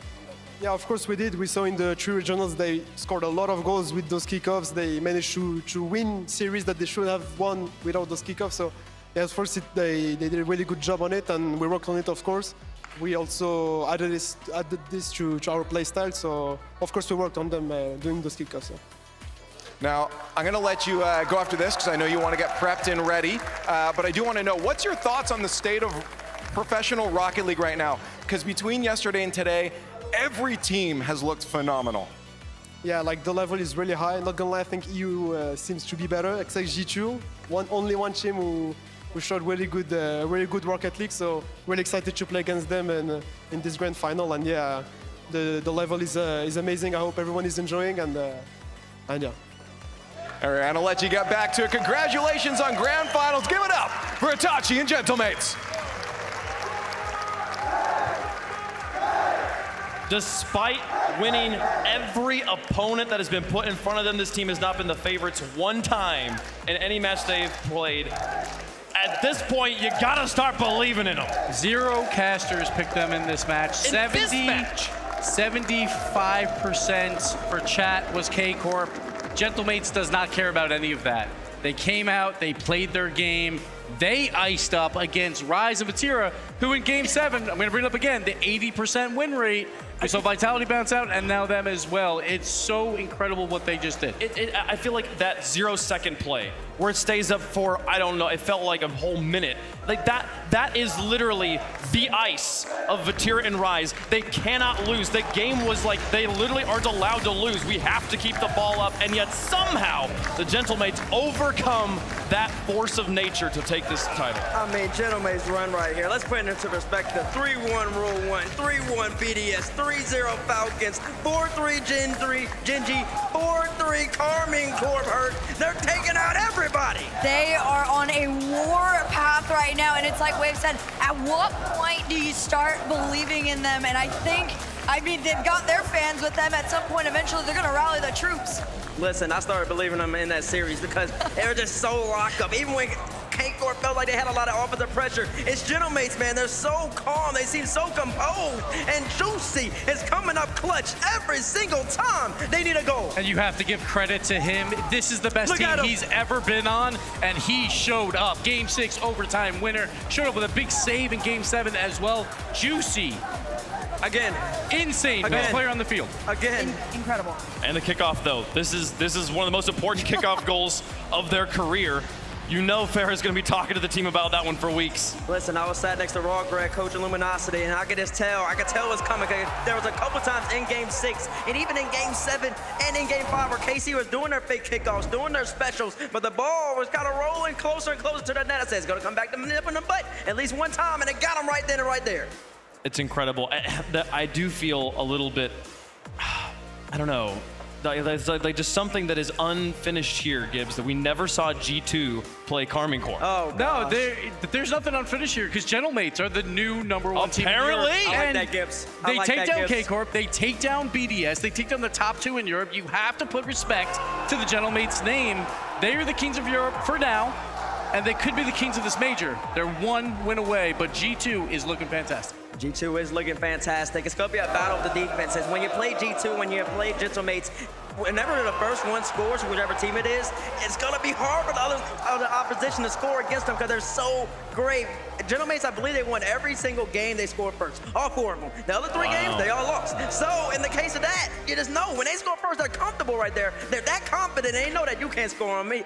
You can't score on me, you got to come to me, but I'm not worried about it. Granted, the same can be said for G2. Exactly. Anytime G2 scored first, they held on to that lead up until the end, and they would take, I don't know the percentage of it, but they would win the mass majority of those So it games. sounds like goal, like we should just start an overtime for every game. Overtime for everything. I mean, we've been here a while. We were at 2 Game 7s, maybe, speed them up a bit now. But Gentlemates, 5-0 now. Only team here that does not have a loss. I don't think they want to end it now, but they're going to have to go into the back right now and just regroup, because that's a lot of energy that they just expelled on the stage. Like G2 has had now about an hour of rest, but we say normally it's good to play back-to-backs. It's like I think that's the opposite when you go to Champions Field, because you expel so much energy. So they're going to have to find another form while they're backstage and bring it back out here. What a story we have, though. The European Big Three were the teams everybody was talking about. Everyone was saying we're going to see some combination of the 2 of them in the grand finals. And MENA, South America, North America, and the 4th seed of Europe all have wins over the top 3 at this event, and none of them are in the grands. It really just shows Rocket League's parity right now. So many great teams at the highest level. Even if you come in as a favorite, you're not guaranteed to win anymore because everybody's so good. And honestly, I was thinking about it, you really got to credit that to Zen, really got to credit that to Vitality, because the way everybody's up their game, Beast Mode's using the ceiling so much now, and that's all Zen. A lot of this is Zen. Everybody wants to catch up to him. They have called him maybe, I don't know. But I mean, they got a lot of great teams. The thing about Gentlemates, though, we got to start talking about MVPs here. We're between G2. I mean, we can talk about it with both teams here, but having seen Gentlemates now on Championship Sunday, is there a leader, a forerunner for you for MVP? Like, I think it was Itachi yesterday, but I think it's Juicy today, so it's hard to choose. But it was also Seiko. Like, they're all good. That's the problem. That's what they're in finals. Same side, I feel like it's Beast Mode on G2, but Daniel's been stepping up, Atomic's been stepping up, and honestly, that's what you have to do at this point. All 3. It's really going to come down to who performs in this final, who's going to get that MVP. Oh, 1,000%. But I love the mention of Daniel, because that isn't Daniel. That's Laniel. That has been playing, and I think we're going to get Laniel in the grand finals, but same can be said for Seiko. Seiko's terrifying in a grand final situation. Which one do you rate higher? A player that's been playing well the entire time, or the player on the team who just happens to pop off in the grand finals? Which one makes it more of like the MVP there? It's tough because they're playing well throughout this bracket. I think all 3 members of both teams, obviously, to get these wins. So it's like, it depends on the pop-off, I guess, right? It's like, but I don't think any of them care about that MVP, honestly. They just care about hoisting that trophy. They're like, all right, I'll get 1 extra medal. Don't really care about it. You know what's also important? Not just the MVP, but the MVA. Most valuable analyst. Let's take a look at the prediction battle here. Let's take a look. See who's winning right now, who's up on top. It's a 5-way battle. CJ, Cole, Gibbs, Lemon, Kiwi, and Leaf. Bates. All tied up there. Also, because of the G2 pick, I finally picked him, Bates. I finally trusted you. Thank you for that. Bates, what is this? You're not last. Where are you? Oh, look at this. Look at you. Stacks is behind me, and also, let me tell you, I was the only person to pick G2 to start off the stream. No, you weren't. Yes, I was. No, sir. Yes, I was. You hate Carmine Corp first, and then you switch to Falcons. Don't make it out there like that. Oh, the very, yeah. Now, I like how everybody's grayed out. Listen, I don't know how much it counts. Do I win if G2 wins? I feel like I just automatically So win you'll the get a whole medal, and I'll get a medal Yeah. when I come in first. We'll give you a participation trophy. A participation trophy, but I mean, I would have had 25 points, add in 10 points for picking a major 10 champion. points out. Oh, now it's 10 and then all of a sudden, all of a sudden I'm buddy. ahead of everybody. Wait, Funk, you're on the top row, though. I'm on the You top made row it. still, baby. We're still Welcome to going the there. club. We'll be that's fine. We'll see here. You know what? Like, we're showing you this graphic right now. We'll show it to you again at the end of the show. I'm fascinated by what is going to be everybody's pick for the Grands. Because I will say 80% of the casters had Karmine Corp. Like, we pre-jumped saying, yeah, and Karmine Corp is going to win the finals. Can't pick them anymore. They're not here anymore. So which side do you go with? The Gentlemates who cannot lose or G2 who also cannot lose? Like, this is going to be fantastic. It's going to be So I put mine in. I'm not going to spoil it here. Okay. I think I put it in before the other 5 first place people. So we'll see what they do based on my pick. I'm interested. Okay. But we'll reveal that later. I like that you're like, I got something spicy. I It's got like you something coming up. realize it's like either G2 or Gentlemates. Like, I'm just saying, There's only two mine options. locked Did in you pick first. yourself I'm again? saying I locked mine in first. That's all I'm saying. That's all I'm saying. He's got a big old brain on his head, folks. We have one more match to play. We have gone through an absolute insanity in this bracket. I mean, the fact that we have not had a sweep yet terrifies me because it feels like we're primed for it now. But at the same time, I can't imagine this match going one-sided here. And we were 3 games away from everything going to Champions Field. We were that close through the entire bracket right now, but the best part about this whole picture is it's anyone's game in the top 8 for the rest of the year. And I think it's gonna be a lot of fun with these conversations as we go on. Obviously, we wanna see who wins this, but it's just a great thing that 4 regions really are battling for the best in the world. Herc, what's been the match of the bracket for you so far? You can make a out of case the for every entire single thing? one. Yeah, but if there's just one match. Karmine Corp and Falcons. Yeah? That had, that was disgusting. And I loved it, every second of it. Falcons, coming in with like a new level of play style from them, I was so impressed in the fact that they took who is, well, arguably was, now it's Alpine. What's wild Was is the top. for Karmine Corp versus Falcons. I noticed this during the game, but a Rocket League fan tweeted at me about it as well. Game 7 was a microcosm of the entire series. Falcons went up 2 goals, and then Karmine Corp came back 2 goals, then Falcons scored, then Karmine Corp 2 more. And we nearly got the same thing against Gentlemates, but they had the ice. They were able to hold off the Game 7 comeback here, and now they're through. All right, folks. One more to go, but we do have to take a quick break before we get there. When we come back, it's the battle for Copenhagen. 2 teams remain, 1 trophy remains for one of these teams to hoist. North America versus Europe will be G2 versus Gentlemates when we come back.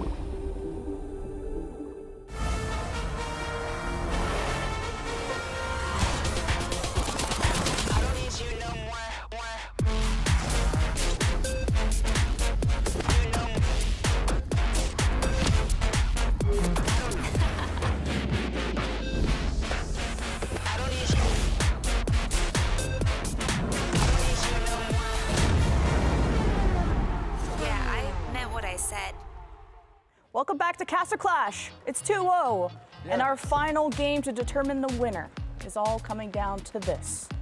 But now you have to figure out what you're gonna get. One team has to decide whether they want to tell the truth or a lie when describing what is in this box. And the other team has to figure out, are they telling the truth or telling a lie? Everyone got it? Locked in. Yeah, easy. All right, open it up. I want to know what's in the box. Okay. All right. So, it is it's a license plate. Now there's a figurine. I'm going to be lying then. And there's also a telephone in there. I'm surprised that he's telling the truth, because I thought you would have made up a lie. But he's actually just described exactly what's in there, which is... I don't know. I think we just go with the truth. He was just so boring about it. Do you not ask any questions? No, don't question them, Stumpy. Let them say true. Close the box. You have one chance to change your answer. Don't let them change They are their answer. locking in truth. They're 2-0 down. They were telling the truth. I think we should make it to where if we absolutely dominate him in this, we win the game in totality. I think you should have been better earlier on. All right, next box. Dun, dun, dun. Oh, this one's heavy. It's also a little bit open. Okay. Don't use your tallness to your advantage. Interesting. Very interesting. Very interesting. What I'll tell you is that, and it's 100% true, there is an organ in the box. An organ? There's an, what is it? Is it an instrument or is it a heart or something? That's for you to figure out. That's what you figure out. There's an organ in this box. What does that mean? What is an organ Like a in the mini, box? like a scaled down organ. There's an organ in the box. That's about all I can give you at this point. Are we telling the truth or are we lying? But he's not giving us any info. so lying. You have to say things to lie. Right. There's an organ in the box. Yes, Truth or lying. lie? He's lying. Lying. It's a lie. Organ in the box. Lie. You're a liar, even though you're He's a not saying liar. anything. He's a You're liar. gonna lock that in. Yes, lock You're in locking lie. it, Lock in fine. lie. Okay. Hashtag lock. There's maybe other things in the box. There's multiple items in the box. To be fair, we didn't say what isn't there. We said what is there. If there is an organ. Did they play the game fairly? Did they play the game truthfully? This is unbelievable. I'm done with the game. Was it a lie? You ready? There's an organ in the box. That's not an organ. Oh. Right, there's also a trumpet. And an Oscar. That, though. There's also a trumpet, teammate. You didn't need to know that. You asked if there was an organ. He said it was an organ in the box. I said there's an organ in the box. Your acting performance does not deserve this. Right, Lemon, scores. All right, the score of this game. They win. That's outrageous. That is Did they do it? outrageous. Honestly, I don't know, chat, you let me know. Press 1 if they cheated. And that's our game. Our winner of our first Caster Clash is you again. Join us next time.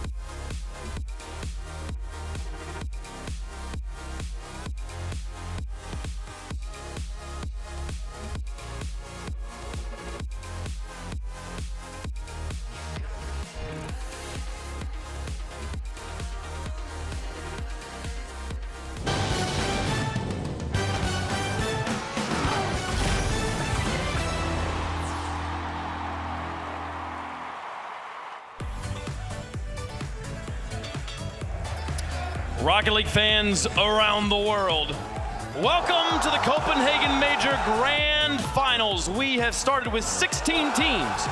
We are down to 2.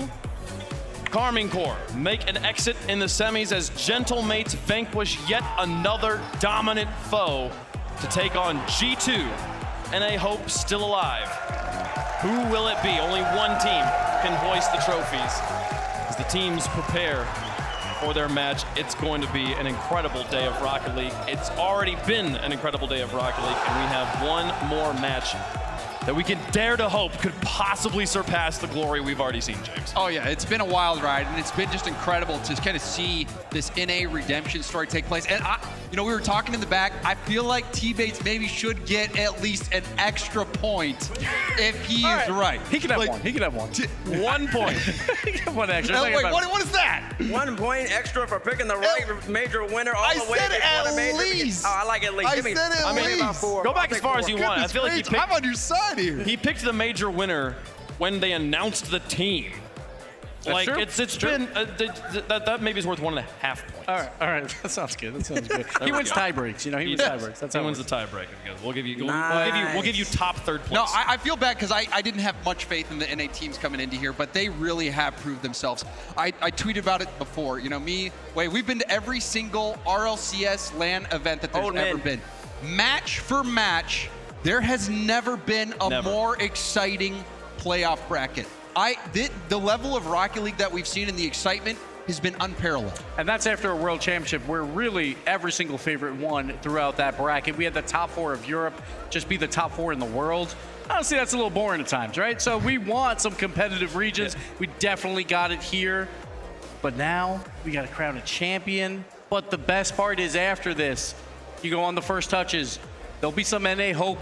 It'll actually be truthful for once, which is fantastic to see. It's true. It's true. Johnny and all of the European casters, they're not unbiased. Their region's just really good. Yeah. So they get to be biased. They get to be like, wow, it's great. So we'll get to enjoy a little bit of that here. But we'll see. The power rankings are going to be wild and fun in between this event and the next one, which is coming up very quickly, folks. If you're watching this grand finals and thinking, man, that looks like fun, I wish I could go there, folks. Well, London is just around the corner.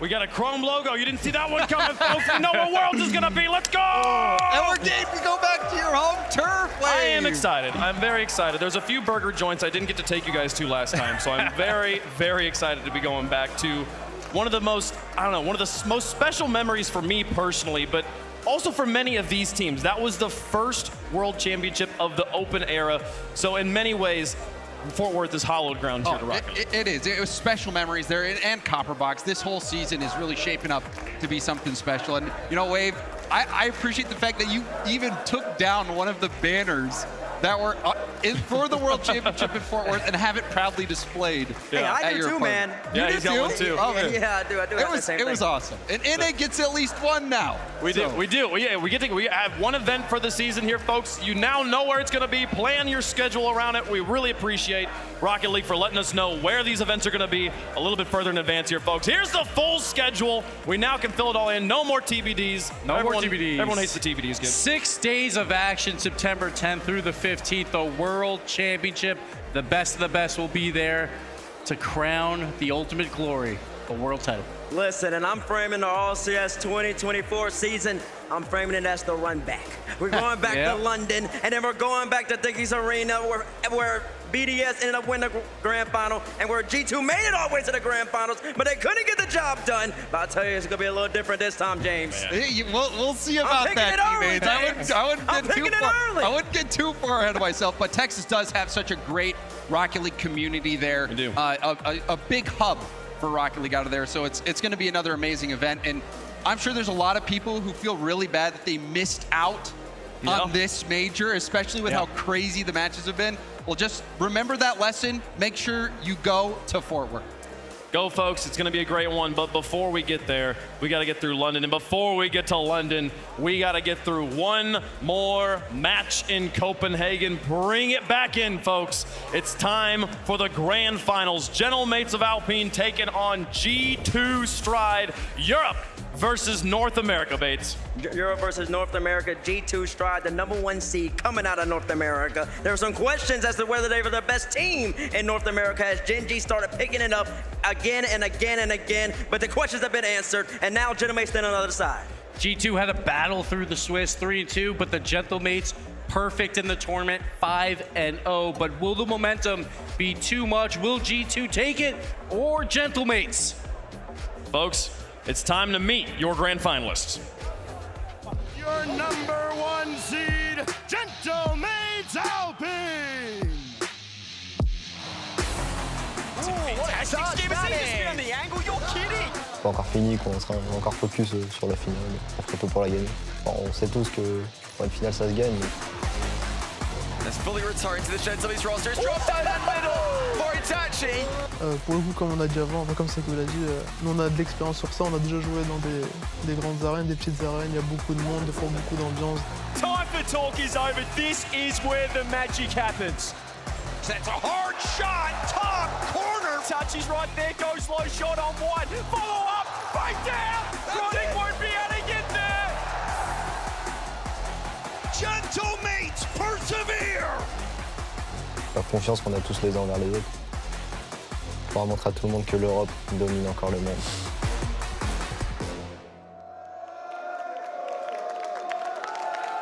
Introducing first, undefeated, unstoppable, Juicy, Itachi, and Seiko. Put some respect on their name already. Gentlemates Alpine!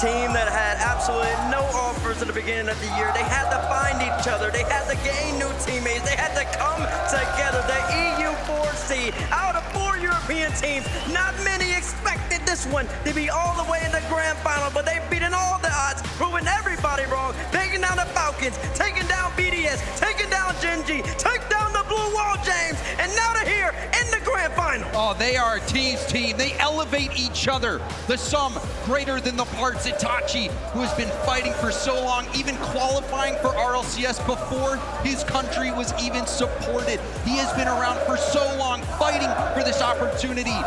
K-Corp crumbled underneath him, but he has built back something even better. And Itachi 1 year ago, Winter Major champions, but Seiko, he's a World Championship MVP. He's also been to the Grand Finals in back-to-back lands. He is here yet again, and this time he wants to lift that trophy again. Seiko, one of the best players in RLCS 21-22, Rookie of the Year that year. He also, like Skiz mentioned, kind of won a World Championship in the process, and he was just back in the Grand Final, back in Dusseldorf, and now he's back in another Grand Final. He knows how to get here, and Itachi, Major Champion, almost a year ago to the date.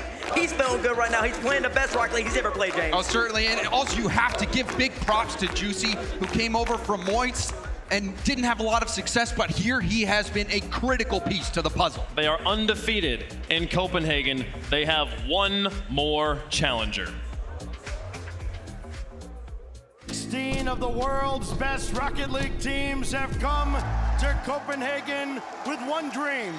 Jack making the space, being physical. Little backflip there. G2 turns the play on his head, and that's an open net. Can Daniel get his first goal? Yes, he can. Very excited and nervous and just locked in and ready to play the match. Just trying to collect it. Huge flick over one. Daniel!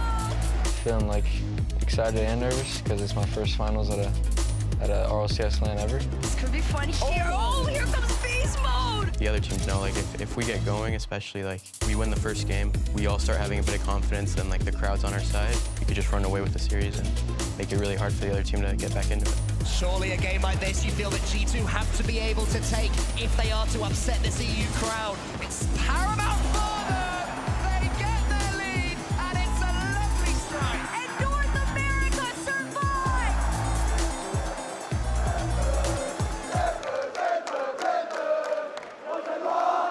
And their opponents, representing North America, marching into enemy territory, Atomic, Beast Mode, Daniel, NA's #1, G2!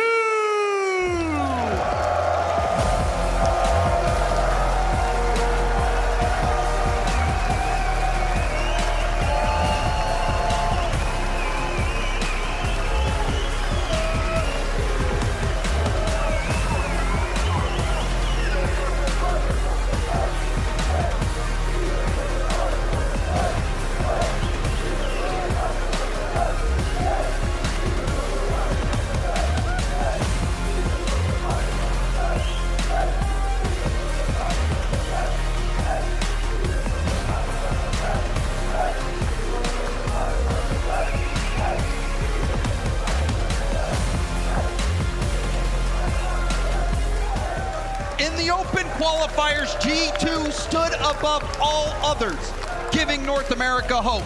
Here on land in Copenhagen, things haven't been easy, but G2 have marched through the best that EU has to offer and have set the stage for an NA redemption story. 2 years ago, Winter Major champion Atomic, but they had to rebuild. They had to bring in Daniel and Beast Mode, Gamers 8 champions. You could feel the tide turning. You could feel the clutchness happening with Beast Mode. And they show up after a bad Swiss, but they survive. Playoff bracket's a different beast, and they showed why they're the best in North America. North America's finals are here, baby. They formed the greatest team of all time in North America, and they're proving dividends right now. Grand final appearance in their first ever LAN together. And Atomic, it's been 735 days since he hoisted the LA Major trophy. He wants to hoist it again here in Copenhagen. It's not gonna be easy, but if you gotta believe in one man, you can believe in him. The NA GOAT of the open era. That's Atomic. There's no question about it. But it's always been a tough task to beat Europe. It's always been difficult. Atomic's done it once. It's got to do it again here. Bates, you said that they would tear down the blue wall. You said they'd try their best against BDS. What do you think about the Gentlemates? Listen, the Gentlemates, they hadn't formed as a team yet until when that hype video was made, when that announcement video was made. So I don't know exactly what the dividends are going to pay in at the back end of that. So, Wave, to honestly answer your question, I have absolutely no clue. Sometimes that's the best when you just have to wait and see. And that has been every series here. Even in the last one with Gentlemates, it seemed like everything was scripted. but the script would have had Carmine Corp being here. Everyone thought that the best was, of course, Carmine Corp. They won everything online. They won all the open qualifiers. But on land, Gentle Mates have proved that they are something special. We talk about depth, though, in Europe. That's why they're the best region. That's why they get the best practice. The scrims are electric. And that is why the Gentle Mates are here, because any of them have a possibility of winning a major. G2, though, has gone through 2 of those teams already. Yeah. Can they make it 3? Oh my, look at this fun fact. Beast Mode has the best record of any NA player versus EU, 8-3. But hold on a second. Atachi has the best record of any EU player versus NA, 10-1. My goodness, they have been so good. And it actually is just gonna be a clash of 2 teams that have been playing so great. It seems like it's set up for the unstoppable force, meaning the immovable object. Yeah. But looking back, Europe surely has to be the favorite here. They have been dominant in this era. North America have been looking for some hope. It has been pretty hopeless, Gibbs. You saw the skit from G2. It's true. The only cooks have been G2, and they have been cooking up success here, but this is the final boss. Who do you think is gonna win, chat? Hashtag M8, hashtag G2, letter number battle in the house here. And I mean, G2's been a favorite in chat for all of North America. They have been, we talk in these lands, we'll say like, oh, this team from OCE, they're the champions of OCE. The entire region's cheering for this one team. In North America, the fan base is divided. I feel like G2 has genuinely been that. All North Americans, doesn't matter what team you like, if you like NRG, if you like Dignitas, no. Everybody's a G2 fan right now. If you're a fan of NA, you are getting your G2 jersey out. If you don't have one, you're getting a white t-shirt and a Sharpie, and you're making one. G2 is holding the torch right now for North America. I mean, you say that about the G2 fans, they're out there making t-shirts, but I feel like there's some Gentle Mates fans at homes right now going, I'm starting to like these guys, right? This is the sort of run that puts you on the map. They were already on the map. This is how you solidify yourself a flag. I think it just goes to show you the fact that the entire talent team, myself included, predicted K-Corp winning that last series. We have been picking against Gentle Mates this whole event. Yes. But they still win. But there's one thing that everyone loves, is a great underdog that beats a huge favorite. Gentle Mates taking down K-Corp was absolutely huge. James, we've been predicting against them. Yes. The entire event. I know. It's tough. Who are you going with? You know me, Wavepong. You know me, right? I do know you. We've been here a long time, bud. I've considered myself somewhat of a loyal fan. You do. You do. And I feel like, coming from North America, it's the show I'm on. I watch these boys all the time. I have to believe that this is the time. The stage has been perfectly set for a North American redemption story. I think G2 are gonna do it. Give me G2. That's one for G2. James Bott, I don't think I've predicted NA to beat Europe this entire event, and it changes right now. I'm going with G2 on this one as well. The coin, G2 in the orange. We've got Gentle Mates in the blue here. It's the G2 army for the coin. Bates, I know where you're going. I called it the run back for a reason. Atomic won 735 days ago, 2 years ago, at a major. He's gonna do it again. I got North America. I got G2, and North America's coming back right now, Gibbs. We got a full North American desk. We got a full North American desk. We can't not predict Gentle Mates, Gibbs. But the only one louder than T-Bates are the green suits. Can I hear ya? They're not listening to you. They're listening. They're already singing. That's fine with me. They're having a great time. I'm picking Gentle Mates. Put respect on their name. Gentle Mates takes. Oh, like put respect on their name, and one of us predicted them here. They literally cannot lose, but one team has to lose here. Copenhagen, are you ready for your grand finals? I said, are you ready for your grand finals? Stacks, take it away. The finish line is within sight. After months of off-season roster mania, months more of online open qualifiers, we're finally down to our last match. Only 2 teams remain, and that means there's only one thing left to do. There's a trophy on that stage waiting to be claimed. One final challenge for the title of Major Champion. The green suits are out in full force, but the G2 Army marches against them. It all comes down to this, your main event of the Copenhagen Major. Who will have their one shining moment? It's Gentlemates and G2. It's your grand finals. Copenhagen, fire up and let's roll!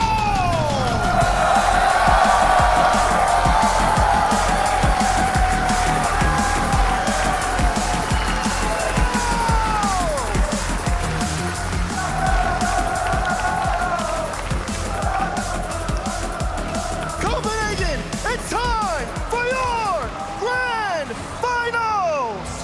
Here we go, the #1 team from North America, the #1 team in Copenhagen, doing battle for the grand prize, and Itachi ends up sweeping that one away as Seiko's shot was killed off at the goal line. Here comes Atomic looking to strike first for G2. Momentum early on is going to be so important for both teams here, Daz, with this raucous crowd. What a demo by Juicy. Here we go, you guys see Juicy already on top of the ball. Juicy's been playing phenomenal over the course of this split, and even here on this championship Sunday.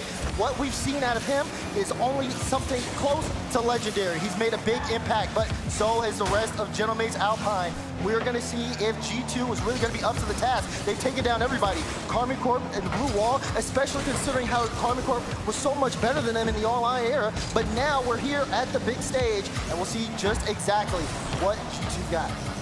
14 out of a 14 possible games here on Championship Sunday. What better way to finish it off than a battle between these two titans? One, probably a lot of people expected on the North American side, but nobody, I know we've said it time and again, nobody predicted Gentlemates. As Seiko tries to set up Juicy, he can't really turn around on that one, so now Itachi lob it back in. He'll take it himself, got the shot a little high, and Daniel pops it away. See Seiko, not able to get a good touch there. Juicy playing this one off to the side, and Itachi able to get a good pass to Seiko. That one going straight down. Itachi looking for the shot, but Daniel able to get the block out. So much pressure already off the start here. Gentlemates Alpine, they've been able to control the ball, and they're looking for a play upfield. Seiko got that through beast mode, but still cleared out by Daniel. Great support defensively. Can he turn it into offense? Needs one more touch, but he went past the play. Now beast mode, taken away by Juicy. And quickly on the play is Itachi after the demo. And Gentlemates score! Itachi here first. Look at the pass there from Juicy. Big pickup. Itachi able to bring it all the way downfield. Strong counterattacks from Gentlemates at the start. So it is Gentlemates who have the home crowd support here on European soil. They're literally right behind us. You will hear them as this series goes on if this keeps up. That's going to be left for Seiko. One-on-one with beast mode. Itachi can't get to it as Atomic jumps into action. Here's Atomic. Already on top of the ball. He's been playing phenomenally today. We've seen G2, again, play really close and fast and a lot of teams here. But how will they fare against this Gentlemates roster? Seiko, though, already getting a quick beat, a bit of a double commit there, and Itachi last back, using all his boost to buy some time for Gentlemates to keep this one in play. Good touch there from Seiko to at least keep G2 in their own back end, but you gotta keep eyes here on the macro. Daniel already a nice high ball here, and Itachi wants to be able to pick this one up to see again if Gentlemates can get something going downfield. Itachi this time denied by beast mode, a valiant effort, but nothing through just yet. Still the one goal. Seiko almost past Atomic, but he hung in the air long enough. Now Juicy out of the corner, nothing there, and that's going to go over Itachi. Seiko, last line of defense, way up at midfield. Itachi's got to get this back to the backboard. He does. But G2, at least trying to get something going here on the offensive end. Not many quality looks at the net, and only one shot officially on target for the Army. Gotta keep eyes here. Time ticking down, 1:45. Juicy now on the ball. Nice high touch. You see Beast Mode perfectly positioned here, trying to see if he can make a play. This one, though, sit to Daniel. Daniel, though, oh no, not able to follow that up now. Has to be able to make sure to take that one away from Itachi. Again, have to make sure not to make mistakes at this stage of the game. Beast Mode's got Atomic in support, trying to go headhunting, coming up empty yet again. Haven't seen G2 be able to kind of force the issue with physical play. Juicy had to avoid contact from Daniel. He does so. It hasn't been very threatening from G2 early on, but as we've seen so far today, what happens early in the series doesn't necessarily match what happens later on in the series. A best of 7, especially at this stage, feels like an eternity for these players. Beast mode down towards Atomic, still in danger, but can't get it to Daniel. I think Atomic might have even cleared Daniel out. Have to be careful here. Seiko sending this one across. Juicy, he has Itachi on the wing, able to get that pass one, but Atomic able to play that across. Lots of pressure coming out from Gentlemates, but you see that clear from Beast Mode. Daniel downfield too. It's a great tap here. Still time here for G2 to get on the board, but they got to get moving. One of those where you look at it and go, wait, why is he there? It works out. Gentlemates not phased one bit. Juicy trying to stay on top of this, and he has. Try to get around Beast Mode. Not gonna happen. 20 seconds now in regulation. G2 gotta move. Doesn't matter how many you give up now if you can't score any. And they haven't had many looks. This will be one of their better ones, but Atomic can't make contact. Juicy against Beast Mode. Double committed midfield. Beast Mode and Atomic. Can they force it down? No. No time on the clock. Daniel to play hero, and Seiko says no. Atomic's still keeping it up. He can keep it in the air. He's got Daniel waiting. Yep. Daniel's there, and saved away as well. How many more do they have in the chamber? As Beast Mode brings it all the way back, and Atomic will leave it for Daniel. G2 going deep into the bag of tricks here to try and stay alive. Finally sent across. This will angle downward. Can anybody get there? Yes, they can. Well, how about this effort out of G2? Win or lose, you gotta admire it, but finally Outplane take it in game 1. Wow. G2 able to keep that up for so long, but still Gentlemate's able to take that one down, and now there's one tick on the mark here.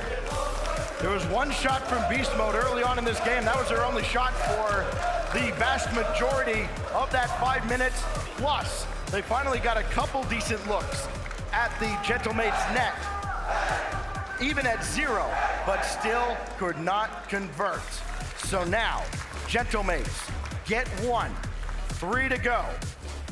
As we go to the Mobile One high performance replay and look back at a lot of defense out of Gentlemates. Yeah, great defensive effort there on the side of Gentlemates, of course, picking up 5 saves, but G2 was able to match that. It was pretty close there, especially towards the end, but G2, even with that last second play, just not enough here. Gentlemates had everything they needed here at the start, and they were able to maintain. So now, onward to game 2, that first test for these two squads who have been under immense pressure all throughout this tournament. This would almost seem trivial based on how today has gone, how this whole weekend has gone. But G2 has to contend with this behind us, and that makes things a lot tougher. They're loud, they're rowdy, and they're ready to go. And their team is 3 games away from holding that major trophy. Oh, they almost had a quick start there out the beginning. Beast Mode playing that one off the ceiling and able to get cut out away. Here's Juicy now trying to bring this upfield. Ooh, plays it low. Sees Seiko in the midfield with the 50, not to him, and Atomic's able to take it. Would be a numbers advantage too if they move quickly. Beast Mode trying to find Atomic down there. Instead, he'll play it out of the corner.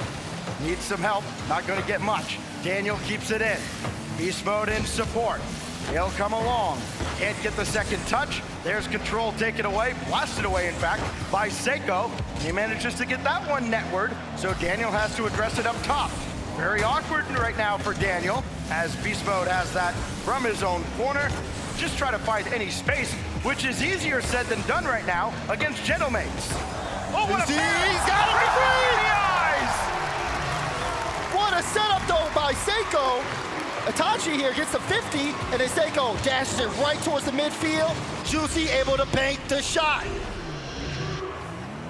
Juicy from Seiko. Again, what about the maturation of a player like Juicy, who was, for God knows whatever reason, needlessly panned for much of his stint last year.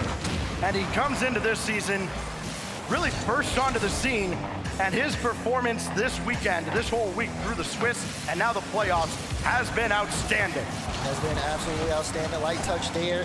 We can see if Juicy can continue to play on that pace. A lot of people were able to see what he could do when he was on Moist, but now he's in an even better position with Gentleman's, but they got to be careful here on the defense. Cleared away from Itachi. G2 almost put that one in the back of the net. Well, Beast Mode trying to find any space at all. Again, tough to do, but he's got back. Yeah, he's got it. Oh! Juicy got him to make the save. Atomic the follower tied.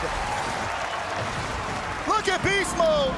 Great control. Almost got it over Juicy. Juicy got a bump on Beast Mode, but Atomic able to finish the job. He's been such a striker today, and this is the stage where the team has needed it the most. Juicy did all he could to try and keep that out. He was close on the rebound. Give the man some help. Itachi gonna let that go to Seiko, and he whipped on it. Atomic, 2 in a row. Uncharacteristic whiff from Seiko. This one bounces off the corner wall. He tried to jump early, couldn't get there, and Atomic made him pay the price. G2 in the lead. How many more times will G2 get away with this? Atomic scores 2 quick ones. Juicy, stopped by Daniel. He almost got onto that one too, but Itachi from the skies, right at Beast Mode, drops down for Seiko, and Beast Mode got a piece of it too. Daniel respawns ball side. That's fortuitous for G2. Atomic ahead, and now Beast Mode can continue the play.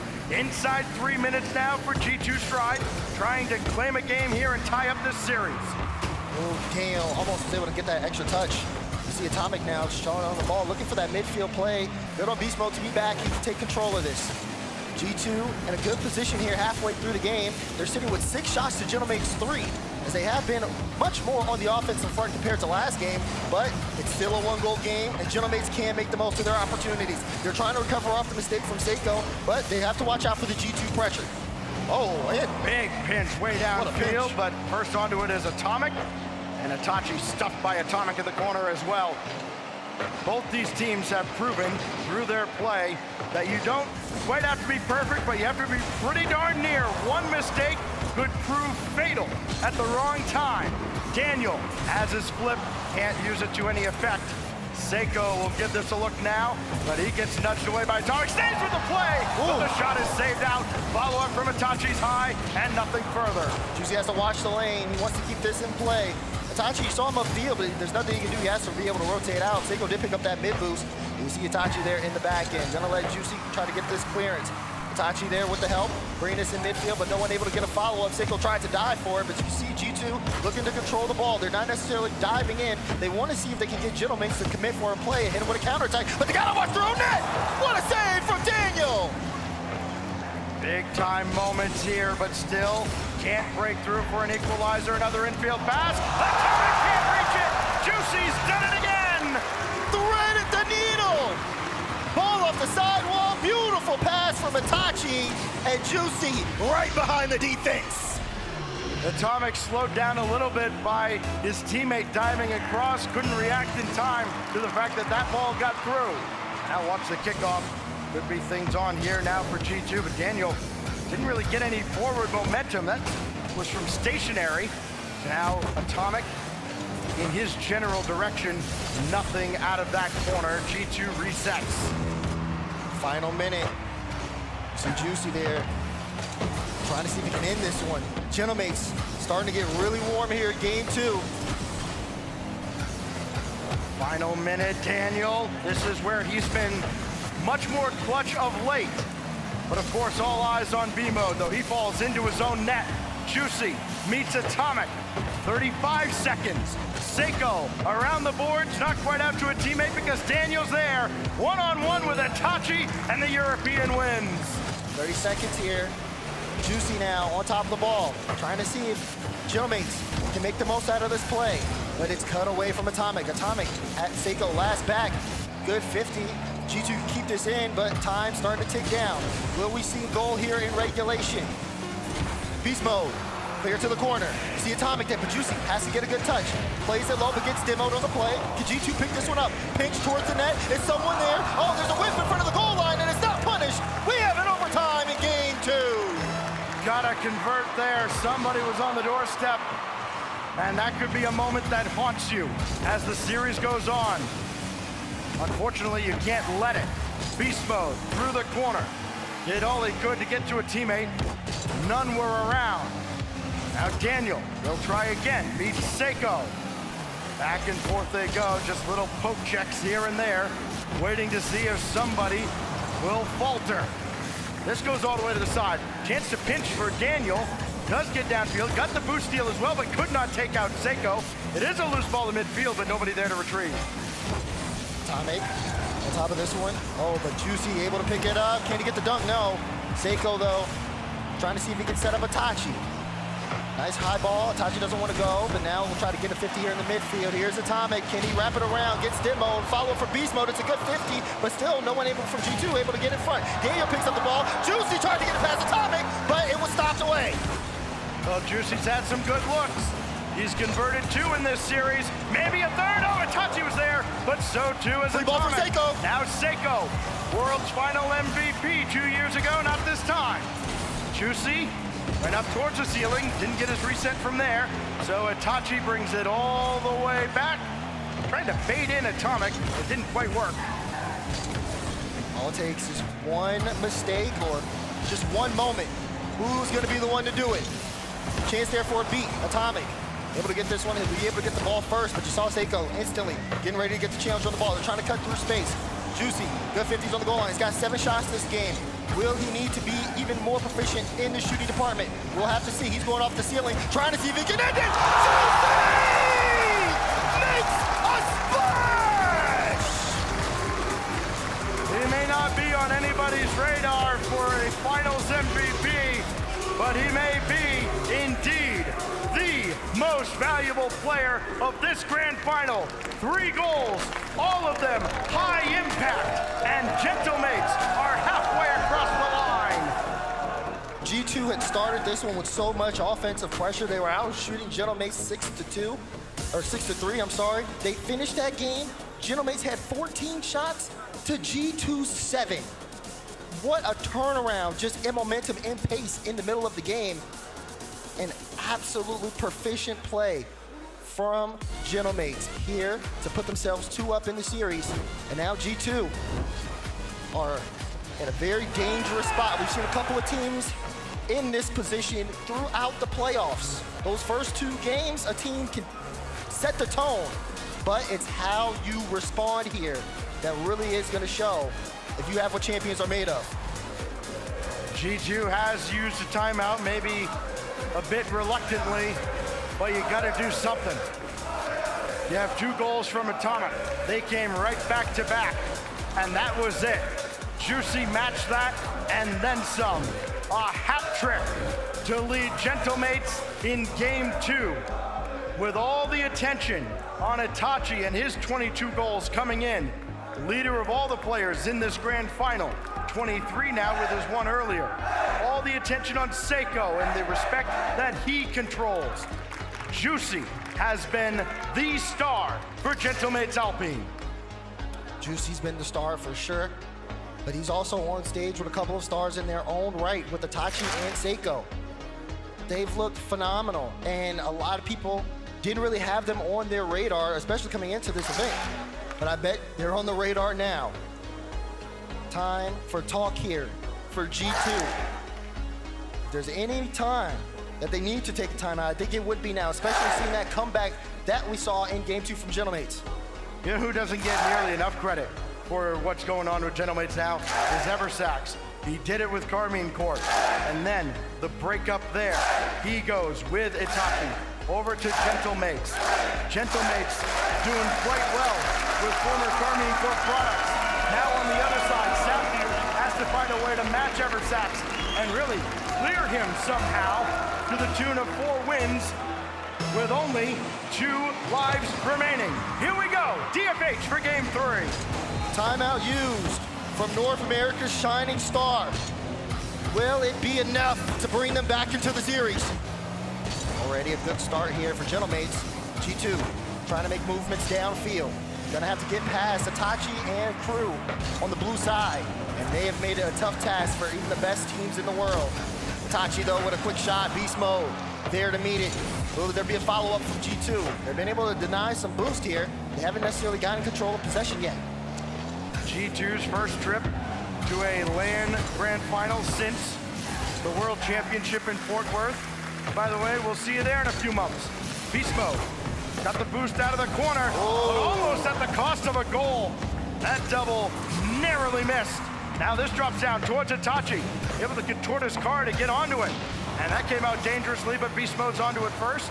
So the pressure relieved for now, but G2 under a lot of duress here early in game 3. Seiko now, does he have one more? Beast Mode stops him. They've been on the goal line for a while here, Stacks. We haven't seen G2 break out. Here's Daniel on the ball, has the flip reset, gets it past one. Seiko though plays it high. Is someone from G2 gonna challenge here? No. Instead he'll go into the corner where Beast Mode will try to intercept. Free lane for Atomic, the shot is high. Will Daniel follow up? No, he'll wait for the midfield, get the 50 to bring it back in play, but Juicy will clear it away and G2 have to start from scratch. All the hands were down for Gentlemates. They had very little boost, maybe 60 as a team. And they try to go high, recognizing that. Shot too high, so G2 a little frustrated here. Got to go back to the drawing board. They're doing so as Beast Mode slams that off the back wall. Daniel can't line up a double, it's way off. And Atomic can just drop that off to the side where Gentlemates are all over it again. It's Itachi. Seiko in the area still. Itachi still being a pest for G2. They just can't shake him right now. So even while Juicy's not scoring, they're still having trouble with the rest of Gentlemates. Here's Beast Mode on the ball, lots of boost, trying to catch up to this one. Got a bump on Itachi, follow shot blocked out, or no, not even on target from Daniel. Atomic will pick this one up. He gets a little bit of room, low boost, has to play a 50. Oh! Daniel gets involved, and G2 pinching your neck. Atomic involved again, this time setting it up for Daniel. We've seen G2 collectively hit everything except the net. Finally, they get one under the bar. Good for a lead near the halfway mark. But that's the aggressiveness. You see that from Daniel. That's exactly what G2 needed earlier in the game. It felt like they didn't want to really take a risk of getting too involved. Daniel crashing the net there to help G2 get on the board is exactly what it's going to take here to get past Gentlemates. Beast Mode racing down towards the corner as Seiko peeled off for the boost and grabbed it out of the corner as well. G2 pretty low on boost overall, but there's Daniel, who had plenty enough to make the save. But what does Seiko have in the tank? Just enough to drop it off to Juicy. Similar play sent away by Beast Mode and Daniel. Great defense there from G2. You're seeing Gentlemates with a lot of space in the midfield. Here goes Juicy, gets it past one. It'll go to Beast Mode. Good touch there as Seiko was going to try to call the number. This time he'll push this one into the corner and actually try to go for it to get it towards midfield. Daniel's up though to knock it away. G2 just needs to get out. They're starting to get low on boost. That challenge there for Beast Mode will give them a good chance to get boosted up. Almost feels like a little bit of old school NA style where you're kind of working in tandem defensively, clearing the ball all the way across, not worried about leaving it on the doorstep. Oh, Beast Mode coming on the weak side, and Gentlemates almost got caught napping. Daniel can almost leave that for Atomic. Maybe he got too greedy. Oh! Beast Mode can't stop it, and we're tied. What a shot from Seiko! 50 goes straight to him, and he lets it rip off the post and in. Just like that, we're back tied up. 128. Does G2 have another one in them? Wait. Oh, Daniel got tied up with Beast Mode, cheating up late on the kickoff, and just a disaster class out of G2 there as they can't convert on an opportunity. And it was a good-looking opportunity, too. I don't know the Gentlemates were able to stop it. Oh, I'm gonna watch the lane here. Gentlemates making use. They've had so much good field awareness, and it's been big for them. G2 has to be careful. You see the double commit coming out. Final minute. They're starting to look a little rattled. Juicy trying to set the pace. Itachi sitting on the wing. Atomic gets on top of the ball. That one pitches midfield. Seiko tried to go for it, but it was blocked away by Daniel. Being perfect at this stage is mentally draining. And you may see that start to wear on G2, especially as long as they've had to go. Daniel, hard off the back wall. Beast Mode follows softly, and Itachi, easy clear out towards Juicy. Still, not much going for G2. They have plenty more shots this time around, but only one through. Maybe another here from Daniel. No, everybody misses. Yeah, Beast Mode, he wanted to turn up towards the ball too.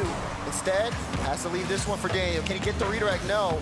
Follow up, goes high, and see Itachi not able to make contact here. Juicy, the 1v1 against Beast Mode, and goes off the post. No, the follow-up's not enough. This one could be a free ball. Can Itachi get there in time? No, he can't. It's too high. Final few seconds, time ticks down. Gentleman's could have ended the game there, but instead, G2 want to pick this one up. Beast Mode, flick high, Juicy. He's going to keep this one in the air. Both teams playing on, but the ball will hit the ground. Overtime, game 3, let's go! I think Juicy was as surprised as anybody that he had to make one more stop. Seiko, network. Daniel's got it, and nobody blinks on the kickoff of overtime. So now Beast Mode launching forward. And Juicy, where G2 kind of play more of a possession game in the backfield, Gentlemates have forced the issue. They've launched it downfield quickly, trying to catch G2 napping. Didn't happen that time. Now Juicy will try again. Much more measured in his approach. Still going forward, still in front, and Beast Mode sweeps it out. Oh, but G2 in a tough spot here. Everybody low on boost as they try to figure a way out. Seiko gonna try to drop that down for Juicy. Juicy!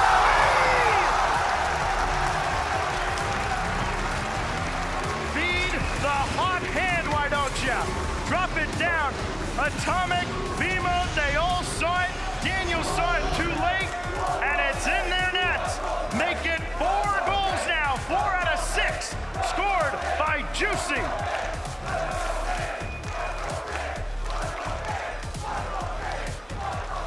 The green suits shouting one more game. Gentlemates stunned G2 after they call a timeout going into game 3.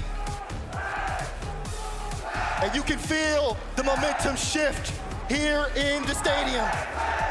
The other thing about those timeouts, sure, you can take it to try and stop momentum. The other guy gets to talk to his team too. And you're going up against one of the best in the business. You're going up against the best team here in Copenhagen, and I dare say the way they're playing right now, they'd have a strong case for best team in the world with this performance. G2 gave them everything they could in that game, but it was still not enough. Seiko and Juicy get the 2 goals. Gentlemates Alpine are 5 minutes away from sweeping this final away. Can't believe it. Cannot believe it. The way, especially with Seiko, that ability to go for that pass in that moment. And you would think the G2 defense, they were all set. You would think they had that one. Juicy just so fast to the ball. Able to push that one into the back of the net. One more game. The losing streak for G2 in the grand finals of an RLCS LAN up to 7. They've got to correct it now or never. Daniel will start it off. All the allegations from Gibbs earlier in the week said Daniel and Beast Mode, not LAN players. They've proven to be up to this point, but could Gentlemates be just too much? This is the biggest challenge for G2 yet. Down in this series, they were having to reverse sweep if they want to be major champions. But for Gentlemates, it's been nothing but domination. As they want to end the series right here, right now, here on Utopia. Juicy plays this one back towards his own corner. See Itachi picking this one up. Has to get past 2 here, and will leave it for Juicy. Now he gets a chance for a solo. Staying on top of the ball, got the flip reset, but Daniel's strong challenge. Juicy up quickly, so too is Atomic. This first minute goes by, nobody has flinched so far. Has to be almost mistake-free Rocket League now for G2. Their margin for error is next to none. Daniel up very quickly. He'll work with Beast Mode, but it doesn't quite hit the mark. They do get downfield, but a little slower than they would have liked. Ooh, Itachi in a tough spot. You see Seiko coming in to bail him out. Gentlemates know that they really have G2 on the back end. So now it's just about controlling the ball. They're playing the 50s well, and they look very confident. Itachi now with space, has a flip, leaves it, tries to go for a 50. It's a good 50 off the back wall, but Atomic is there, and Beast Mode will get the clearance only for a short moment.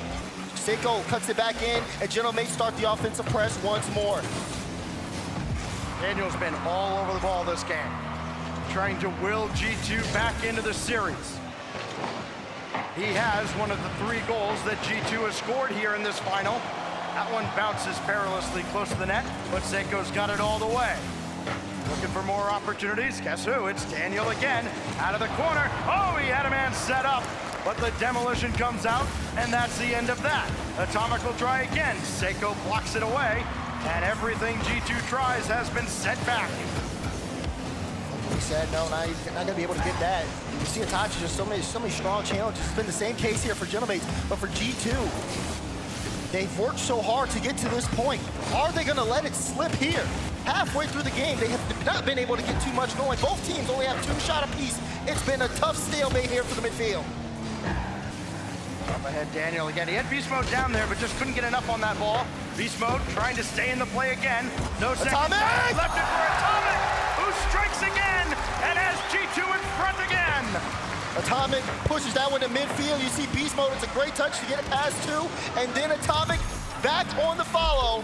Bottom right corner slot shot. G2 in the lead. They've led before, now they gotta hold it. And a good kickoff, getting Atomic downfield in scoring position perhaps, if anybody can follow. Daniel does. Can he get it inside of Beast Mode? Sure can! Oh, what a save by Seiko coming across! Starting to see G2 turn up the pressure now. Able to get on the ball quickly, but they have to make sure not to be too antsy here. Good challenge there for Beast Mode. You see Daniel get the 50 on Juicy. This ball much in favor of Beast Mode. You see Itachi preach up in there on the back end just to stop a potential challenge. But still, though, he's going to end up running out of boost. Beast Mode, again, a great one to bounce right in front of Daniel, who puts it top left! G2 starting to get the ball rolling. Better late than never. Another assist out of Beast Mode, this time setting up his longtime V1 teammate, Daniel. And it's a 2-goal lead with 1:43. Finally, some cushion for the North Americans. Beast Mode, the demolition. Seiko, lateral pass for Itachi. Seiko on the doorstep, and Beast Mode blew him up. Careful, though. Genomates still have plenty of time here on the clock to make something work. Atomic, though, got it!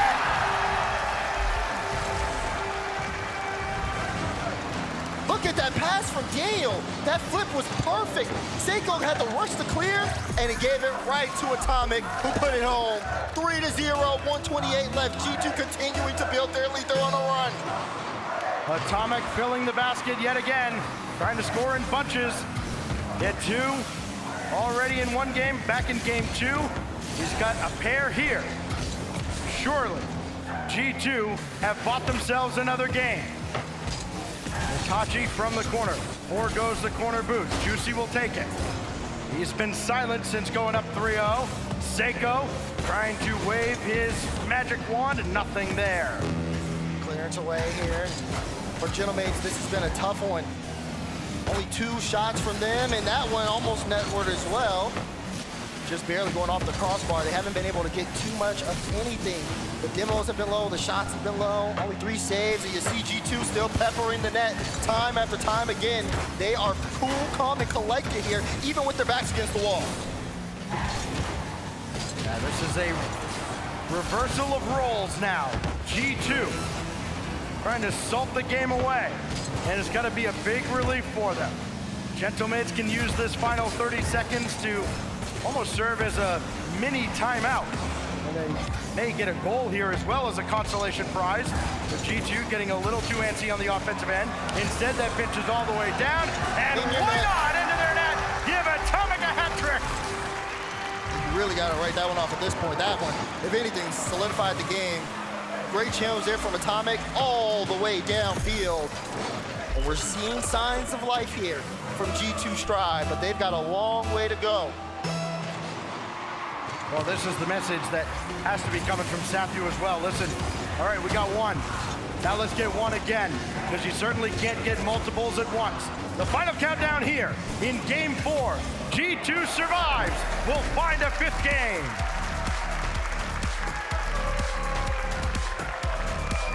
One game at a time for G2. North America's last hope is really giving NA fans a show here and really making their hearts race at the same time. But for Gentlemates, they've been so close to finishing the job. They're still in a match point situation. They still have their timeout. Everything is still in their favor, but that game just got away from them. Yeah, that's probably more important than anything, right? When we look at the situation here. First of all, Gentlemates still only need to win 1 out of the next 3 to claim the major. They have the timeout, G2 does not. I mean, if things go sideways for G2, it's all over anyway. So now the message in this just 1 minute between games. Sathiu's got to rally the troops again. Keep them focused. We were talking to Reynolds earlier, and he was kind of explaining during timeouts, there's a lot more to talk about after a loss than there is after a win. But I don't think the message can just be, okay, keep doing what we're doing. You gotta be worried about what Gentlemates will try to do, especially early on in the next game. And every game after that, as you try to bring this all the way back. Yeah, for G2, it's about keeping up that pace. How much more do you have left in the tank at this stage? Can you keep giving these offensive performances time and time again as Gentlemates try to adapt? There's no more room for error! Game 5, let's go! Into the dome for the 5th game. Another closeout opportunity for Gentlemates trying to do what only one other team has done from Europe. Win an RLCS LAN as the number 4 seed as Seiko makes the save. Follow up, gets by Juicy. Who else but Atomic again? G2 start off strong. Look at that from Daniel, forcing the tough clearance, and Atomic's been there again to push it into the back of the net. Strong start here for G2. Mention what Alpine is trying to do here. Trying to win a LAN as the EU number 4, the only other team to do that, led by some guy named Pierre back in Season 3 with Northern Gaming. First of 4 world champions for Turbo Pulsar. Watch out, Beast Mode. Got it down on target. No, sent away by Itachi, but only as far as Daniel. He's over there on the weak side. You maybe see some tendencies that G2 might try to exploit as the series goes on. Keeping eyes on Atomic here as well. I mean, he's been shooting very well when he's been able to get some opportunities, and you see that continuing to grow. He's waiting here. You saw Itachi there trying to run interference. Here's Daniel. Tried to get that pass to Beast Mode. You saw him going on the ceiling. He was expecting it, but now Atomic, will he be able to keep this in play? It's been tough for Gentlemates to get a breakout opportunity, especially considering that G2 are challenging them and giving them no room, especially in the midfield. Daniel thought about it, but he'll give way to Atomic. It was a little slow developing. Now he goes after Itachi, who has to dodge him in the air. Seiko's got that out towards where Beast Mode went, but he wisely lets Daniel take over. Atomic has... Oh my God! Daniel! Oh my gosh! He's just unreal! The Prodigy! Off the ceiling! Got the flip reset! Under the crossbar! Daniel living up to his legend in that goal! With Atomic 6 goals, surely everybody was expecting a pass, and then all of a sudden Daniel just drops another one on their head tops. 2-goal lead now for G2. They are still keeping up the pace here. Gentlemates only 1 shot to their name. Beast Mode trying to add another. Daniel with the shot!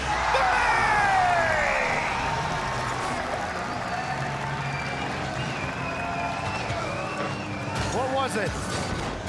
Like a .0 rating after the first day at this LAN. And since then, Daniel has been nothing short of spectacular. 3-goal lead now. Still plenty of time to work with. That could be a good or bad thing if you're a Gentlemates fan. Sure, you like to have the extra time, but what else can G2 do to them? Beast Mode try to get around Seiko. It's not going to happen this time, but again, G2 holds all the cards here in Game 5. Another must-win game to try and send it to Neo Tokyo. Yeah, but it's going to be a long 3 minutes for G2, and this is where the question comes in. Can you maintain, especially when the game's moving at this pace? Daniel staying on top of the ball right now. See Seiko trying to get the 50. Juicy plays this one across, and Itachi's up quick. Atomic not able to win that challenge. This one goes all the way downfield, and you see Beast Mode trying to control it. Keep eyes on how this midfield is going to progress. Are we going to see some more space be given up? Will Gentlemates be able to get time to start cooking? Or can G2 continue to keep this up all the way until the time hits 0? Green suits trying to rally their Gentlemates, but it has not worked. G2 right back on the offensive. Left in the wing. Atomic thought about it, but Seiko's there first. Left reset to give him life? No. Halfway mark. Everything still coming up. G2 stride. Beast Mode wide open. Get around on it. 4-0. Beast Mode's first to the finals. Here's Beast, but again, great assist to him. Beast Mode goes to get it. Great recovery, and it's an open look, open net, 4-0 scoreline. What a performance here from G2, backs against the wall. Past 2 games, it's been all them. Somebody from Gentlemates needs to step up now. Even if you get one that proves as little consolation, even if you get one in a failed comeback bid in this game, get something into the G2 net to give them something to think about. Otherwise, surely a timeout coming. Seiko for Itachi, forced it through. That's what they needed. Still just under 2 to go. They end the drought here. Gentleman's now getting on the board. Good initial challenge. Seiko with a great pass, and Itachi's there to push it in. G2 with 8 goals over the last 2 games, but they finally give one up to Gentlemates. Enough time to at least think about a comeback. Seiko gonna collect. They're not gonna panic, even though they're down by a bunch. That one sent forward, and Daniel tried to get through to Juicy. He's able to jump up and send it away. Beast mode. A little dangerous here now for the G2 defense. Juicy trying to get back in, and no. Follow up. He got the with the follow-up. Beast mode. Seiko's have the lead. And they're starting to cut it down. Juicy, great 50, sees Beast Mode, toodaloo. Open net for Seiko. And they're within 2 with 1:37 left. Cut it in half with plenty of time. Here we go again. More care paid towards the kickoff, but it ends up back in their face. So now Seiko denies the rebound and nothing else there. Stopped by Atomic, tried to chase him into the corner as well. Beast mode, sent back away by Itachi. So he has to circle back towards the net. And Daniel will take it out of the corner. As great as Gentlemates have been in the first half of this series, Daniel has matched them, so too has Atomic, giving G2 some life now in this series. Itachi, though, still looking for more. They're not done just yet. Our Gentlemates from the wing, nobody else home as Beast Mode clears high. Final minute, and G2 still maintain a 2-goal lead. You see Seiko, he was trying to turn there, but he just wasn't fast enough. Daniel able to push that one right on net. 50 seconds, and Dan gets a one-on-one. Keeps this ball close, not able to get the flip reset, but instead will force the 50. Gentlemates trying to get going here, but you can see G2 playing the time well. Beast mode, hands off to Atomic, trying to kill more time. Juicy trying to pinch that across though, and Daniel, Atomic in the way. G2 trying to kill off this final 30 seconds. Beast mode maybe needed one more touch. Juicy had a waterfall down. Daniel had it read all the way. Good concentration, avoiding the forward defensive or disruptive effort. Itachi, little free flip, trying to get something smart through. And then Itachi whiffs, and that'll certainly kill any comeback effort unless Itachi can strike here with time on the clock. 3 seconds, 2, 1, they're out of time, and G2 has sent us to Neo Tokyo when about 15 minutes ago it seemed impossible. That's 2. G2 back-to-back big scoring games out of them. Yep. When it started to look bleak, they turned it up onto a new level. 3 goals in the first 3 games. 1 even went to overtime.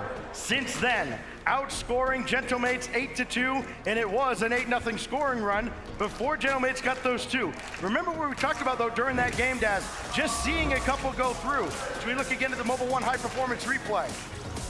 And Atomic getting it started for G2, but Gentlemates do come back in this game. They at least get a couple and maybe have their confidence going. No timeout has been called on the side of Gentlemates. They are going to continue to play on. G2 with a chance to send us all the way. And man, the way they're looking, they look really good. Copenhagen, do you want to see a Game 7? Roar coming from the frontal, about 270 degrees in front of us. The others behind us, not so much. The green suits want to see this one clinched at long last, but it's another closeout opportunity, another must-win for G2 Stride as we head to Neo Tokyo for Game 6. Timeout still in the back pocket of Eversax. Here we go. Load up and lock in. Game 6. As G2 trying to reverse sweep Gentlemates in the grand finals. Juicy on the ball, got the flip, but Beast Mode able to get the save out. Seiko trying to keep this one in play as Gentlemates looking to swarm early, but G2 able to stop it for now. Atomic quickly around the corner, and he kind of ran out of gas there, it looked like. And Didn't have anything else. Itachi. Itachi, it's wide again! Atomic does clear it away, but that was not gonna go posting in. Seiko, though, free ball from him as he tries to drop it straight down. Itachi, no, he missed again! Itachi's hit everything except the net over the last few games. Now Juicy trying to get it going. No, Seiko, rebound, score! Gentlemen's shot after shot after shot, and they finally find the back of the net. Clears for Atomic, goes straight to Seiko, and Daniel just couldn't get there in time. Gentlemen's with the first goal. When Itachi's accuracy has betrayed him, Seiko picks up the slack. Gentlemates on the board first, in front for the first time since game 3. Now Seiko, stopped by Atomic.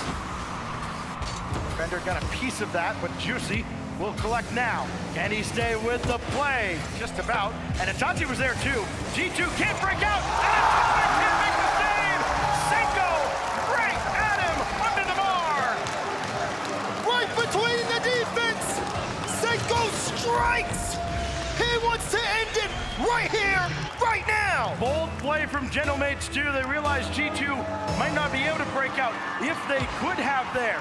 Surely a goal for the North Americans. Instead, it becomes unrelenting pressure, and they're rewarded with a 2-goal lead. G2 have worked so hard to get here, but the way Gentlemates are playing, you can tell they mean business. We questioned the decision whether or not to call a timeout, especially going down 2, but you can see they had full confidence in the team. They knew exactly what to do. They are continuing to keep this one going. Daniel quickly landing on the ceiling to get the pass off towards Atomic. He'll try and bring it back central. Everybody on the ground, and Beast Mode hit the post as well. Nobody can get on the target. That one's off the frame. And the follow-up saved by Itachi. Watch out, Juicy, just barely blocked by Atomic, but they're not done yet. G2 has some work to do defensively as Daniel gets chased into the goal. Watch Atomic here. Nice high pop. Daniel going up to get it. Beast Mode was up as well to see if he can get touch. Atomic, though, it's a light ball, and Seiko able to clear things away. It's been a battle here on Neo Tokyo, but Gentlemates still in the lead. Plenty of time left in game as G2 are trying to strike. Decoys and misdirection trying to fool the Gentlemates defense. It hasn't been good enough. Daniel forced all the way back, and he does get that shuttled out to the corner. Beast Mode in behind him, Atomic forward to the right. Atomic has to take over. Beast Mode waiting. Can he make his mark on this final? 3 assists and a single goal to his name. Daniel gonna have to try and follow this himself. Beast Mode thought about supporting. He has to wait back in midfield instead. Atomic still forward, and that one cleared up by Juicy at the halfway mark. Player there from Juicy. G2 have to be privy. We know Gentlemates sitting in full control of the game. The fake challenges might catch them off guard. But so far, they've been doing okay to at least stop the bleeding and try to get some offensive opportunities. That 3-minute margin is now down to 2. And G2 stuck into their own half, low boost. Gentlemates gonna take this opportunity to see if they can add some score line, but it's a big flick from Daniel to get some moment of reprise as Gentlemates now back in front. Atomic trying to rush forward just a little bit, try to press the issue. How many more opportunities are you gonna get? Daniel and Atomic not on the same page. Beast Mode's gotta slow it down. G2 has to regroup with 100 seconds remaining. Downfield goes Atomic, right at Itachi. Well enough read by Daniel. Beast Mode's over there. Daniel, drop it down. There comes Atomic, but he's sailing high. Juicy can only barely get a tip, and Seiko leaves it for Itachi. Gentlemates off the hook. Such a well-crafted play, but again, that final shot not coming through on the side of G2. This is the wrong time to be missing the net here. You're approaching the final minute. You're down by 2. You've worked hard to get to this far. Is it just to let it go? Light touch here to Beast Mode. Plays it slow. Double! Up high and down hard. Brilliant feed from Daniel. Knew B-Mode would be there. All those 2s they've played together, and it pays off big time. They still need one more. This series is delivering, but can G2 equalize here? Final minute flashing on the screen, they've got to go. Daniel almost found Beast Mode again that time. Daniel demolished. Beast Mode got it through cleanly to the corner. It'll be Beast Mode following, looking for Atomic, and that shot will not tie the game. It's sent out to the corner again. Atomic, another infield pass. Daniel high. Seiko miss. Oh, he got the rebound save. G2 still keeping the offensive pressure. Beast Mode back to Atomic. Atomic gets the bump out, but Seiko, big clear. No one had boost on the play, and now it's going the other way. 30 seconds now. G2 still fighting. They're winning some of the challenges here in the midfield, but they need a little bit more. This one off the back wall. Daniel got the 50, but it's sending G2 back.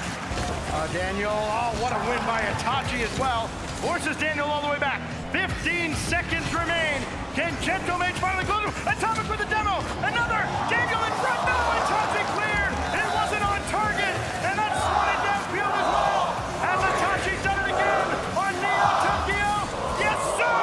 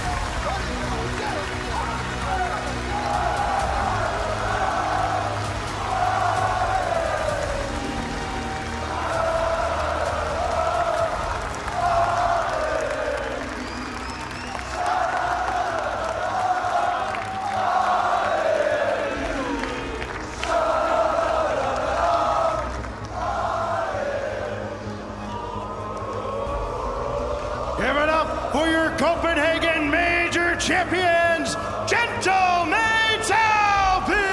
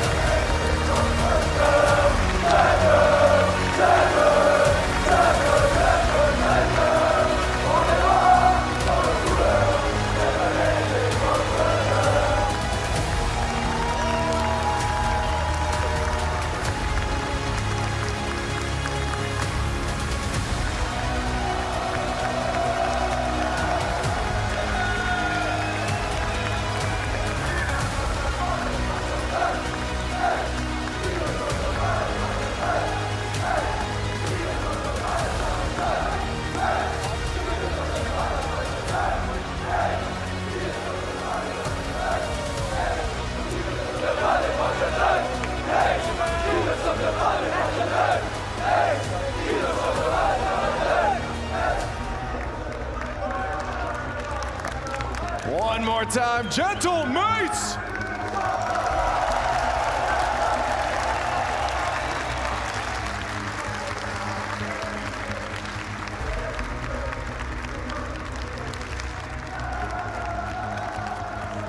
Itachi, what a journey this has been. I mean, you look electric and ecstatic right now. You look so happy. Yeah. They're amazing. Yeah, I have no words. Like, sorry for the bad word, but yeah, we worked really hard to be here. didn't have a good split, but we worked really hard to come back, to bounce back. We changed everything about our gameplay, and it worked so well. So proud of the... Sorry again.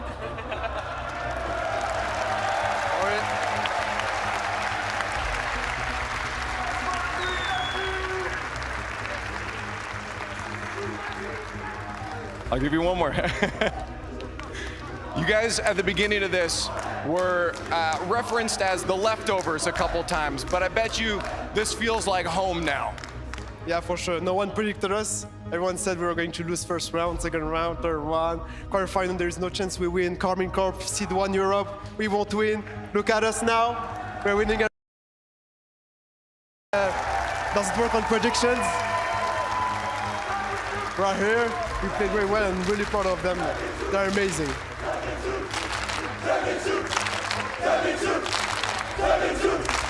Hey, Juicy, talking to you now. Oh, yeah, come on over here. Come on, let's hang it out. For you, you were icy on land right now. You were icy. I'm questioning, are these guys making the difference for you? Is this the difference maker? Definitely. Definitely. I mean, they're like the whole way through, so I'm just happy to be there and happy. Thank you guys to be here. Merci les gars, merci les gars, merci.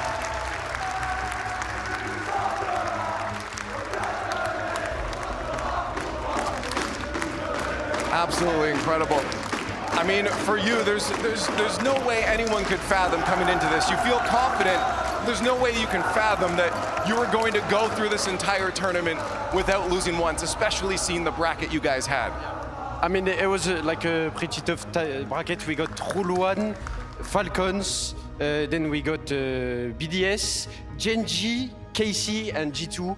All of them were close games. I mean, what can I say? What can I say?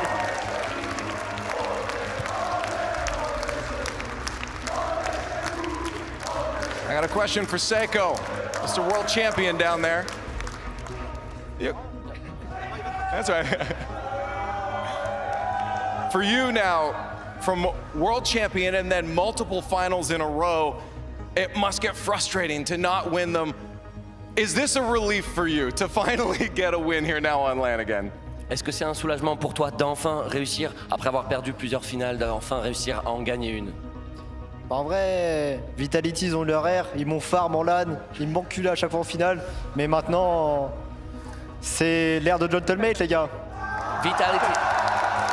Vitality had that time, they always beat me on LAN, but now it's the start of the Gentlemate era.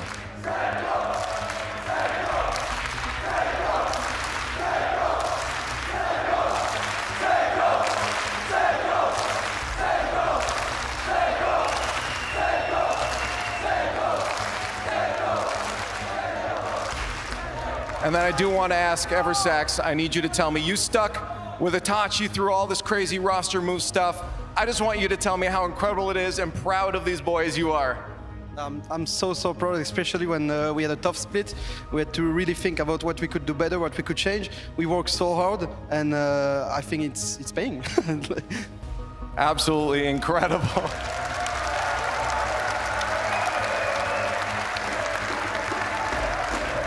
Now there's one more order of business for you guys. Please welcome to the stage Squishy with your medals.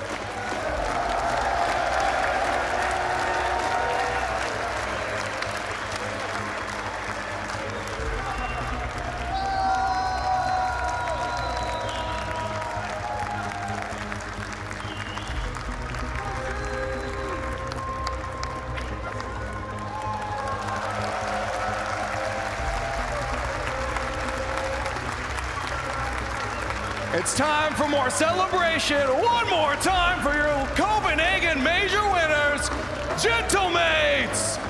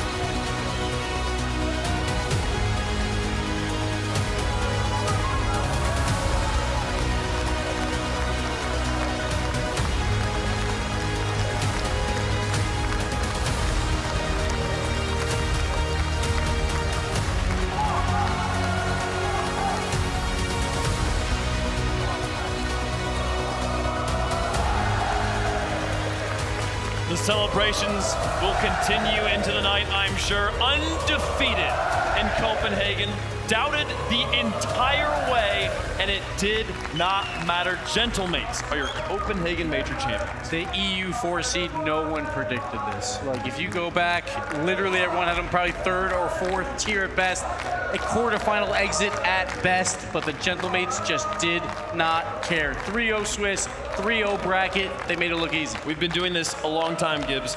Never has a fourth seed won a LAN event for the RLCS, a major or a world championship. Listen, man, I called him the floater from heaven, all split. All because the split started off with the greatest fluke shot ever against Vitality. They beat them, made a grand final. I'm like, wow, they've been rolling that momentum. And they even talked about it. Their gameplay wasn't up to snuff after that open qualifier win. They had to retool, they had to work.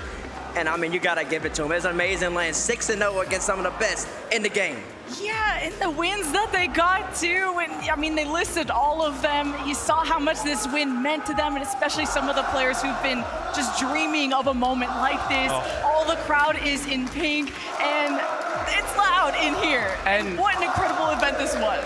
What a special tournament, really, because last year, you know, Fall Major was a #1 seed NA, Winter Major #1 seed EU, then Vitality, obviously, Spring Major World Championship. It was always a favorite. Yeah. It was always a favorite, and it's like an EU4 seed that has never won before. Like, the ultimate underdog comes out and takes this down, and this is a new era because we've been just seeing favorites always winning, but now there is absolutely at least 8 teams in the conversation for best in the world, but on this weekend, it's those 3 men right there. I'm trying to think of a bigger underdog story. Yeah, I'm thinking of it too. In RLCS, I mean, like, I go back to season 1. Maybe season 3, Northern Gaming coming in with a sub. Turbo Pulsa, what a legend that started, but even them, not the same. What was Cloud9 seed? I think they were. Were they? I think they were first. No, they weren't first. I think they were 2. They were 2? Was Energy 2 or first? 3. It was 2 or 3. I know that for sure. But still, we knew that Europe as a region was so incredibly, like, they just beat everyone, right? Yeah. The problem was with Gentlemates, they didn't win a qualifier. They didn't even do that. It was only Karmine Corp the entire time. But in this series, the first 3 games, they got out to a huge lead, teammates, and G2 tried to fight back, but they just barely couldn't. Gibbs, man, listen, if you're a player who wants to get good at Rocket League, you need to watch Gentlemates tape because they don't do anything flashy. They don't need to go for the slippery sets. They don't need to go for anything incredible. They're just playing solid, consistent, 50-50 ball, great defense, straight line. Every single thing they do is aim towards their net, and they are clutch when it matters most. And the composure, just the energy that they had throughout this playoff of Game 7 against Gen G, Game 7 against K-Corp, and just maintaining from that Game 7 to now, we were wondering that they still have it in them to go up against G2. And that was a huge factor. I was worried about their energy because they had to expel so much. They kept that momentum going for the first 3 games, and every time we saw a game go the other way, you're worried about the exhaustion, basically. Once again, when they score first, they still don't lose. It's like spoilers at this point. It's like you can turn the TV off. I mean, and G2 was throwing everything at him at the end of that game number 6, but it didn't matter. Daniel right here, great shot, demo. It needed to be on target, though, and they always got back. They were always there to help each other out. It was just nothing but poise, the game plan, and the execution, the commitment to what they wanted to do and how they wanted to do it is why they are your Copenhagen Major champions. This was the bracket, one of the best brackets we've ever had. And we were just talking about how big of an underdog story this is. It is accentuated by how deep the rest of the field was. Alpine doing something we've never seen before in Rocket League. Absolutely. We saw through the quarterfinals all international matches as well, except for the K-Corp versus Gentlemates. EU1 versus EU4, but Gentlemates, Alpine come out on top. An exhausting day for them, but they are awarded with the 32 points and $75,000.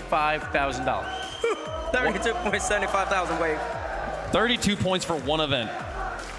What a punctuation mark that is for them as they can move forward to Worlds. Thinking about that, but I mean, you got a time of split to go, but that's gotta feel great for them there. My goodness, you can see what everybody else earned here as well. But folks, we're not quite done giving out the awards. We handed out a trophy and 4 medals. There is a 5th medal though.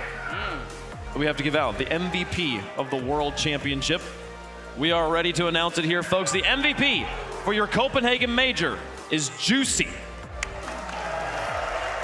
Ally MVP here, indeed. I mean, when you score like, what, 4 winning goals in the grand finals, it's going to happen. I knew. I thought the crowd was going to get super loud, so I wanted to let that breathe a little bit. But, man, he does not let you breathe. He's a suffocating player, and the impact that he had this tournament is why we all chose him. He has the LAN record for most overtime winning goals. 3 of them happened in that final in Game 1, Game 2, and Game 3. And we talk about they were a team of 3, and the one question mark was Juicy. Doesn't have any accolades on his resume. Now he's got a major title and an MVP. They made the right choice. Gentlemates and Juicy, the clutch player. Games 1, 2, and 3. Game-winning goals from Juicy. Listen, every single time they need him to make a play, he did it. And look at this, off the ceiling, perfect shot into your net. There's nothing you could do at that point. He was always there when they needed him the most. The question mark on the team has turned into an exclamation point.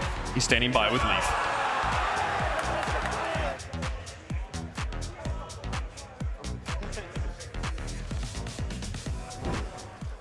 That's right, I'm down here with your Ally MVP of the Copenhagen Major, Juicy. I called it before.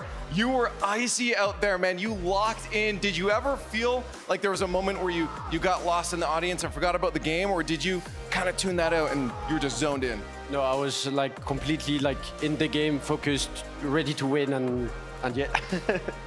Can you show us off? Let's see the medal. You got 2 of them. The winning one and the MVP. Both winners, look at them. Nice and beautiful. Hey, if there's anything right now, because I know you want to go celebrate, if there's anything you want to say out to the world, you can do it in French as well. The mic is yours. Ok. Merci à tous les fans d'être là. Vous nous avez soutenus tout le temps, ça a été incroyable, vous avez fait du bruit de fou. Voilà, merci beaucoup à tout le monde, et voilà. There it is, your Ally MVP for the Copenhagen Major. What a story for Juicy here, and what a story for his team. We'll get to see that story continue as the season progresses here, folks. An incredible event here. It's been so much fun for the players. It's been so much fun for the fans. We also, though, do have the MVA to give out. We do. Who's the most valuable analyst here, folks. We've been making predictions the entire time. Nobody. Not you. Nobody except we're giving chat. We're saying that chat predicted Gentlemates here. Congratulations, chat. You were the ones who knew it all along. Yeah, but let's talk about the top left corner. Let's talk about the top of the board. Look at him go. Wait, I thought you picked Gentlemates. I thought you have 31. No, I have 30. And Lemon also picked Gentlemates. And Cole. Oh, my Lord. Oh, my gosh. Oh, yeah. Check that out. 3-way tie. The Lemon buff. We get like the best major ever. Her first one. And she's like, yeah, I'll just outpick you all. Congratulations. Congratulations there. No big deal.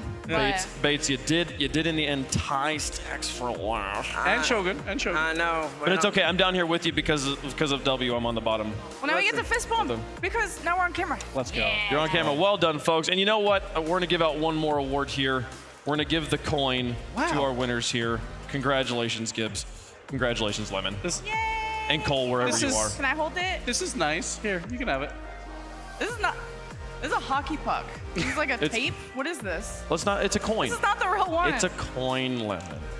I don't want it. I'm pretty sure it's a roll of tape. Pretty sure it's a roll of tape wave. Let's not talk about it. That's fine, folks. Anyway, the season continues to roll on here for 2024. We are done with the Copenhagen Major. The London Major is next. Gameplay for the qualifiers. Open qualifiers begin April 19th. We'll have 3 of them there. Get your friends together. You could possibly be where these players are in London on June 20th. 3 open qualifiers for all the regions out there. 3 months of conversation until London, and there's going to be a lot of it, so it's gonna be fun. It's going to be a big one, folks. Wow. I mean, it's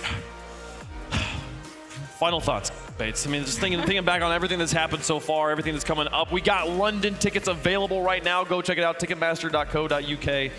But what an event. Man, I gotta say that first off, the crowd definitely got spoiled by having one of the best lands possibly to attend. What was that, 5 Game 7s, 2 Game 6s, and I mean, only one went 5, I think, if I even recall. Did anyone even go Game 5? No, Vitality Fury. That's the only one that went Game 5. So, man, y'all got spoiled here in this building. No sweeps. And then also, you gotta shout out Gentlemates, but also moving on from that, it's just the world is here. Mina, Falcons, they look very poised to win a major. Furia, they can bounce back, they can win a major. And NA has G2, Gen G, and some other squads on the rise right now. Can we also just point out that North America made it to the final? Yeah, we did, too, baby. I'm not clapping for that. He's not done. He's not done yet. There's one more thing, though, Wave. Yeah. I got to announce. Okay. It's Roster Mania time. It's Oh, Roster baby. Mania Oh, time. Here baby. we go. Let's open up that transfer window. And it's going to be some interesting It starts things right happening. Right now. Everybody head to your phones, head to Twitter, see what's going on. I don't know. Yeah, you were mentioning, you were like, this is setting up the best comeback story for G2 and London. I'm like, Jeff, that's a long ways away. Yeah. No, a lot going to happen before then, folks. But my goodness, what a show. What a weekend. Thank you all for watching. That's our show. We'll see you back on April 19th for the first open qualifier of the London Major. Thank you for watching. See you next time.